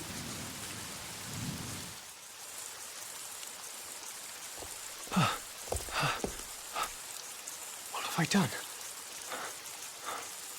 What happened? Gongora! Oh, I am too late. He's dead?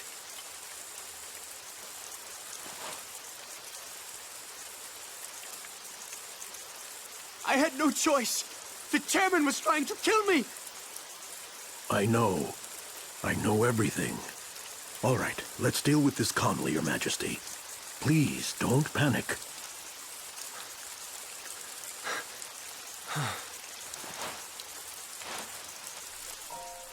Roxian visited my manor earlier tonight.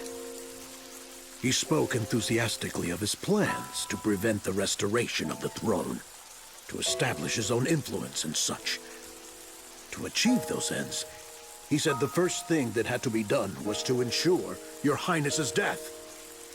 I sensed peril, and although I am under house arrest, I escaped my incarceration and came as soon as I could. But I was still too late. I would never have expected the chairman to try to kill you. He didn't. Even as deluded as he was. He didn't. Gongora. Chairman Roxian died in an accident. You always come when I'm in danger. You are the only one I can rely upon. Your Majesty, I believe your late father watches over you and sent me to your aid. Father. That man is a very shiny motherfucker, though. Let us go now. I will handle everything. Your Highness will not be suspected.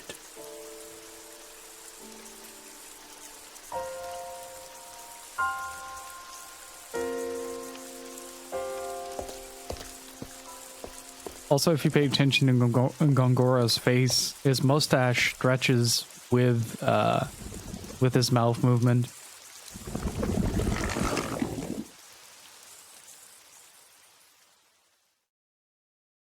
It's blonde Kylo Ren.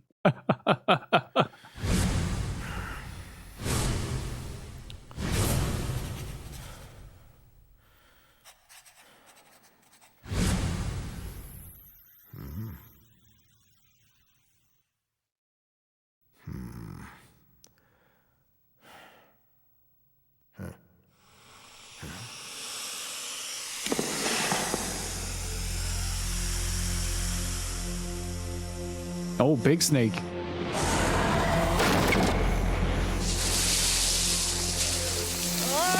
Casually slithers around desk. You can go to the side. Left. Left.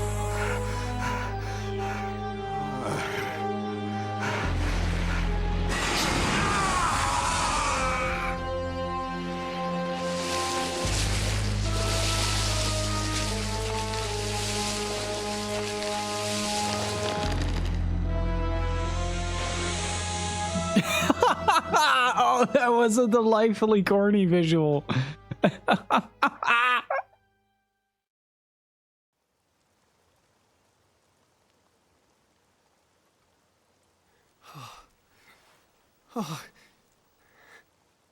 Drink this. It will calm you a bit. Right. Oh.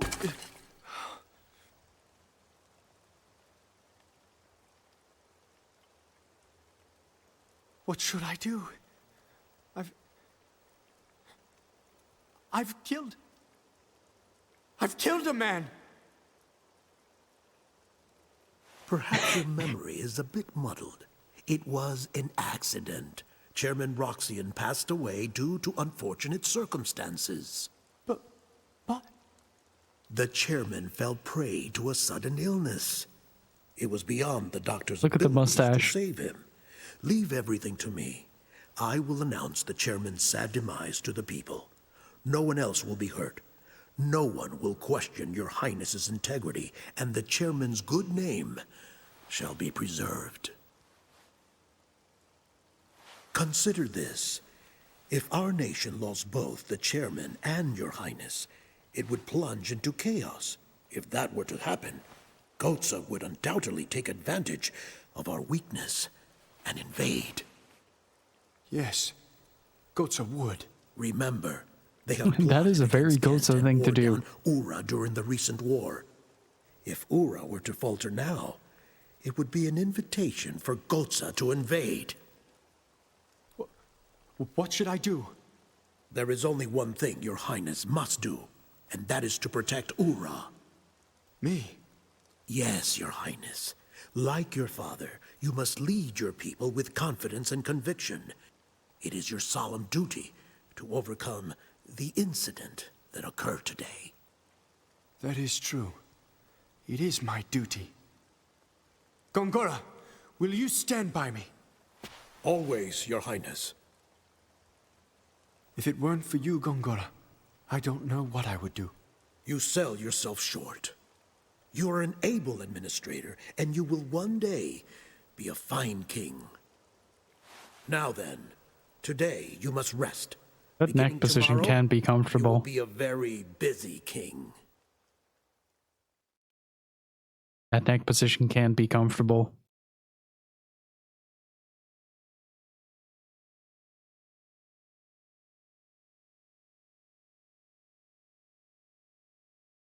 Oh. And he is not very good across the board. From this day forward, you are my servant. Give me a sign of your fealty.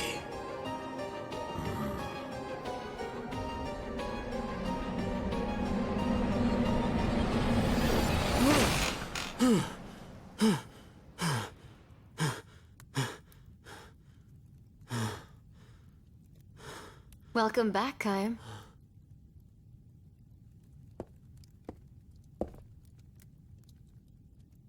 I think I'm gonna be sick.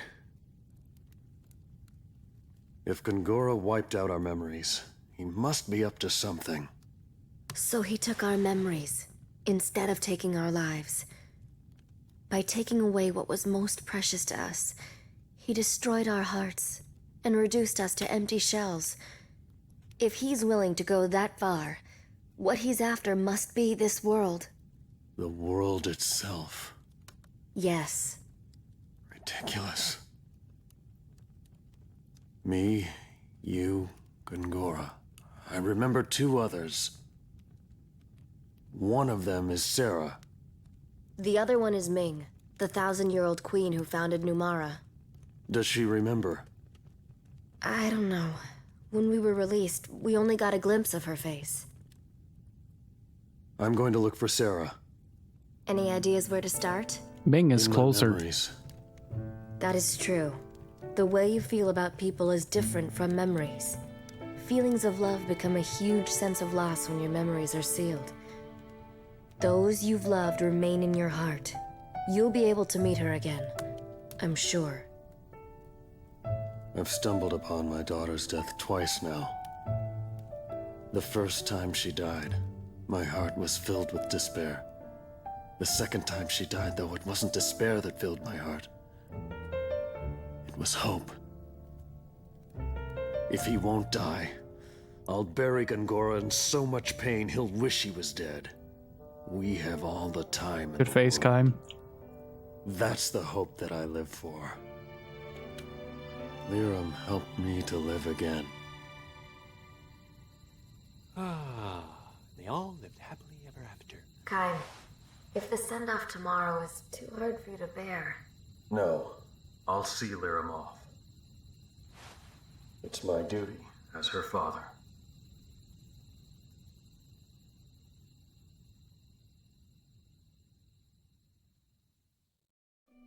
I don't know what caused the immortality, so I can't answer that. Good morning. You must be Miss Liram's father. That is a wardrobe. Miss Seth contacted me. I'm here to assist in sending Miss Liram off. Where's Mom going? She will return to Mother Ocean, who brought us to this land long ago. Even though her body goes to the sea, you will still have your spiritual bond with her. Spiritual bonds? Yes. Your souls as mother and son will always be connected. Even though the body may have gone, these bonds are eternal.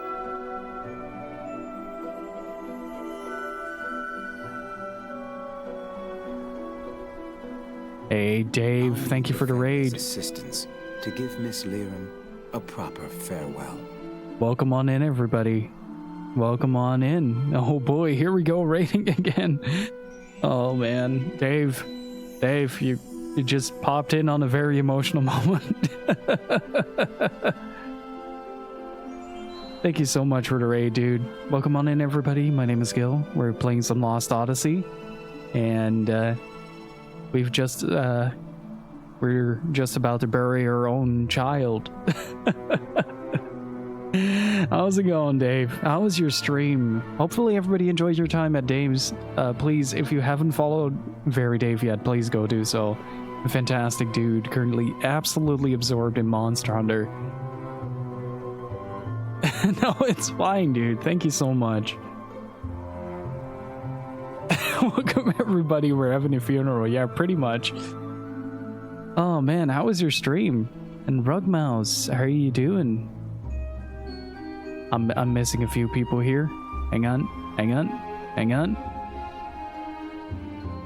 MDNC, thank you for the follow, and how are you doing? Welcome on in. Spoon Man, good to see you. Field Team, how are you doing?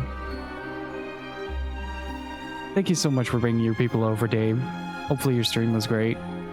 We're gonna bury our daughter now.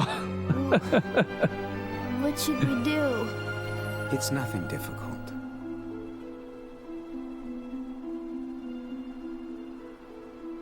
Nari Forges, thank you for the follow. Valentine.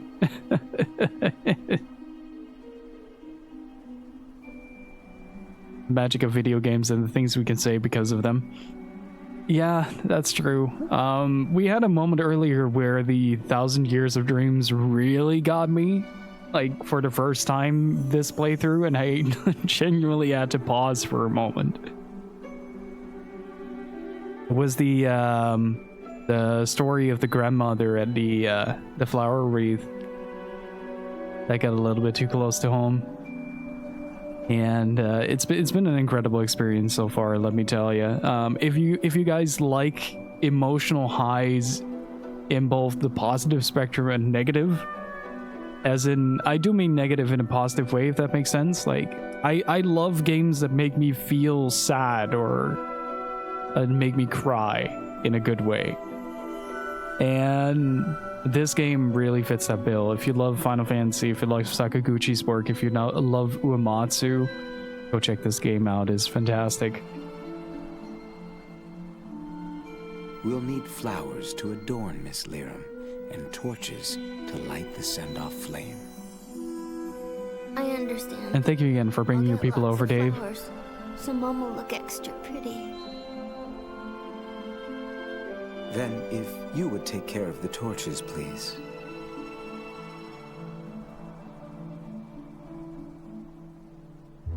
Well, thank you for being here, MDNC. And Solos, how are you doing? I actually remember this part. Oh boy. Hit the flowers. Shut up, Soldat. Yeah. Shut up. I want to do something too. Certainly. I'll have you help me later. Well then, the first thing is to gather the flowers, please.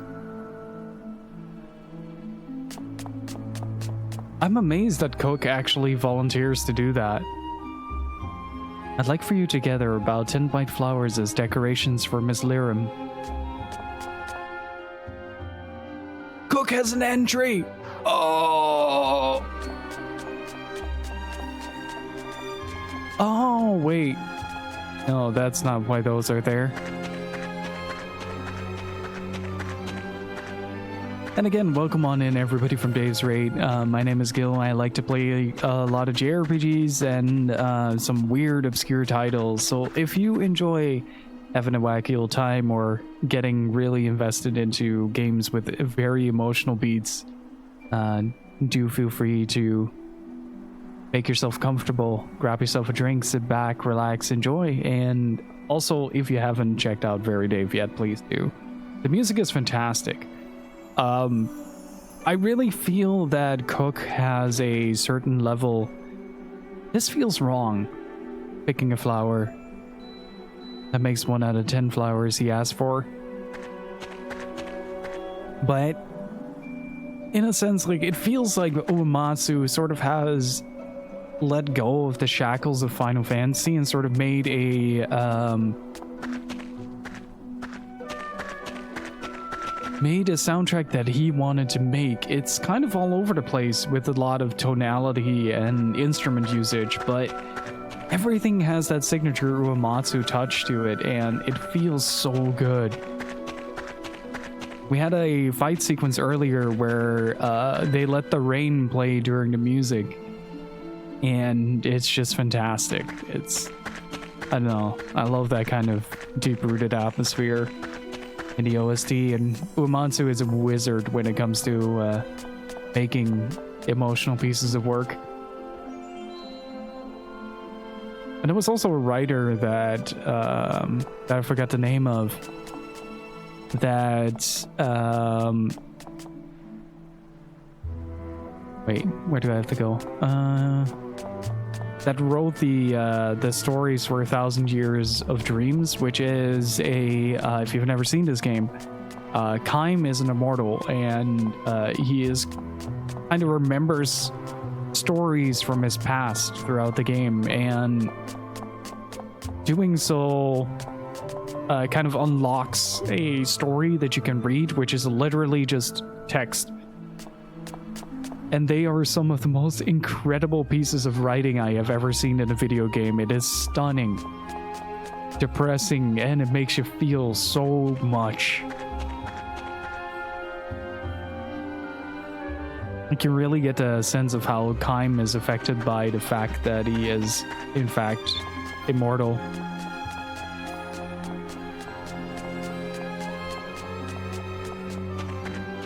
And so far, the ones that made you cry like crazy. Oh man, the story about Hannah still gets me every time. Enough with like throwing your children into mortal danger for a memorable day out, or as I like to call it, Tuesday.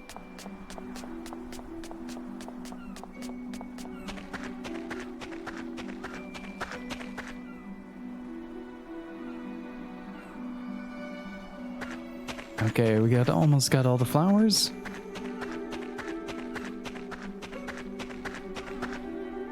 This is disc 1 out of 4, and I think we're about halfway through that. I'm not quite sure. All right, Cook can walk through the small arches because Time has lost the ability to duck. No crouch button, no ducking. And Solus, thank you for the follow. I appreciate it. Thank you so much for hanging out here, guys, and coming over with the raid. I really appreciate it.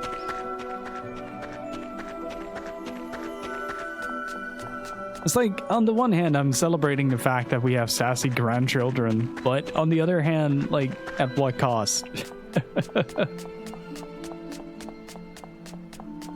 I don't know. I found Hannah's story to be, to summarize for the people who missed it, Hannah was the daughter of an innkeeper that Kaim met somewhere along his travels, and he'd tell her stories about his travels because he was a mercenary at the time.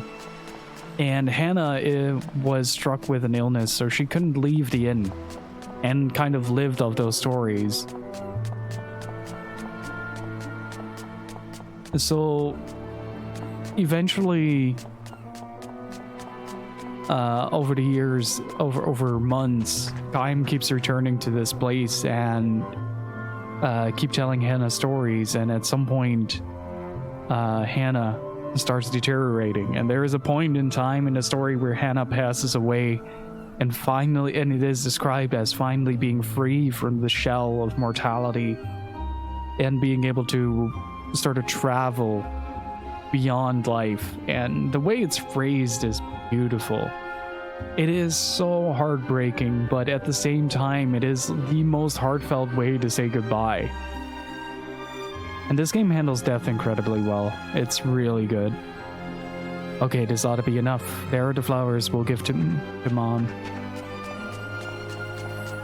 Okay, she has kind of a dorky run, but what about ×2? Oh, she has a unique run animation for that. She is the only one so far that has a unique gotta go fast animation. The rest is literally just walk cycle times 2. That is great.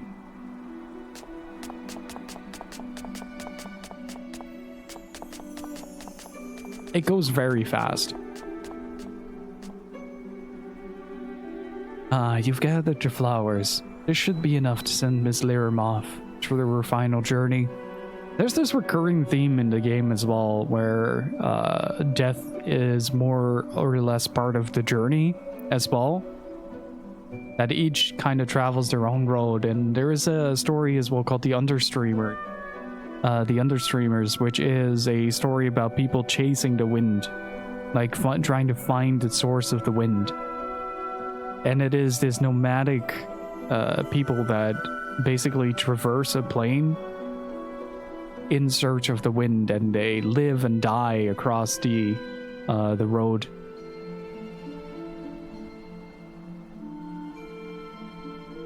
And it tells a story about a girl that Kaim meets, and when he gets back, she is sort of back on the road with the sun, and the girl has passed away, and you kind of get this beautiful feeling of like people just living free of any material possessions, living only to figure out whether or not there is something at the end of the wind.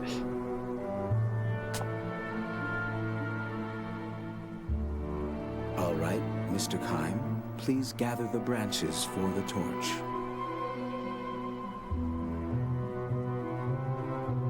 Okay, these are the white branches, I assume. I need about 10 torches to light. I trust you can take care of that. I can pick up wood. I think Kaim is capable enough.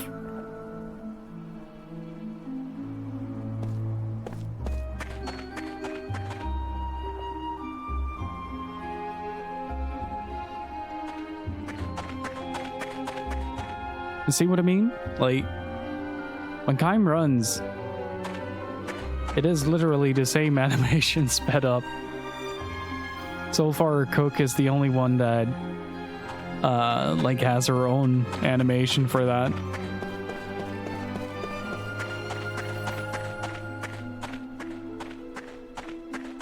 If they wanted you to chill in the area and listen to music, I think it's more or less to kind of give you a little bit of a moment of reprieve from both the narrative beats and the emotional beats. The game has been very clever about that so far. Like if you have a sad moment, Jansen comes in with a quip and so on and so forth.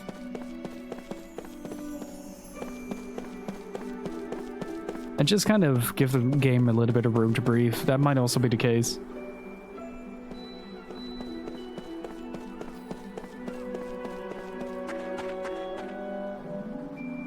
But how was your stream, Dave? How was the hunting?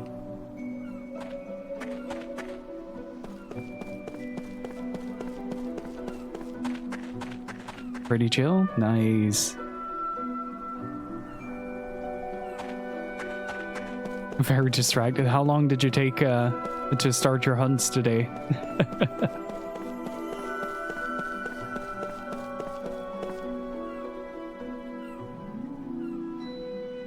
I should have checked.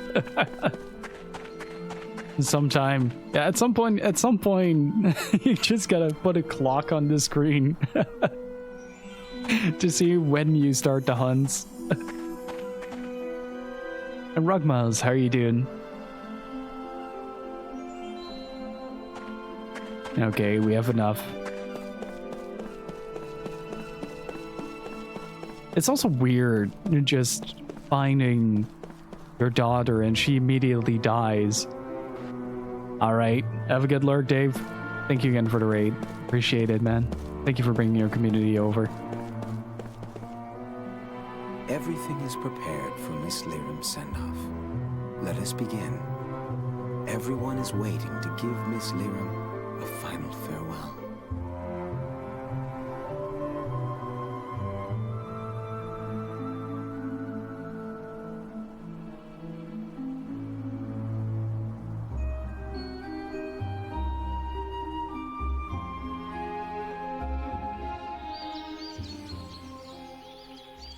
I don't see Mac around. He said he had someplace to go, and then he ran off. Are you worried? Mac has a lot of guts. He'll be fine. I'm your grandfather. You can call me Grandpa. Even though you're younger than Mom? Yeah. I'll stick with Kaim. Saying Grandpa just doesn't feel right. Whoa. Look at that, Seth. Kaim's actually being nice. Huh.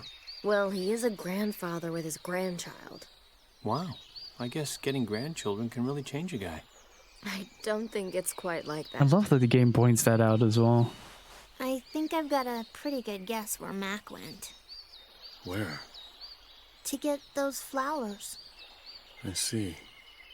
See, for us, we figured that as long as those flowers were blooming, Mom would stay healthy. So you protected them? Yeah. Mac and I, we both knew that Mom wasn't well. We wanted to stay together, even if it was just for a little longer. So we would pray to those flowers every day. Cook! The flowers. I thought I could show them to Mom. But they've already wilted. Those flowers. Wasn't it important to let them keep blooming naturally? Didn't your mother also say that? Well, wilting is something natural too. I thought they would cheer her up. I never let anyone step on them. Oh, you dummy. Did you think this would make Mom happy? But these are Mom's favorite flowers. And they were also there when I parted ways with Miriam's mother. Your grandmother. Huh? The fact that your mother treasured these flowers was probably tied to memories of those times. I'm sure your mother would understand your feelings. And I can understand them too.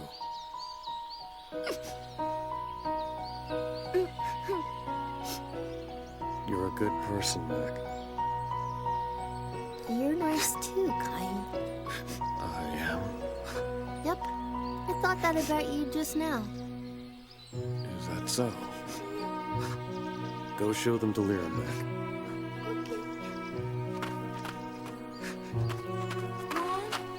Mom! I'm a little emotional about things like this, I guess. Well, I don't handle these things too well either.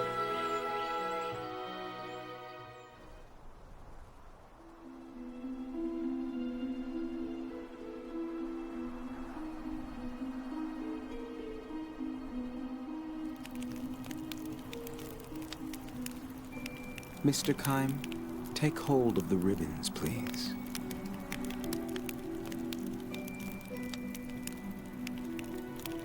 Yeah, you know it's serious when that happens. The only thing that tie us, the living, to Miss Lyra, the deceased. Miss Lyra must now begin her new journey. Our final duty is to sever our ties with her in the form of these ribbons. Please watch Mac.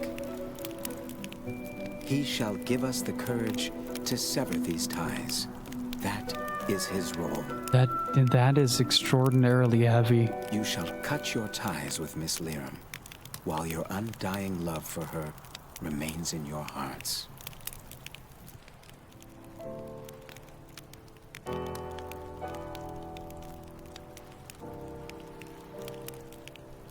You said that even if we have to cut our ties, we still have our spiritual bonds, right? Yes, those bonds are eternal. Now, let us send Miss Lyra off. Many ribbons from Miss Lyra have been passed to her father. When all of them have been severed, Miss Lyra shall begin her journey out into Mother Ocean. Mac, with the lit torch you carry, Trace the movements of the wands the attendees are waving. Those movements will convey the attendees' wishes and parting words to your mother. If you perform a move incorrectly, the attendees' good wishes will not be conveyed. If that happens, try again to match the movements of the attendees. Are they making me do a funeral minigame? When you correctly trace the movements with your flame, the attendees' torches will light up. Then the attendees will sever the ribbons with their flames to represent their own connections and to make their unseen bonds eternal. When all of the ribbons are severed, Miss Liram will start her journey. Are you ready, Mac?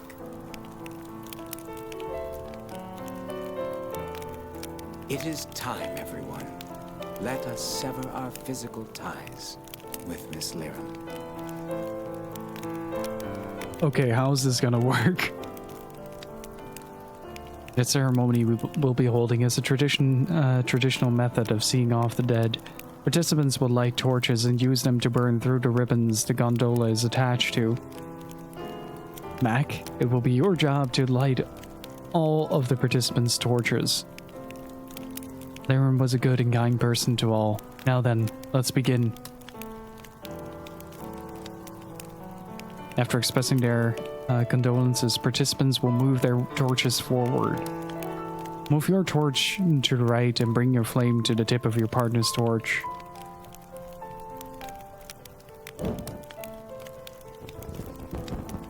That's how you put them together. This motion serves to represent the rippling ocean.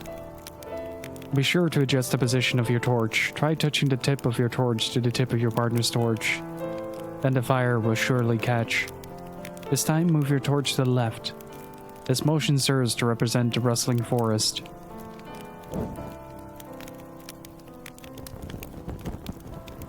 Next, you will raise your torch up. This upward motion serves to represent the endless sky. Alright, field team, be sure to get a good rest. Thank you so much for stopping by. Really, really appreciate it, dude. Have a good rest.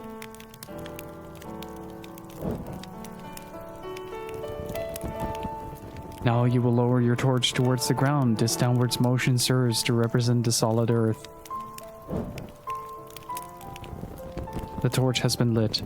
It's time to say your final goodbyes to your mother. Stay strong, alright? You've got Cook with you.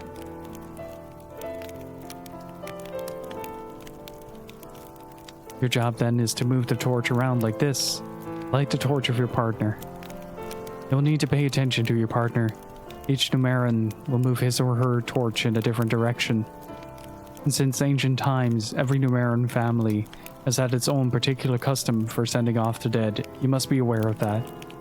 If you are unable to light a torch the first time, you may retry as many times as you like. The important thing is that everyone here fully extends their feelings out to Miss Liram. We do have many participants waiting, however, so do try to light them as smoothly as possible. Let's try this.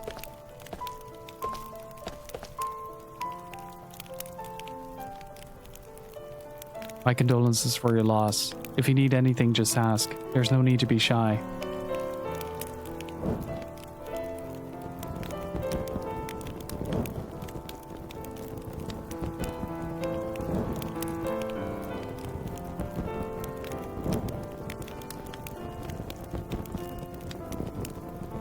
There is... I thought this was going to be awkward, but this is kind of endearing that the game takes so much time to do this. I mean, it's a little awkward that we're making this mini game, but Liram extended her kindness out to everyone. She helped my family and I a great deal too. I may be the last of one of my family, but I still want to show her how thankful I am.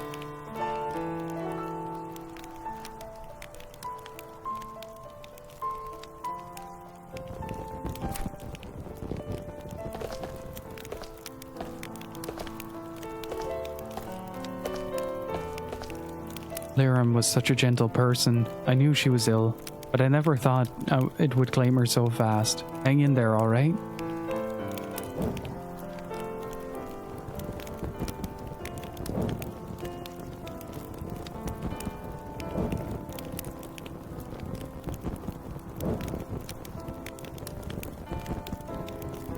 I always looked up to Lirim as a woman. I wouldn't mind becoming a mother like her someday. I'll miss her dearly, but I want to show her my smile one more time.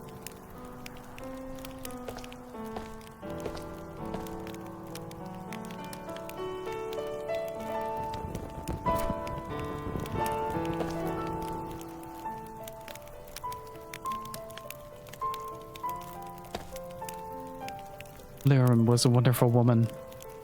I'm sure she had things pretty rough, but she was always so bright and cheerful. Let's see her off with a smile.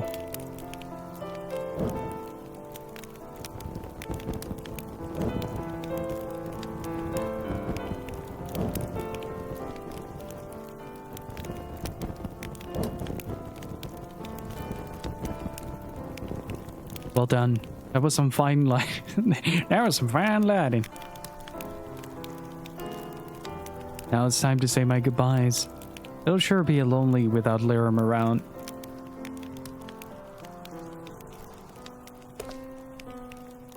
I'll be the guy who lights all the strings and send her off before anyone else can by incident. Yeah, that's probably me as well.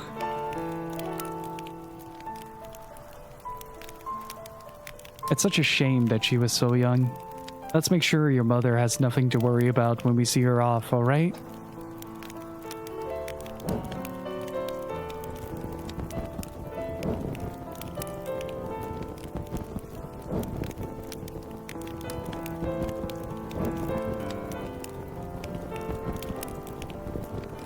What a good job you've done with the fire. I'm sure Lirim will be overjoyed to see how well you kids are turning out. Now, for my final words.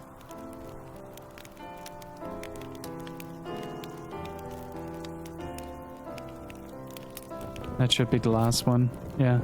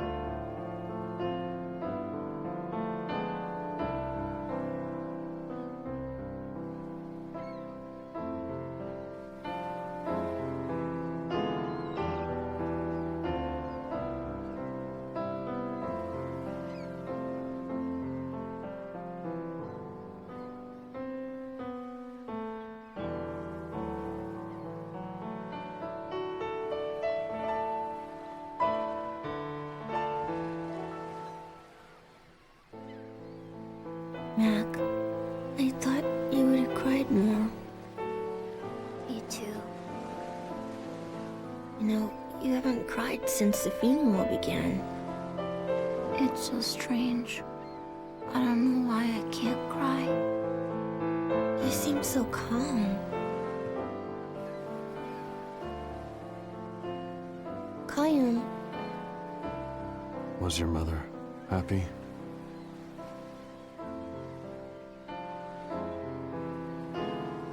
She was happy. She had lots of friends, and Dad was a really great person. Even the Queen cared about her and helped her out a lot. I'm sure she must have been happy. She always missed you, Kaim. And Grandma.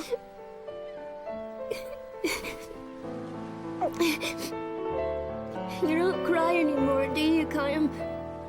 You're strong, Kaim. I heard from Mom that you are immortal and invincible. It's amazing. Not dying. That's really great. Not necessarily. Why not? It means I see so many people that I care for pass on, like your mother. You seen it a lot? Yeah, enough to lose count. That's why you got so strong. But it must hurt. It does. I want to grow up to be strong like you, Kaim. Even if it hurts. Even if it's tough. I won't cry. I'm gonna be strong. Right.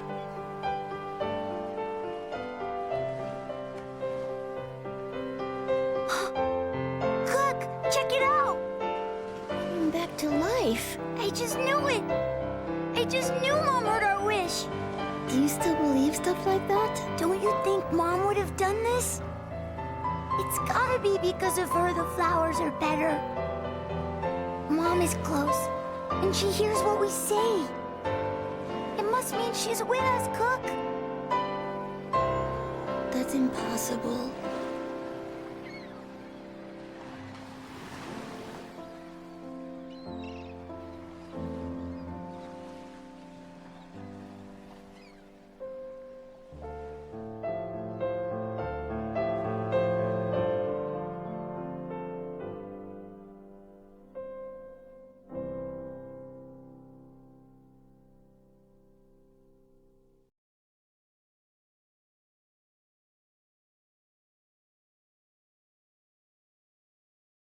Hey, Kai, can't you get your memory back instantly? I mean, that would save a lot of time. You are so stupid, Jansen. Are you for real? You don't understand. I care too. You don't say. What's wrong? Look at this. Mac went out again, and here, read it. I'm going to meet Mom in the Crimson Forest. I want to show her these flowers.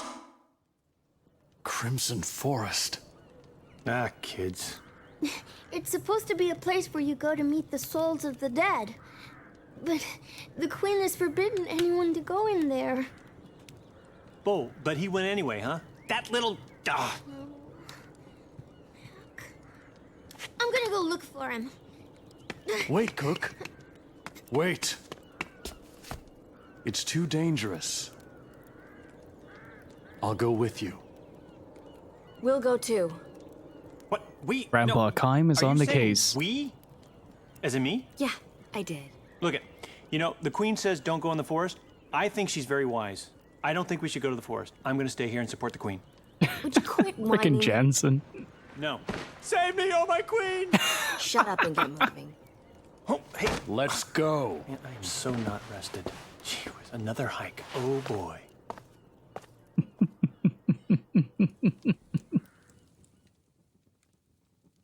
Oh, what? Hang on, hang on, hang on.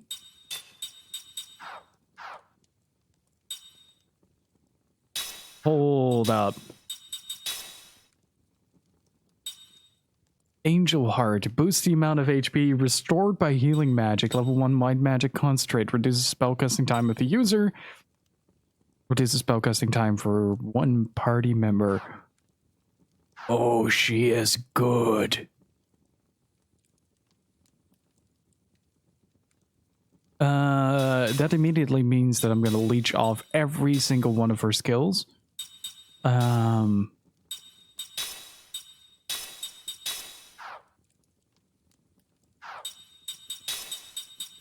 that was an incredible scene, though. That was amazing. I have never seen a game go that far into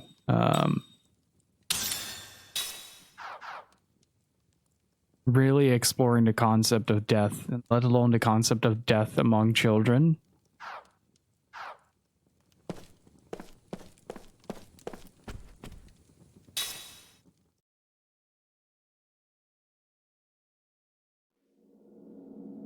And do it so elegantly. Usually it does feel kind of shoehorned, but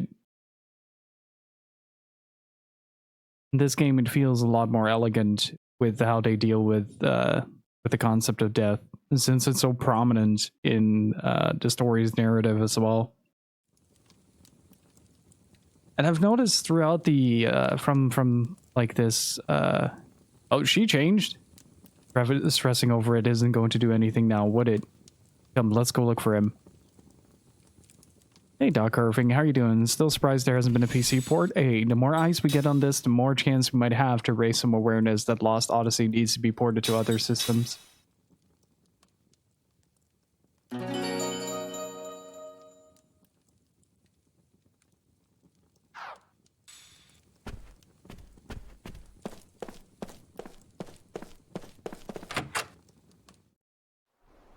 The Crimson Forest is in the mountain to the west. We better hurry. There are monsters showing up outside town. Let's give it something. Adamantus. Wait, is that a new weapon for Kaim?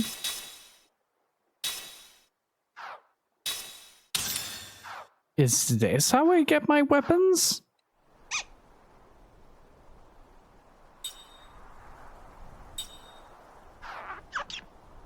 It looks regretful.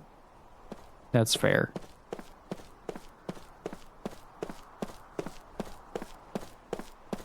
They almost just have to press the make port button. I think there's more to it than that, but I do think that Square needs to put a little bit of elbow grease into getting this game to other systems.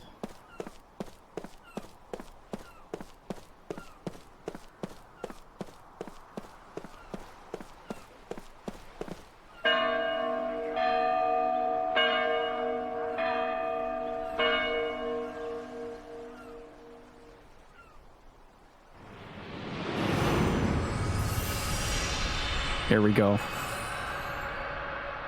Just give me a very quick second.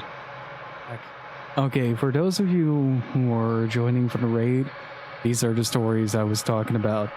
Time will sometimes recall a memory of his past due to random events in the game, and it will unlock a story.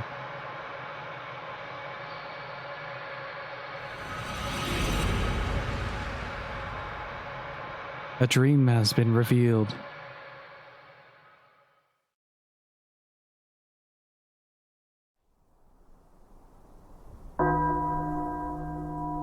Evening. Bell?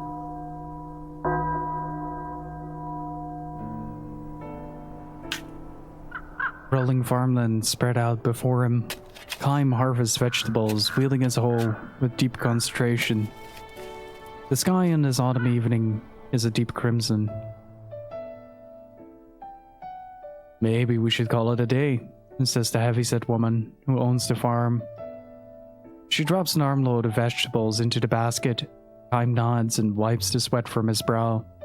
You're a tremendous help, says the woman. Look how much we've done. Kaim responds to her praise with a slight nod. You still can't remember where you came from? She asks. Afraid not.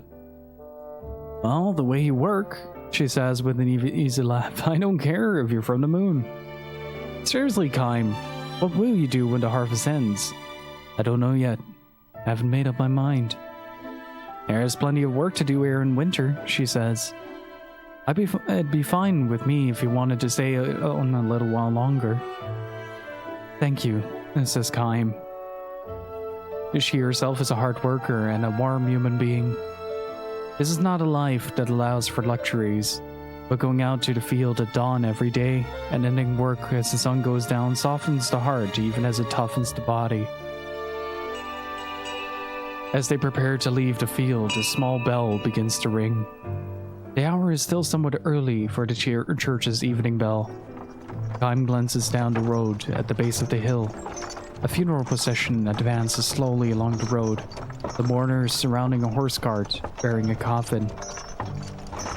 The woman sets her hoe in the ground, removes her headscarf, and clasps her hands together.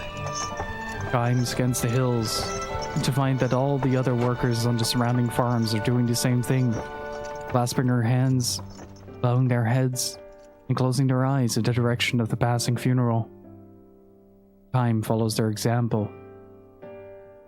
The old man leading the funeral procession swings a little bell. Its ringing echoes among the hills. The mourners pass in silence.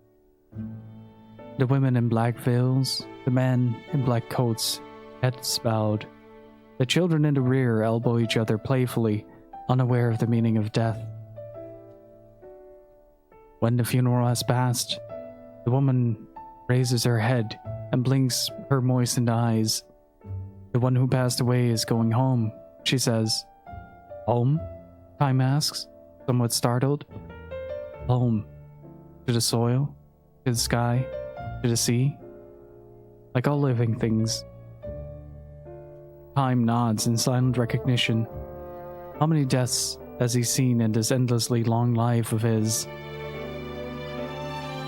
All those people leave this world of ours and we never see them again. In that sense, death is an infinitely sad event.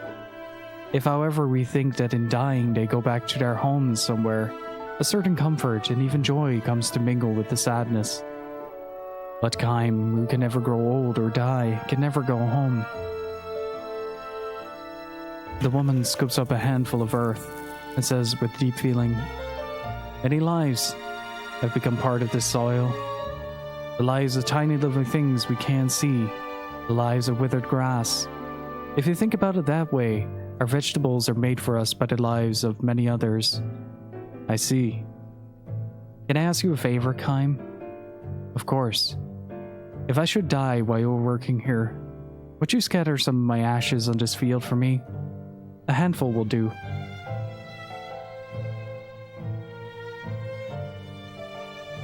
Time is at a loss for words. He forces a smile. Husband dead, and children on their own. The woman lives by herself on the farm. Time knows that if he goes on working here, like it or not, he will eventually have to watch over the woman's deathbed, even if she were to die 100, 200 years from now. The church bell rings, signaling the end of the workday. The woman claps her hands before her, as she did when the funeral passes. I've been allowed to come safely through one more day. For this, I give my heartfelt thanks. May tomorrow be another healthy day for me. Her voice in prayer resounds forcefully in Kaim's breast. This happens every time he hears the church evening bell. The conviction overtakes him that he does not belong here. Ma'am? He says to the woman after the last chime resounds. Yes? Wouldn't you say that people give thanks for each safe day and pray for good fortune in the day to come because they know their lives will end? But what's wrong, Kaim? I'll be leaving the village when the harvest is over. Why, all of a sudden? What's happened? I have no right to live here, he says. Ignoring her stupefaction, Kaim lifts the vegetable basket in both arms. He takes another good, long look at the setting sun. Where will you go, Kaim, if you leave here? I don't know. Somewhere. Are you just going to keep wandering like this? I don't have any place to go home to, says Kaim. Hoisting the basket onto his shoulders, he starts down the hill. His back glows red in the setting sun.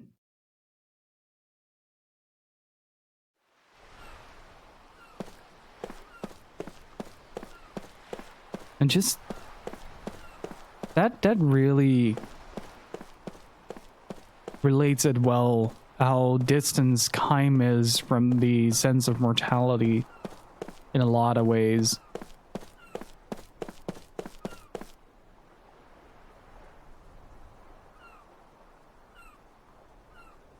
But every one of the 1,000 years so far has been about death in some way, be it involving him directly, be it some other, like now. I don't know, this felt more like a lesson than like a story. Uh-oh.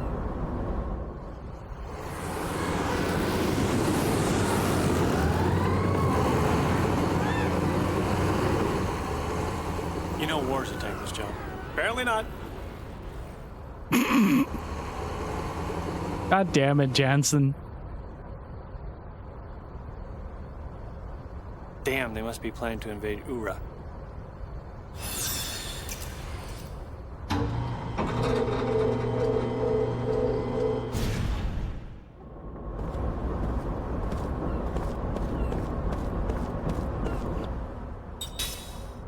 You shall now henceforth be Overlord Jensen.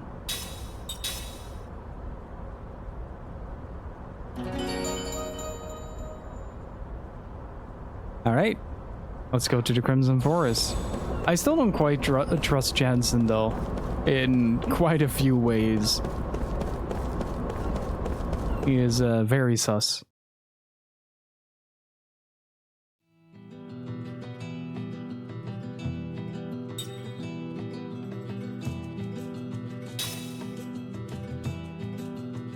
Hey, Favela, how you doing? I like him, but I don't trust him exactly.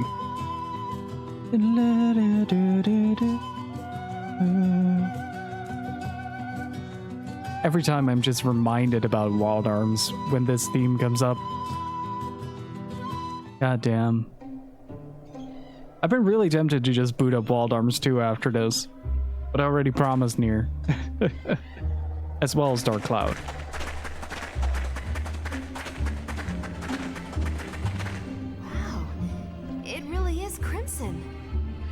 Well, I overheard in town that there's a reason this forest has been crimson for years. Isn't it just the color of autumn leaves? Although, it is incredibly The reason the queen forbade entry was because the Crimson Forest is cursed, stained with blood. It's also called the Forest of Sorrow. What? Blood? Coco looks like a freaking D&D character gone wrong.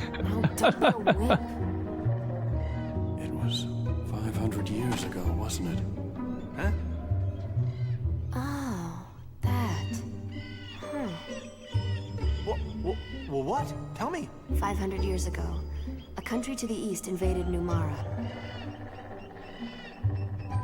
This forest is now crimson, the color of the blood from those who fell in that battle.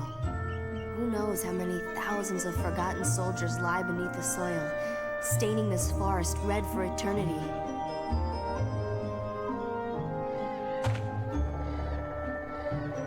This is indeed a very Uematsu forest theme.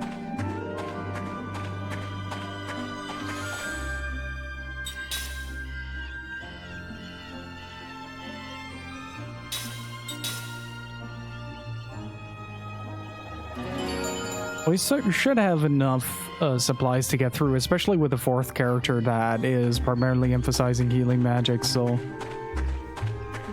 hopefully it doesn't go too bad. Plus we get to beat a bunch of frogs, which is always funny.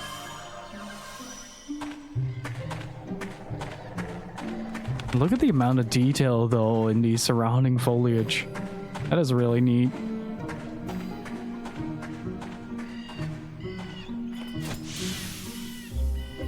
If you guys ever want to play a game that is just this as an aesthetic, by the way, play Folklore on the PS3, or Folk Soul, depending on where you're at. Is that someone in the background? No.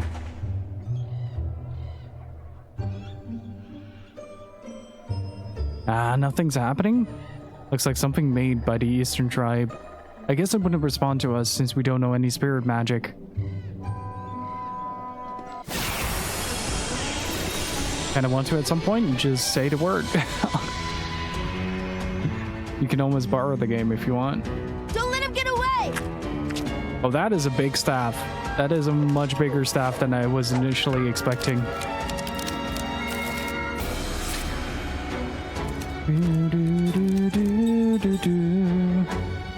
Oh, look at that. They're back.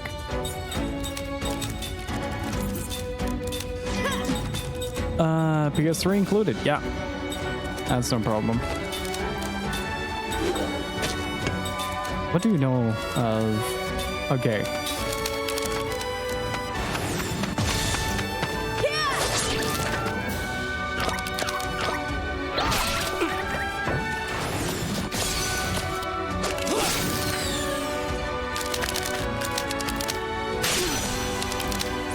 Ooh, that was a crit. How strong is she? Okay. Jensen is getting a run for his money there.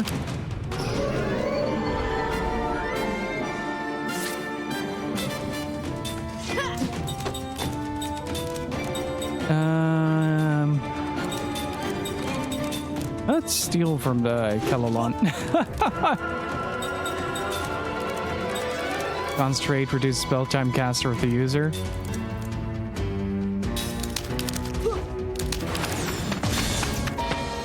That's a good point to try out some of the new skills that we've gotten.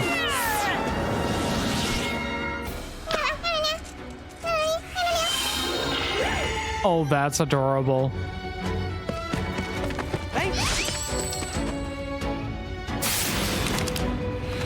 She's committing to the D&D cosplay.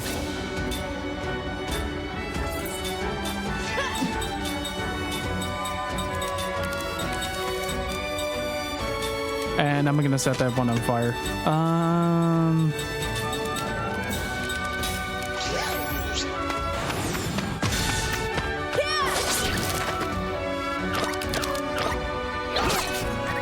Oh, hey. Somebody on my team dodged something for a change. That's nice of them. We're burning it down.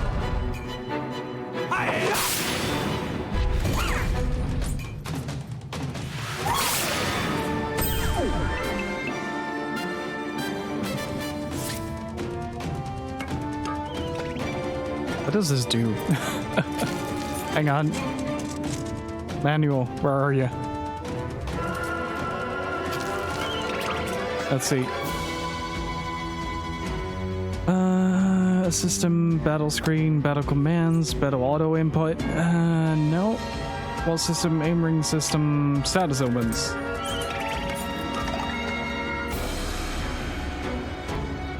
Kelolon reduces attack damage and HP recovery to 1. Increases critical hit. Wait, I need to try this. Kaim should attack with 1 damage on this.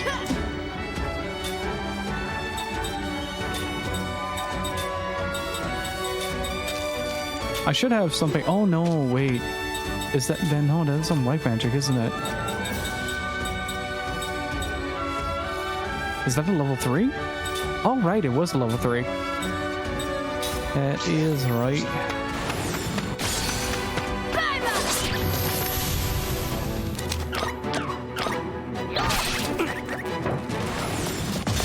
That should do 1. Yeah. Okay. I think I have a grasp on how that works then.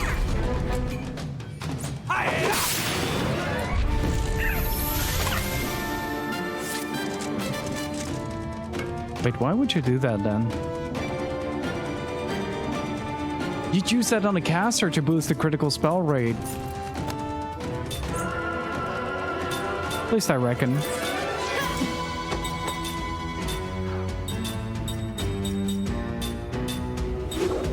I was actually wondering about that as well, Ray. I was actually wondering about that as well. 1.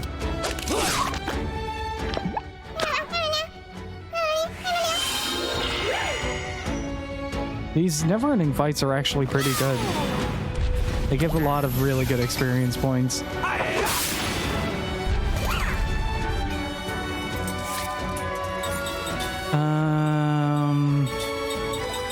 Oh, I actually have a vitamin for that.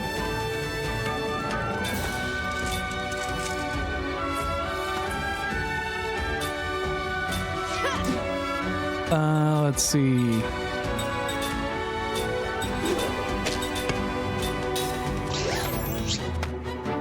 Okay.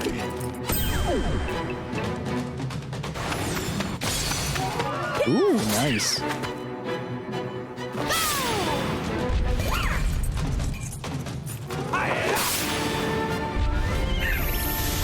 There we go. Wow, have you fallen for me yet? There we go.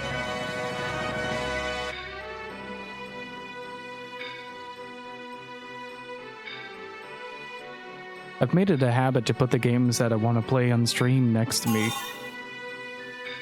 Learned MP max up. Cookie learned prayer. What is prayer?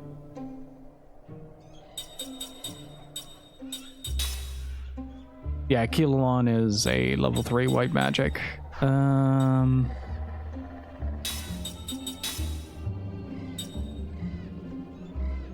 Oh? As a skill? Did you just call her Cookie? She is Cookie now. She is the new Cookie. I'm running with it.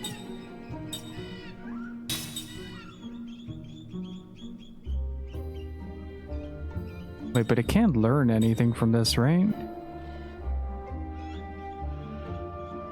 These are really good rings.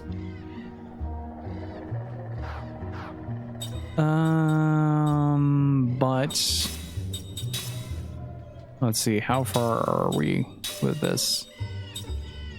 Angel Heart, Prayer, costs 8. I need to see the return of Cookie to White Mage.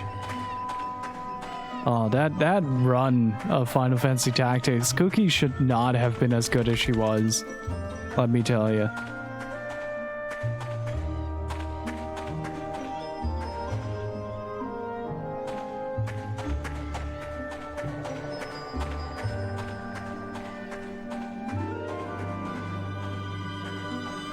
If you haven't watched the Final Fantasy Tactics playthrough, by the way, you should. It was a great time. But we had a white mage during that was called Cookie, and she had very mediocre stats. You know that kid's not too bright after all. Like she had basically mid-roll ads, stats. It was like a mid-roll ad, but she had mid-roll stats to boot, with very low bravery as well, and she basically nuked half the game. Mac must be ahead of us. Let's go. Like, even most Final Fantasy Tactics veterans couldn't really explain the how or why behind it. She just went thermonuclear every fight. And somehow became a meme of the channel, as well as I think the channel icon. And the infamous phrase, the best way to heal is to exterminate. Good. Now we can test out. I just realized if we get our Prince Diamond Head, Golden Kylo, we get massive area attacks on every single fighter. That's gonna be huge.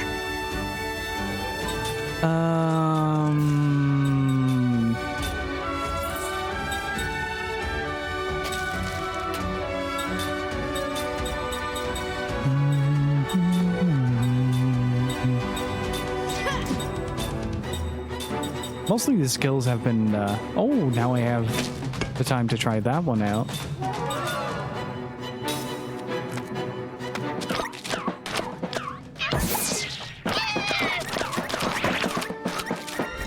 These guys are adorable.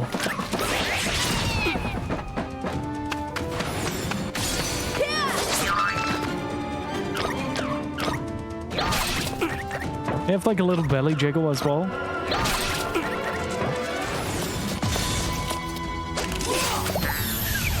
And now he's dead. No way. I just got a turn 1 heal from this.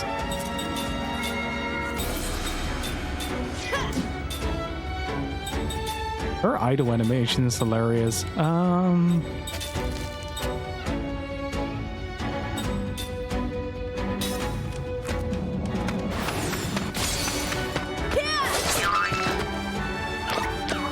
No combination? Or is that only if 3 of them are linked at the same time?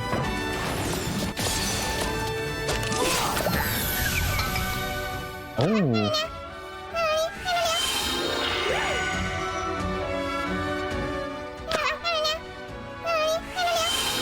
Okay, this could be a genuine problem.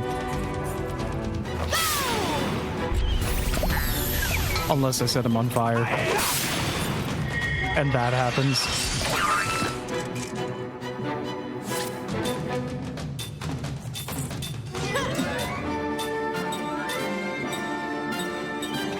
Like, what type are they actually? Doesn't wind hurt them a lot more?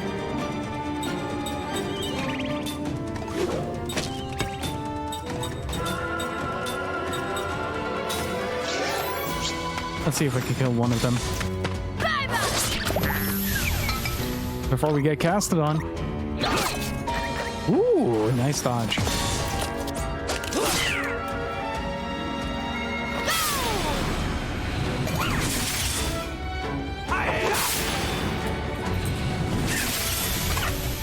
Oh, that's one dead.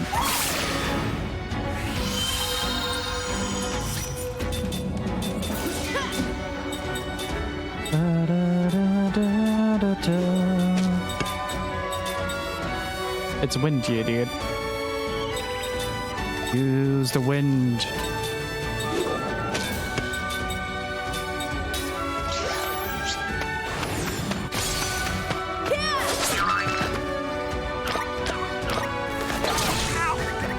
They jiggle so much. It's adorable.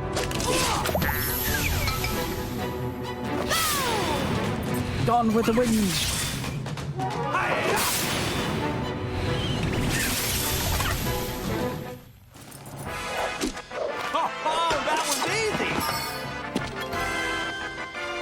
Ooh, Kaim is level 19. Kaim learned Angel Heart, level 3 black magic. Oh.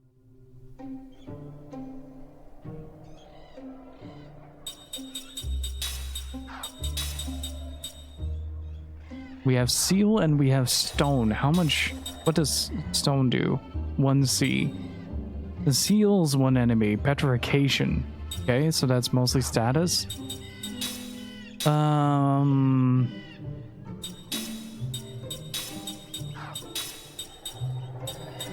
I think this one is a bit more important. Set. What do we have left? MP max up, anti-paralysis, Angel Heart.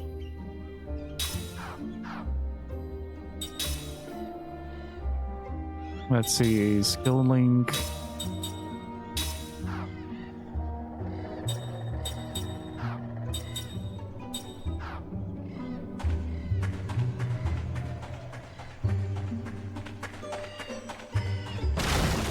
Bonk. Oh, kill him with wind. It's more effective. I think.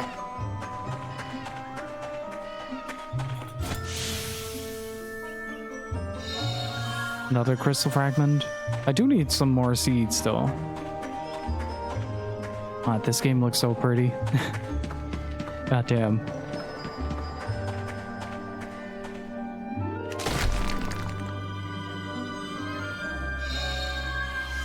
Anti-paralysis. I feel like currency and items are very valuable in this game. We're about... how many hours in? 12 hours in now, and it's really hard still to maintain a decent party economy without going bankrupt every shopping trip.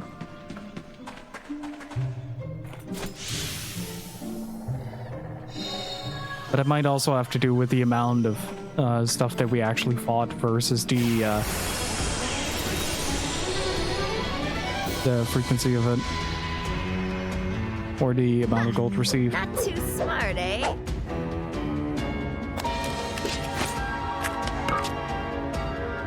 Oh, hello. You're new. Earth.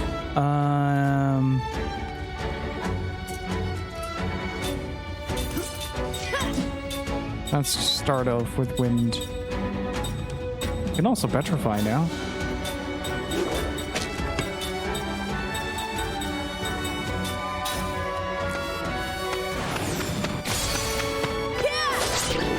Nice, getting a lot better at those.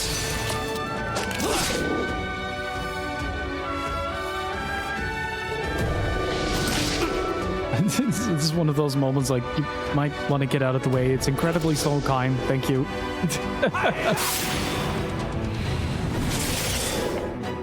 Holy shit. That did a lot of damage.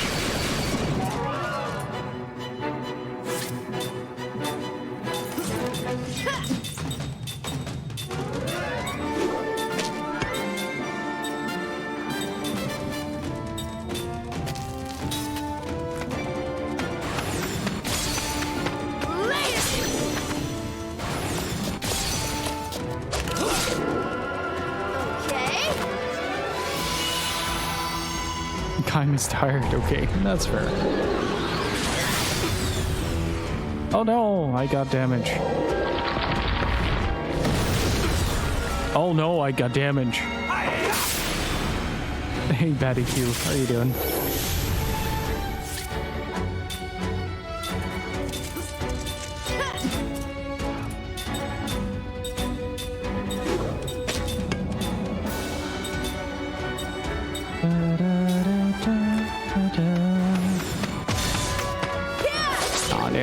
Room my straight.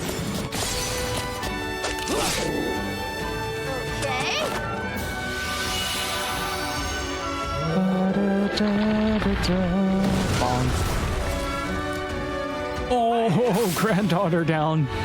I repeat, granddaughter down. Jesus Christ. Grandpa, do the right thing.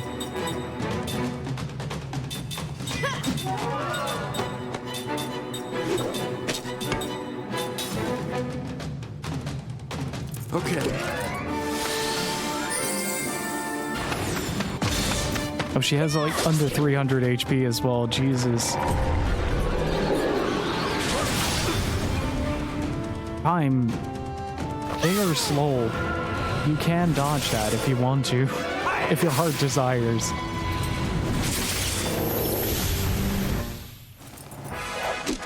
Well, have you fallen for me yet?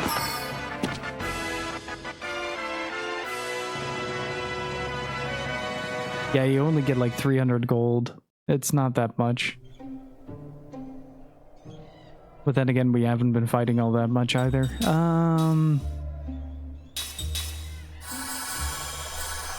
What was the skill that she had that allowed me to heal more? That was Angel Heart, right?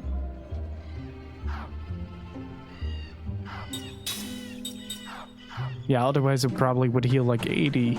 Because it's a free heal, basically. And so I reckon it's not gonna do that much.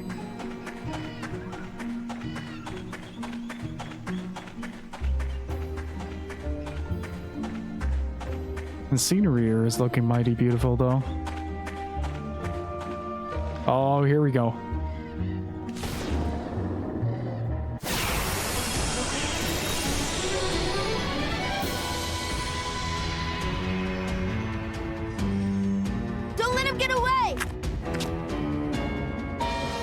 Now we have 2 casters to deal with this large group.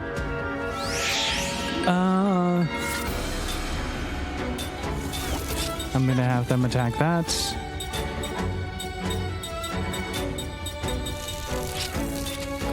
I'm gonna try ground spelling him.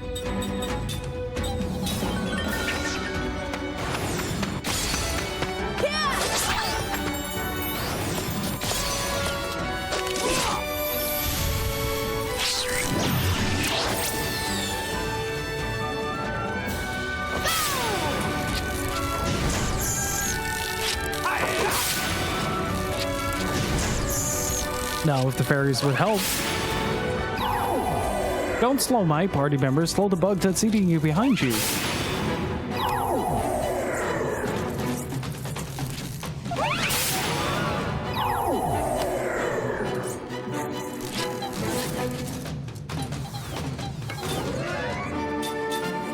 It's gonna sound like they are having a party, though.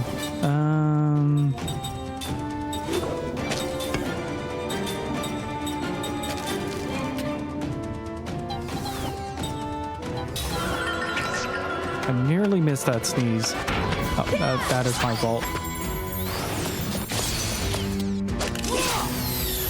I needed to sneeze.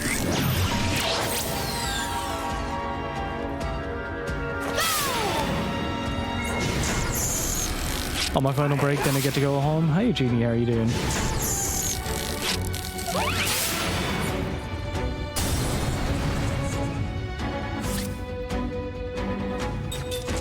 Oh,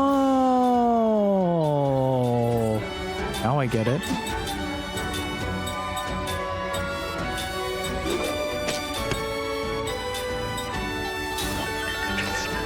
One more day and it's my time off. Nice. Gonna continue that Yakuza trophy grind. There it is. Oh, that wasn't too bad. Last time it was much worse. There you go. Like taking candy from a baby.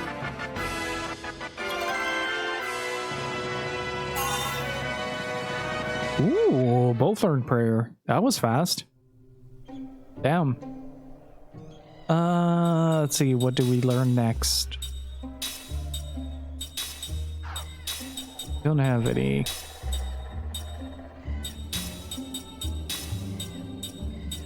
That's at that. Crisis attack boost. Factual analysis. Oh, we only need one person with factual analysis, so have you set the prayer?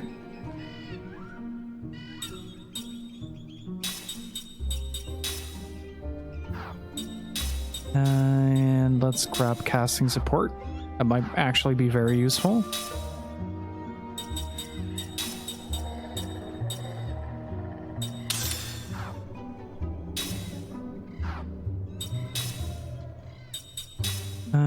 Berserker Necklace, Holy Knight. This is maximum MP.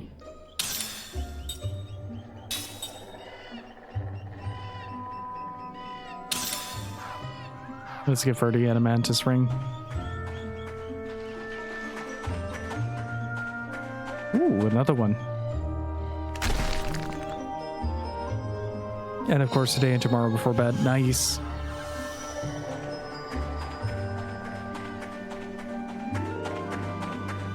Let's see. Ooh. I'm now getting excited for fights. Like, this game is actually pretty difficult if you don't prepare. Like, enemies can really easily overwhelm you. Ooh, that gives a neat effect. Look at that.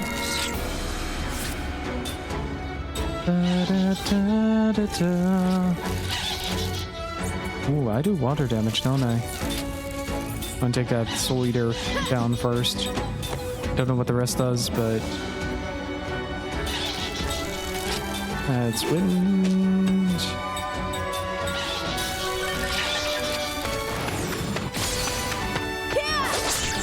Oh, that is good.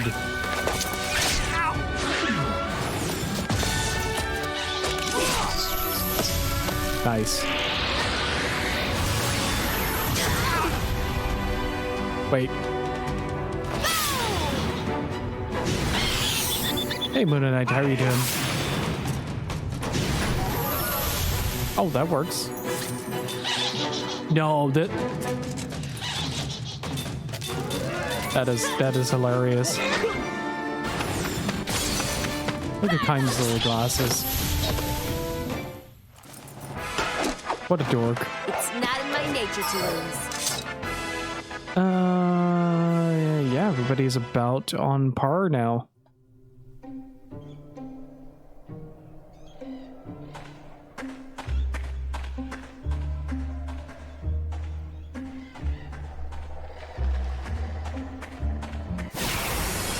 I don't mind the subdued color tones in this game, to be honest. It makes it feel very rich and tangible. Like, it just so happens that we're in a forest right now with a lot of brown, but if the colors would have been like super saturated or something like that, I would have had a lot more trouble with it.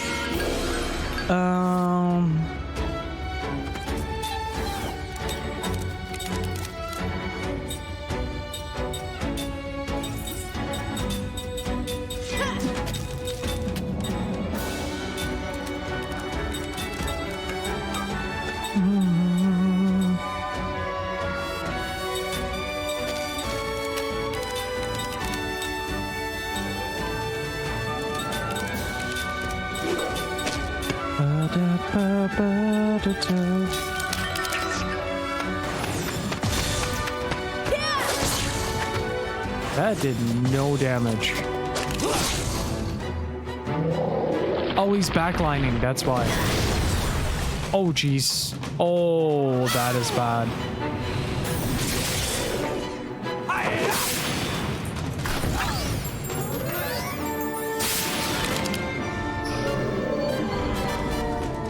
Oh, this is really bad. Yep, they flare mined it. I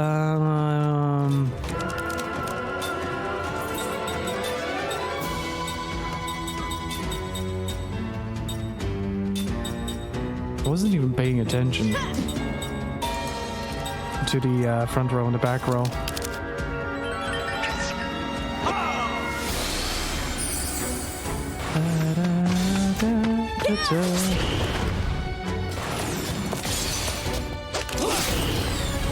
Oh, flare mine lasts a full turn. I did not know that. Ooh, that was a good whack.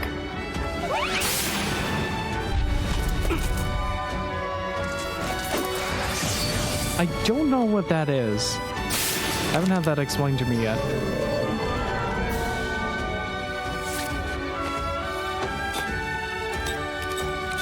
Red dreamed. Healing herb. Time.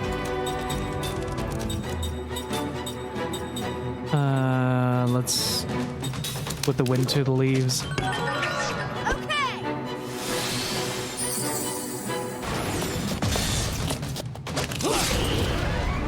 Damn it! Uh-oh. We might be in trouble. Or not.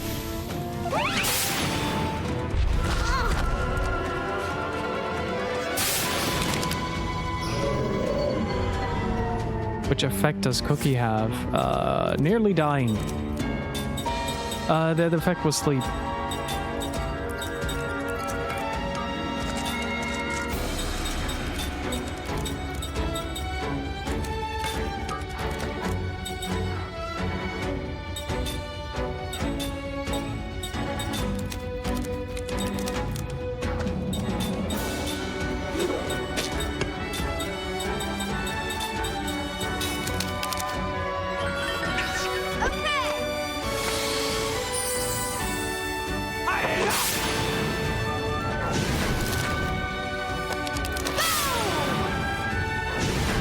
Like triangle system in the Fire Emblem games. I think it's opposing.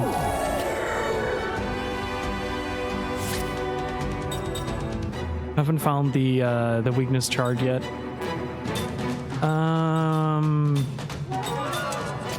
Everybody has prayer now. Oops. Well, now we get to experience missing with that.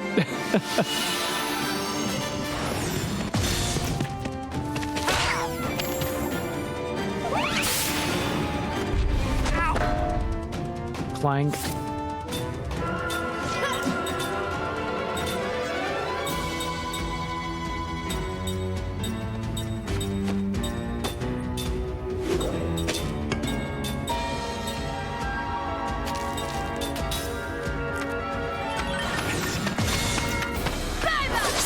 Eat water damage. It's not in my nature to Call it a casting couch. I'm gonna shoot you for that. I'm gonna shoot you for that.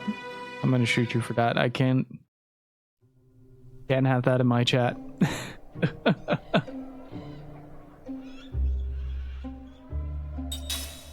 Okay, let's see. I might actually have to go back real quick. And that might actually be a very, very good idea. Wait, what am I? Oh, prayer is only used in battle. That's why it's no cost. Nope. I'll figure it out.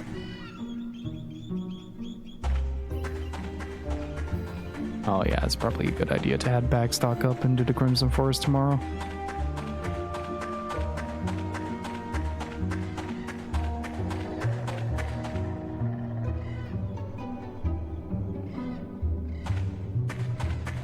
Deja vu, I just been in this place before. Higher on the street.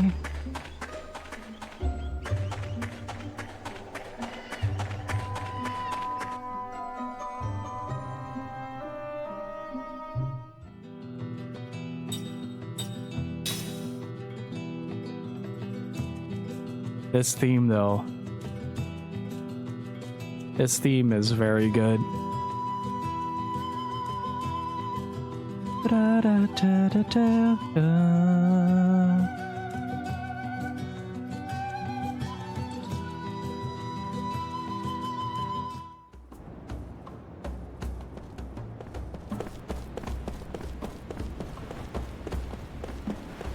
What the hell? Hello, hello. Would you like to try playing this cube here? What, you don't know what cube music is? Wow, I can't believe it. And it's so much fun too. This is a special cube, you see. When you hit it, it makes the most beautiful sound. It's even better if you can create the right melody, because the cube will open to reveal a fabulous prize. You'll need cubic music score to play. It's your first time though, so we'll give you one to start out. Let's give it a shot. That's Spirit. Which song would you like to try? C-E-G-C. Ready to play the song you choose?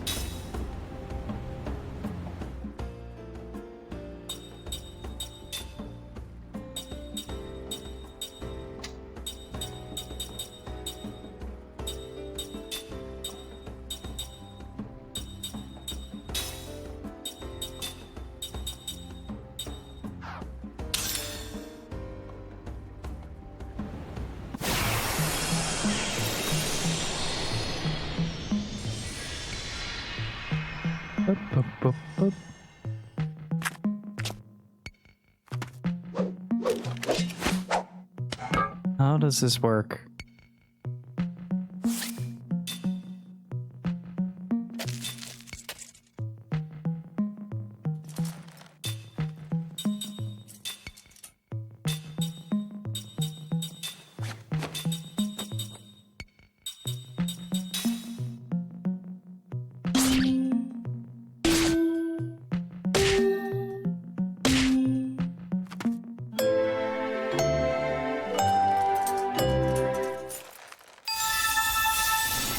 Ah.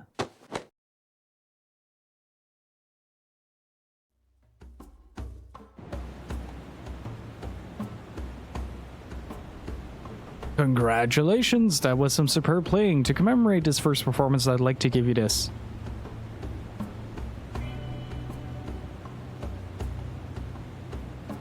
Reminds me a little bit of, ooh, horse. Let's see you later. Come play again soon, you hear?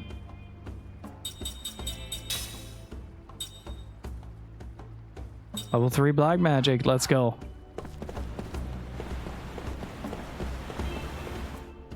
How are we doing? Why are we healed up?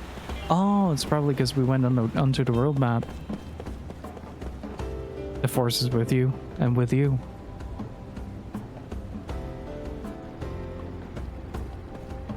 I might actually have to get my hands on the Lost Odyssey OST at some point. Does anybody know whether or not there was a physical release of this game's OST?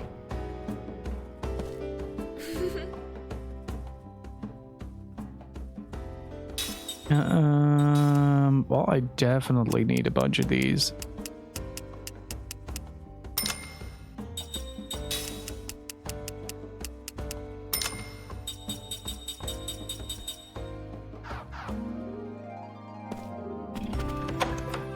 Those glasses are insane.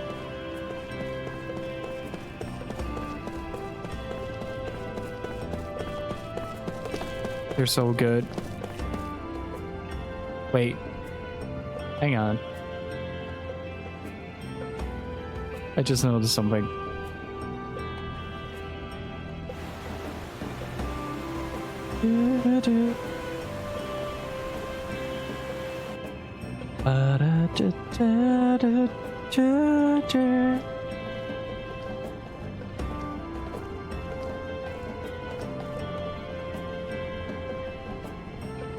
Let's see.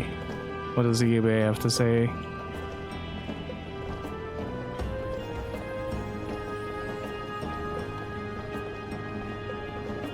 That is a very, very pricey soundtrack, let me tell you.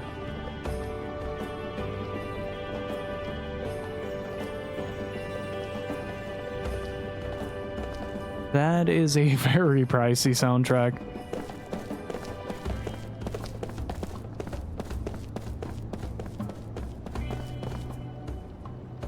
I'm tired of it. He was the one who suggested going on the gondola for a date, but just how long does he expect me to wait?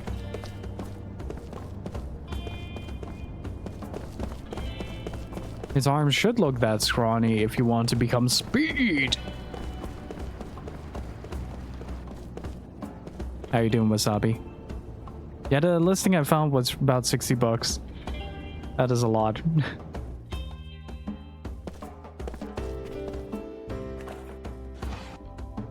Did I just accidentally yoink somebody's drawer?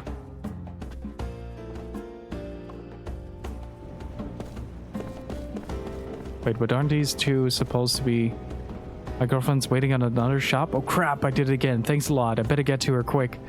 Wait, you want me to get that box for you? Yeah, sure. Won't be much trouble. Pretty shrewd of you guys.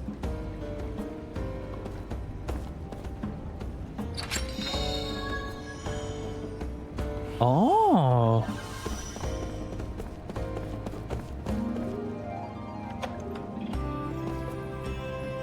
Feel like noodles myself. Hey, don't judge the man by the size of his arms, okay?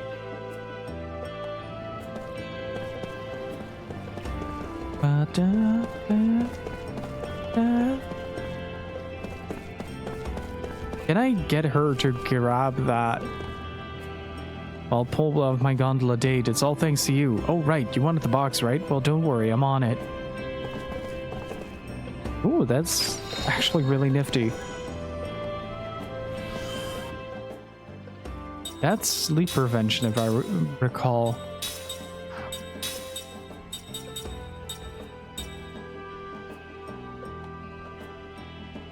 Oh?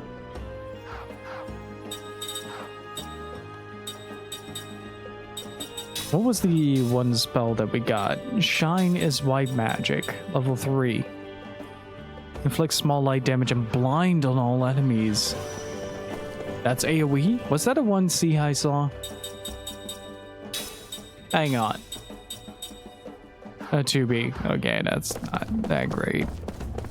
I mean, 2B is pretty great, but 2B as a notion of cast time isn't the best. Maybe if you do the speed up on the first turn, then use that to cast up.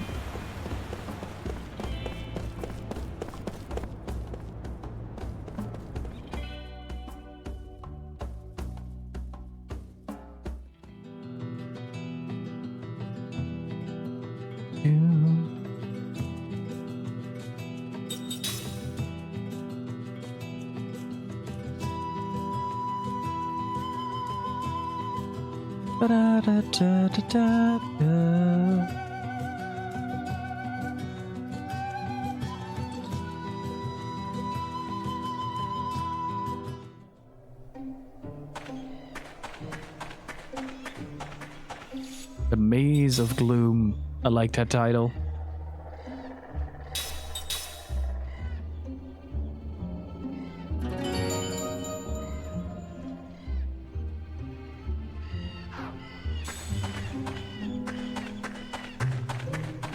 Wait, how did we pass the 12-hour mark? Oh, wait, I did go longer last time we played this, right?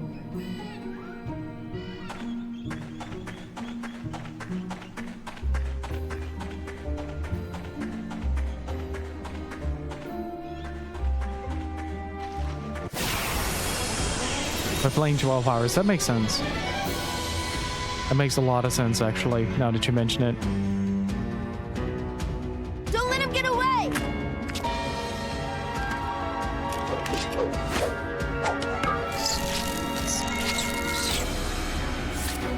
I am tempted to try. Wait, we don't have white magic level 3. Well, that's a party pooper. Let's get the Soul Eater bug down. Wait, is that front row? Oh, they're all front row. Gotcha.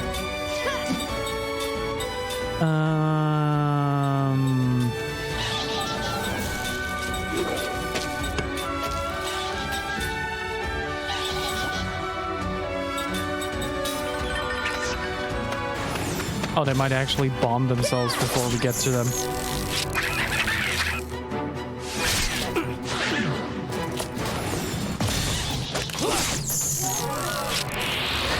Oh, one of them does. I love that it doesn't just doesn't do that much. A bad idea, buddy. Oh, you got pretty strong from it.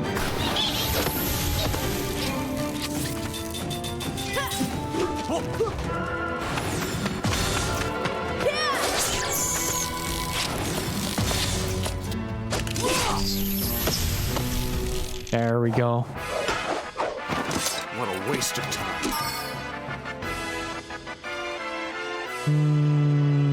Cook is almost level up. Settler and casting support maximum MP up. All right.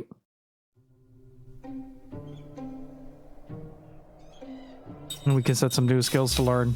I really love this system though. Like, this is probably one of my favorite systems in the game.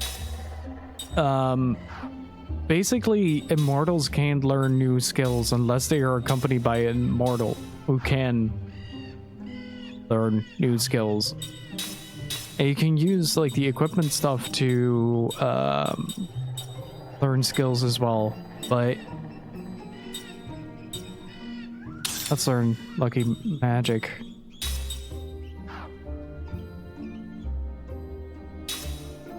Enjoy your freedom, Genie. Actually, what kind of rings can I make in the meantime? Ooh, I can make a lot.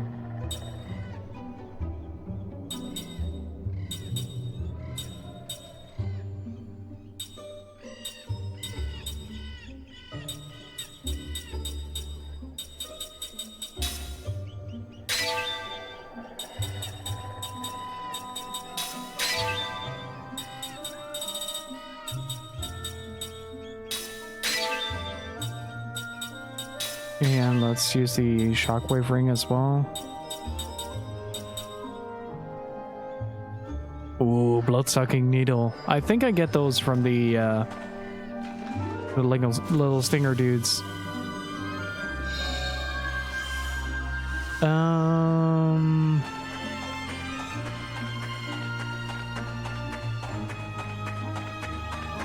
I am really looking forward to playing Saga Frontier. I ordered my copy for the Switch because I wanted to have a physical version of it, so I'll have to wait a little bit longer. I think it arrives like at the end of May.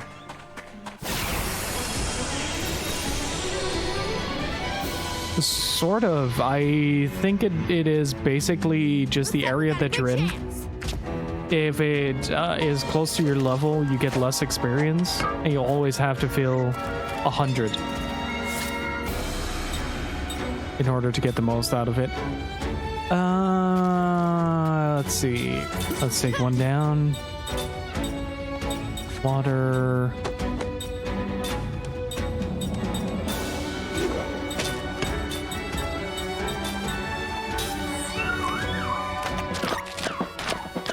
Oh, it doesn't have to be adjacent. Look at the little Betty flop.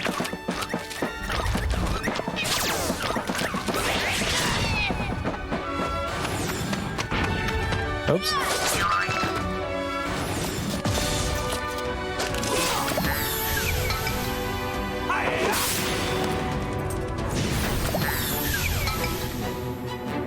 We're eliminating these dudes one by one. It's great.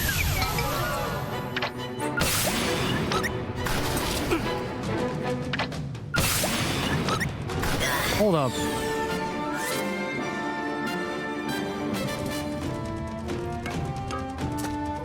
Did I just give Kaim fucking cat ears?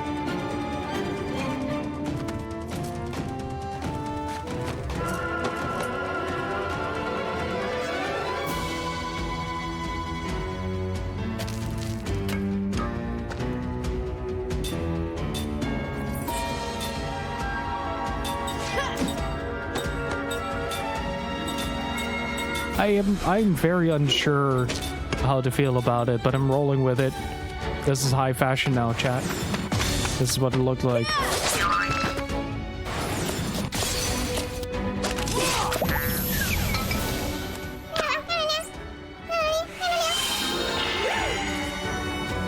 Let's see how this is gonna go. Oh, he's dead.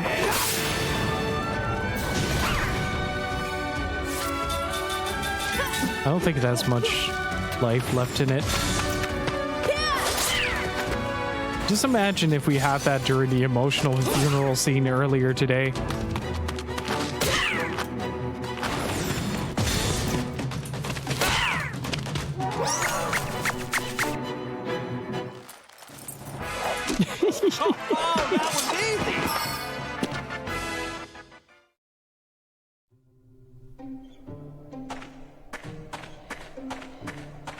Oh, this is great. All right. But it is 9 p.m. over where I'm at, so I am going to call it for today.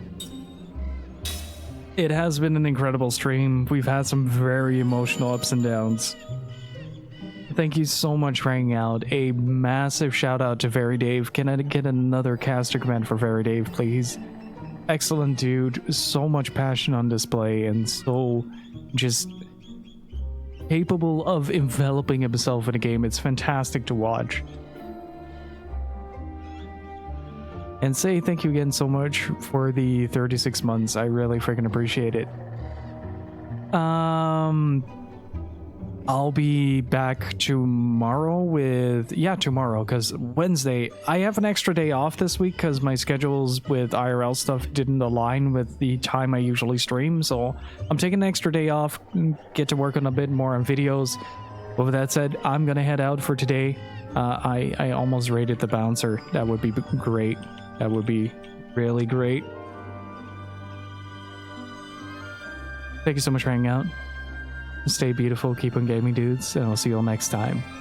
Until then, have a good one. Bye-bye.